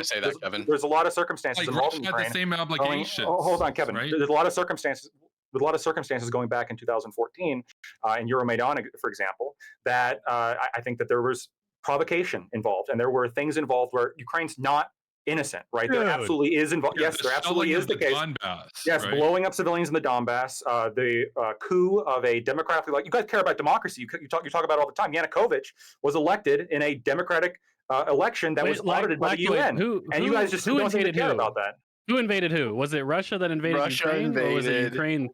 Oh, Russian. Oh, is it Russia that started the war? Oh, it seems like it would be the opposite. And the reason we know it's not the coup is because of the war. There's 2014, there was 2014, and there was 2022. And here's the thing: the big takeaway you can get from Ukraine is that Russia and America both betrayed Ukraine. Let's just be real about that. So the Budapest Memorandum was you defend them. Basically, they gave up their nukes. They had the third largest arsenal in the world, and then you defend them. And then guess what happened? None of that actually unfolded, but they gave up their nukes. So this is why I say Iran, North Korea, they're never giving up their nuclear programs. They'd be insane to, right? They'd be insane to. Hey, the best Dylan, part of this is watching Dylan's face. You want me to tap out? I'll moderate you. I gotta be the unbiased moderator. I'm not gonna tap in just to. Of course, I have opinions, but I have opinions on many things. So while Dylan can't talk, I'm going to keep on going. I'm going to keep on going here. It absolutely. Look, I'm not saying that Russia is innocent either, but what I'm saying is that this war is being perceived as a David versus Goliath, perfectly good versus perfectly evil, and that's absolutely not the case, right? There absolutely are circumstances in Euromaidan in the Donbass way before 2022 that most Americans don't even know about, and they don't care about it, right? They just have this idea the Russians just the ass whipping just fell out of the sky. That is absolutely not. Can I ask one question? I think it's absolutely sure. Russia did the majority of the killing. Please, come on. What thing in the Donbass? the shelling of the Donbass and What about Luhansk and it? Donetsk. It's a war, they shell things. People get shelled. Right, Well, but the Civil War, they were a breakaway state because that was a highly pro-Yanukovych area, and they voted for Yanukovych, who was couped illegally. The Constitution of Ukraine didn't allow it; required 3/4 to remove Yanukovych. They didn't get 3/4. That's true. That was that. Well, you guys don't like that though. You guys don't like that. You guys don't like that. No. Yeah. So wait. I don't think anybody. One last. To be clear, the issue is they shelled the rebels that rebelled. There were shelling in the Luhansk and Donetsk, and look, it was a war. I agree, but again, like there's circumstances behind that. That's not just again, this just happened out of nowhere, right? There was a illegal coup, and there was Yanukovych was unconstitutionally removed from power, and that provoked all of this, and that provoked all of this. And just to be clear, like that's important when we're deciding about whether or not to continue to fund this forever war. Forever, we can't have another Afghanistan. We can't have another Vietnam. We can't be stuck in this. So we're throwing all this money at the fucking problem, and then. And by the way, just for you pro-Ukraine people, if we keep this up, Russia's been winning the war. They're gaining much more ground than Ukraine is. And I think there is a real possibility of like what happened in Afghanistan and Vietnam, which is Ukraine collapses, Russia sweeps in, and I don't think any of us here want that, right? The only way to prevent that is by peace now. We need peace. No. It could happen a lot sooner than that. We don't know. It probably won't happen very sooner. Ukraine has been holding a lot of ground. But here's the thing. Wait, guys, 1 moment. There's like 3 people talking. Let me wait 1 second. There's 3 people trying to respond to him, and I think the problem is like 3 people are responding, and then he talks, and we can hear him because he's the only one on that side, and then you 3 talk at the same time, and you're undercutting yourselves, right? So let me save you here and let you go one at a time. Let's start with Hutch, then we'll go to Econ. Boy can go. Okay, Econoboy, Hutch, Cam, in that order.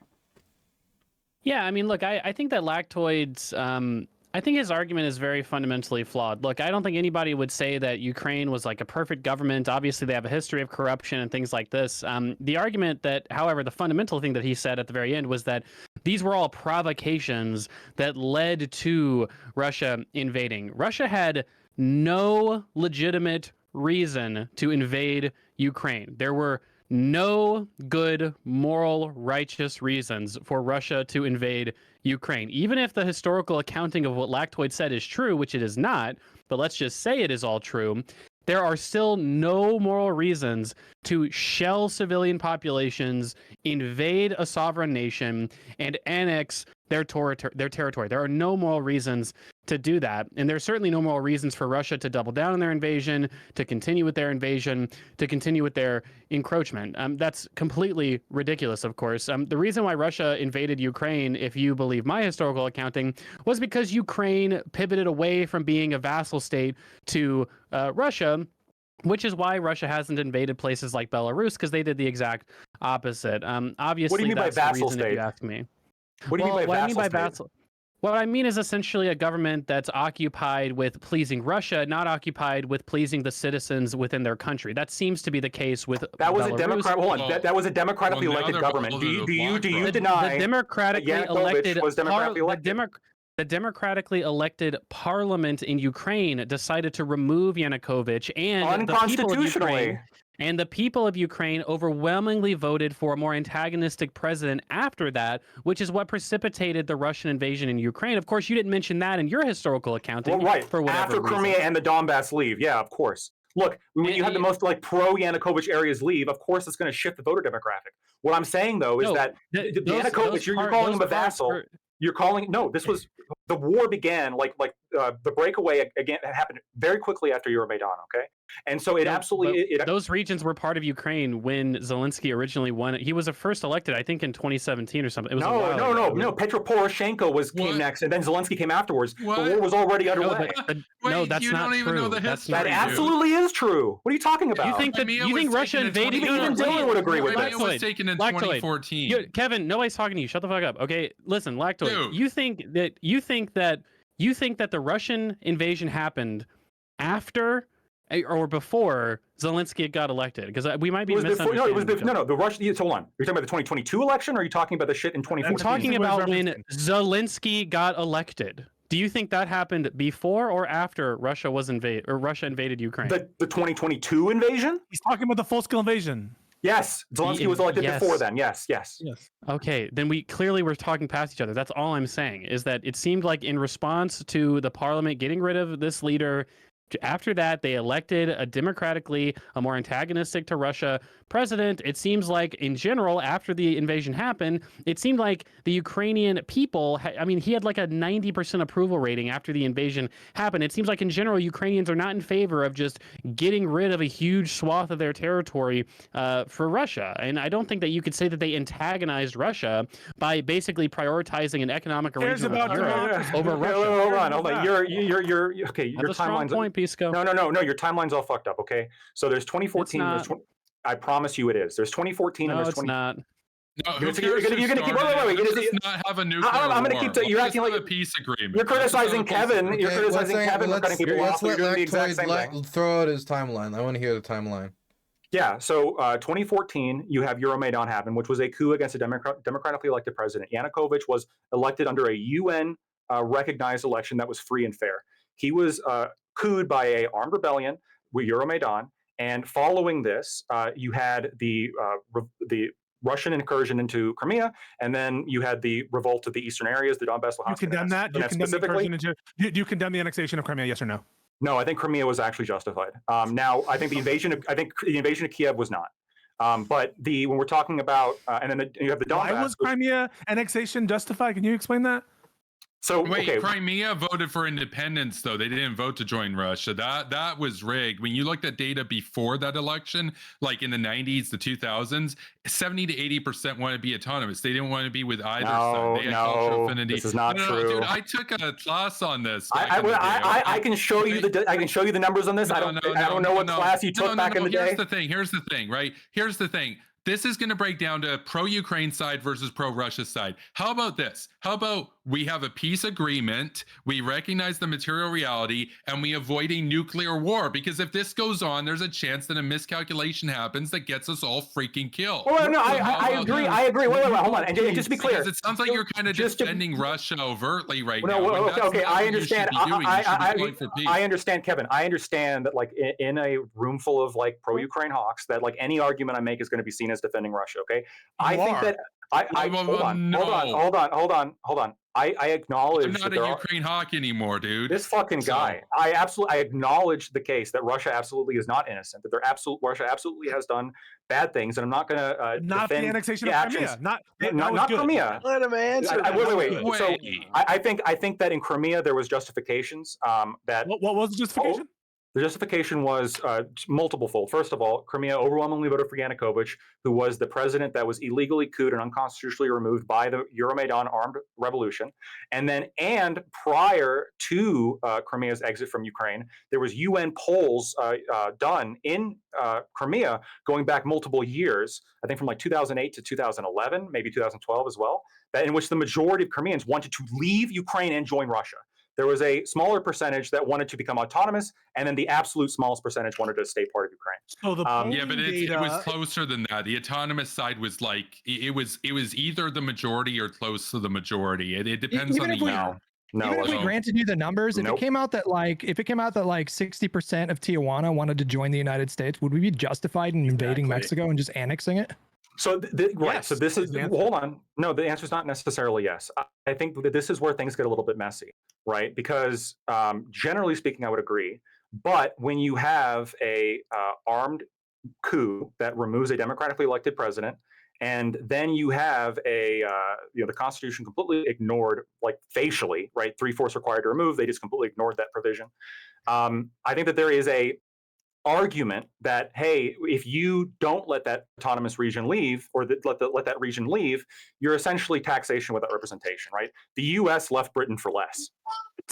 Bro, so here's the thing. The U.S. left Britain for less. Now, the Civil War was unjustified because Lincoln absolutely won the election, and they wanted to leave for slaves, which is. Would you agree, though, that none of this would have happened if Ukraine hadn't trusted the U.S. and Russia and just kept their nukes and become self-reliant?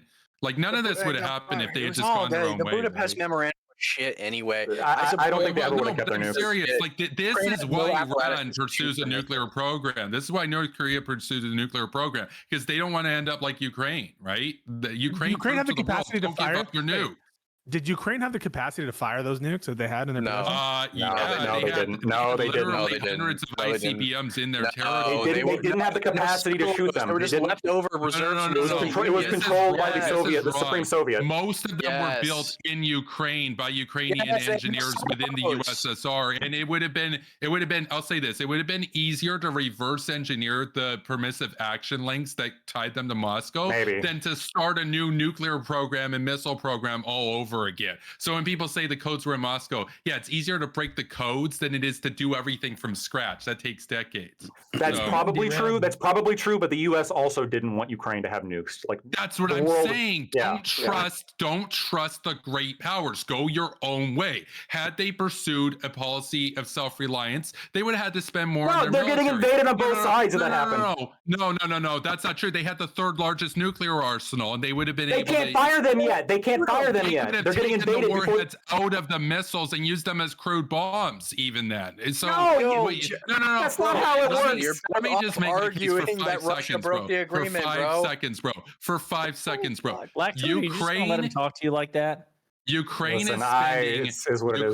spending 34% of their defense, their economy on defense right now, and they're in a massive war where they might not have a state anymore. Had they have gone their own way, said no to the U.S. and Russia, kept the nukes, they would have probably had to spend less than that, and they'd be at peace today. Look at this. They're spending the same amount as North Korea, yet one's at peace and the other's getting its ass kicked. So which position would you rather be in? Keep your nukes, right? Once you understand that logic, it makes the world a lot more clear in terms of why people do what they do. So as far as it stands right now, no, Ukraine's a victim of US and Russian imperialism. So yeah, they weren't going to keep their nukes regardless, just to be clear. What do the Ukrainian people think? I mean, what do you think the Ukrainian people think right now? That they should resist, that they're the victims of American imperialism or Russian imperialism? It depends which ones you ask. Like the ones in the East, some of them will say that they're with Russia. A lot of them will say they're with the West. Most of the ones in the West will say they're with the West. Here's the problem. Even if Ukraine wins the war, and it's not looking like they're in that direction. Even if they do, the contracts are already in place. BlackRock owns that country. They're going to be permanent rental slaves to the global landlord of BlackRock. Kevin, what the fuck are you talking about? What is happening? I can't follow the chain of logic. You at aren't all. aware of this. You aren't aware that BlackRock has contracts to rebuild I don't think Ukraine. anyone's aware of this, like 2 Kevin, seconds because from it's George probably Soros is behind all of it. You're not paying attention. And he's got the weather machine, and he's sending the hurricanes at Florida. And we only gave $750 to the victims. We're getting a little rowdy. I think people have made their position on this clear. I think we are well over the time. We're 3 hours and 45 minutes. Oh wow! So Dylan, did you make that note about BlackRock? I mean, as a war journalist, they're everywhere here. They own me, actually. I'm BlackRock controlled. I want to hear your reaction afterwards, or I'm not surprised. Dylan. Look, I'm happy to share my opinion after if Lactoid wants to hear, but I don't want to you're all debating Lactoid. There's no reason for me to also jump on like team anti-lactoid here. But if Lactoid can ask me if he wants to know my opinions. Anyway, we're gonna wrap up here and we're gonna give people a chance to outro. And let me just read some of these last questions here. I don't know if anybody's gonna respond to all of them because we've been just going for so long. Yeah. From TL1524, $5. Can anyone from the Lib and Learn Nothing panel answer a single question without running to their butt Trump insecurity blankets? It's pathetic. Well, the thing about an election is that, really quick, the thing about an election is you have to compare and contrast both candidates. So I think when someone brings up something about Kamala and you think there's something worse about Trump, it kind of stands to reason that would be relevant to bring up when you're comparing two people on who to vote for.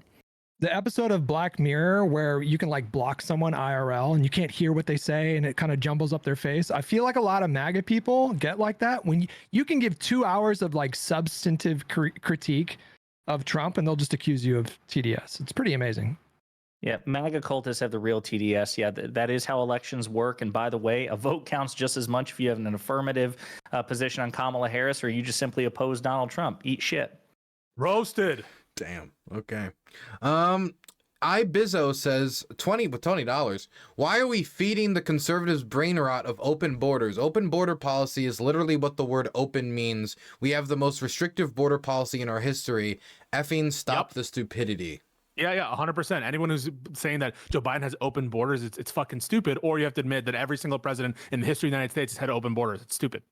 Yeah, So they have about 13 to 20 million undocumented migrants getting exploited. No, Kevin needs to I do think RC. Kevin's got something to say. RC? No, I just wanted to make a point nuanced to opinions the are question. appreciated. Can you just repeat the question really fast? Oh, sure. 1 second. Let me find the question again. BlackRock opened the border. But yeah, that wasn't true. BlackRock. It was. Sorry, you confused me. But yes, you're joking. I agree. Kevin's yeah, here it is. Rent, Why are we right? feeding Higher the rent. conservative brain rot of open borders? Open border policy is literally what the word open means. We have the most restrictive border policy in our history. Stop the stupidity. So if we've had the most restrictive border policy in our history, why have there been more daily illegal immigrants entering the United States under Biden than under Trump? Because the asylum guys can't laws, get in your head causality? Let me say this. Because the asylum laws were written decades ago, we have not updated them to reflect the current level of influx. If you want to address that problem, address the border with a comprehensive bill. I want to hear RC respond. 1 second. RC didn't get to talk much in this last topic. Yeah, I was just gonna respond one more time to this. But if the asylum laws that you're saying were written decades ago, which I'm not contending that you're wrong, the same asylum laws were in practice during Trump's. That's correct. And you were seeing record. Yes, and you were seeing record crossings less than under Trump. Biden. Yeah, but there's no change in substantive policy. Remain in Mexico. There's no change. Remain in Mexico. And you're so full of shit, Pisco. They weren't fair ever in history under Trump. Are we going to be Such gaslit? This is one of the examples. We're going to be fucking gaslit by the Republicans on this. No, you're gaslighting. You just said that Trump had record high migration levels, which is fucking wrong. Hang on a second. At the time, he was posting, at least for certain years, he was posting record high crossings. Do you disagree with that? Yes, absolutely. Go look at the fucking data from the 2019. In 2019, we saw the highest level of it was not record. No, it wasn't. Hold on. In 2019, we saw the highest level of border apprehension since like 2006. So on his watch, he was seeing a massive spike. It did go up furder under Biden, but Biden is beholden to the same asylum laws that Trump was. Is the point that what's critical? What's critical is Cam, you respond quick, then we'll throw it back over to Pisco, and then we got to move on because I would like to go to bed. It is like 5 a.m. for me. Yeah. There was a large spike under Trump in 2019. This is true, and I'm not going to contest it. That's for encounters, which does not account for gotaways or like how many of them were actually held within the system and not let go. But in addition to that, during the Trump years, for the majority of them, all of them actually, except 2019. So what happens, like migration happens in waves. So you have your on season, your off season. There's a peak and there's a dip every single year. So for the majority of Trump's administration, his peaks were below the dips of every prior year. So it was 2019. There was a spike. Yeah, it doesn't account for gotaways. I don't know what you're trying to argue here, Pisco. I can just point you to the overall numbers. You can look at. Yeah, I'm looking. It's right in front of me. I've got the graph in front of me. The trend is going up, and it goes up under Donald Trump as well. And if you see wrong, no, it doesn't. Right at the tail end of his administration, it's happening as well. No. I'll just point you directly to those numbers. I'm looking at Department of Border Protection. I've got it right in front of me. Yep, yeah, so I will provide that. You guys can follow my Twitter. I'll post the numbers at some point. But just to be 100% clear, and in terms of substantive policy, the Immigration Nationality Act, the last time that was substantively amended was by Bill Clinton. That made it more and more restrictive. It is the case that we continue to have the same laws that are restrictive. It is incredibly hard. It is incredibly hard to immigrate to this country. Anyone who tells you otherwise is lying. And the Remain in Mexico policy is marginal. It's 30,000 people at most, 40,000 people. We're talking about millions of people, and that reality is a result because more people are coming. Millions of people are coming, and that is just not a result of quote unquote open borders. It's a result of the reality that's a big fucking border, a lot of people coming. Yeah, so the encounters under Trump for the majority of his years were under 50,000, which is generally going to be the dip of most other years prior, at least going back to January of 2000. There was, again, a spike in 2019, but okay, BFD, there was more encounters. That doesn't account for like gotaways or how many of them are actually being detained and not let go and appearing for the court dates. So comparing apples to not apples, gonna I'm be super comparing strong the argument. Not same apples. metrics. Yeah, you're right. I am Biden, comparing apples to same apples. You're metrics. absolutely right. I'm comparing apples to apples. And so anything when you're saying it doesn't account for this, audience it's the questions, same thing though? is Is that true a- of the Biden numbers as I the don't Trump remember numbers that. in that respect. Okay, last one from Bad Company 316, $5. Yo, Dylan, I've been waiting for you to debate a magatard on Ukraine. Lol. I think after the segment you can at least correct any misinformation. You know, you can go check out any of my other content. My main journalism stuff is on Dylan Burns TV. You can check out any of my embeds with soldiers or conversation with Ukrainians. I'm gonna actually be recording another Ukrainian React this weekend, so you can check that out. But if anybody here wants to talk to me about it at any time, I'm very available. If yeah, I'm easy to find. I'm not difficult to find. Somewhere in Ukraine at all times, but about. Okay, that's about it. So I think we're gonna wrap it up. Thank you to everybody for coming on. This was a marathon. It went longer than I expected, but it was because you were all very passionate. You were all very feisty. Oh, while there were a few name calls, a few stupids here, and a few dummy idiots there, or whatever. You know, a few dirty Canucks there. But I think generally speaking, it was within the reins of what would be considered gracious discussion in our current political climate. Okay, maybe if it was a different age, but in our current political climate, it wasn't too toxic, all things considered.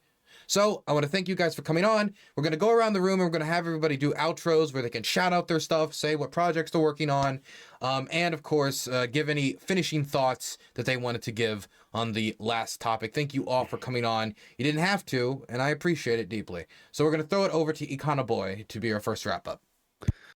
I see. I wasn't prepared for this. Okay, guys, listen. First of all, great discussion. Kevin, your political transformation we should write a book about it or something. Last I spoke to you, you were a liberal hawk that wanted to invade like every Middle Eastern country. It's truly probably a fascinating journey. No, it was. It's been a while since we've talked. I'm sure it's a fascinating story though. But guys, it was great talking to you all. It was a good discussion. I wish we talked more about welfare policy, tax policy. At least that's kind of the stuff that I'm most passionate about. However, other than that, I'm posting this link. All right, I'm posting this link in all of your chats. I don't know where the conservatives stream. Okay, guys, go to that poll. It's on the Three Wonks Twitter. I need to beat the liberal host Micah in our policy tournament. If you care about, you know, I guess Biden winning or something, or if you hate Biden, whatever, just vote for social democratic policies on that poll. Guys, I need this, okay? I need this in my life to win this tournament against Micah. He's a filthy centrist, like neoliberal. I need to win. Please go and click on that link and vote for social democratic policies. I beg you, okay? Don't subscribe to Live and Learn. Don't subscribe to Econoboy. I don't care. I just care that you vote in that poll. For God's sakes, guys, all right? Thanks for having me, Dylan. It was fun. I'm writing in Jill Stein. Cam Higbee? Yeah, this was a fun Hippy Dippy. So I'm working on right now a border trip. As I mentioned a couple times, we're going to do a very flushed out documentary in Del Rio, Eagle Pass, and a couple other places in Texas. I've been there once, filmed a documentary. Now I'm doing another one. We're going to interview a lot of the folks who are working on Operation Lone Star, some sheriffs, National Guard officials, Border Patrol agents, stuff like that. And we're going to do ride-alongs. We're going to have like 5 cameras. Each of us are going to have a GoPro strapped to our chest. We're going to have GoPro strapped to the car. We're going to have 2 drones. It's going to be insane. So definitely check that out. It's going to be on my YouTube, just Cam Higbee, or it's going to be on the Today is America website. That's my employer, Today is America. Awesome news and commentary website. Other than that, I do a lot of infiltration of stupid leftist encampments, pro-Palestine encampments. I go undercover. I take pictures of all the hammer and sickles all around their stuff. I get them on camera saying that they're hunting for Jews on their campus to harass. And I post that stuff all on my Twitter or my X. It'll never stick, at Cam Higbee. So thanks for having me, Dylan. It was a pleasure as always. Peace, go. Don't take anything too personal. Love you, bro. And yeah, that's my closing. Thank you very much. Ken will also be joining me on a month-long embed with Azov in the Serbinitsky Forest in the near future, where we'll be living on the front line, surviving on nothing but what we can find in the burnt-out forest. I'm down, Dylan. You're going to have to get approval from the girlfriend, though. Okay. We're throwing it over to Hutch. Yeah, Cam, Lactoid, it was good to see you guys again. Kevin and RC, it was nice to meet you guys. I'm active on Twitch. I usually go Sunday through Thursday, starting around noon Pacific till around 6 Pacific, give or take. I just restarted my YouTube channel, so I'm doing a lot of political content there, daily videos on youtube.com/Hutch, onlyfans.com/Hutch for some racy pictures. And yeah, thanks for having me on the panel. Wow. That last one's a work in progress, but we're launching soon. You could recognize those feet anywhere. Pondering politics. Yeah, it was fun. It was a good, lively conversation.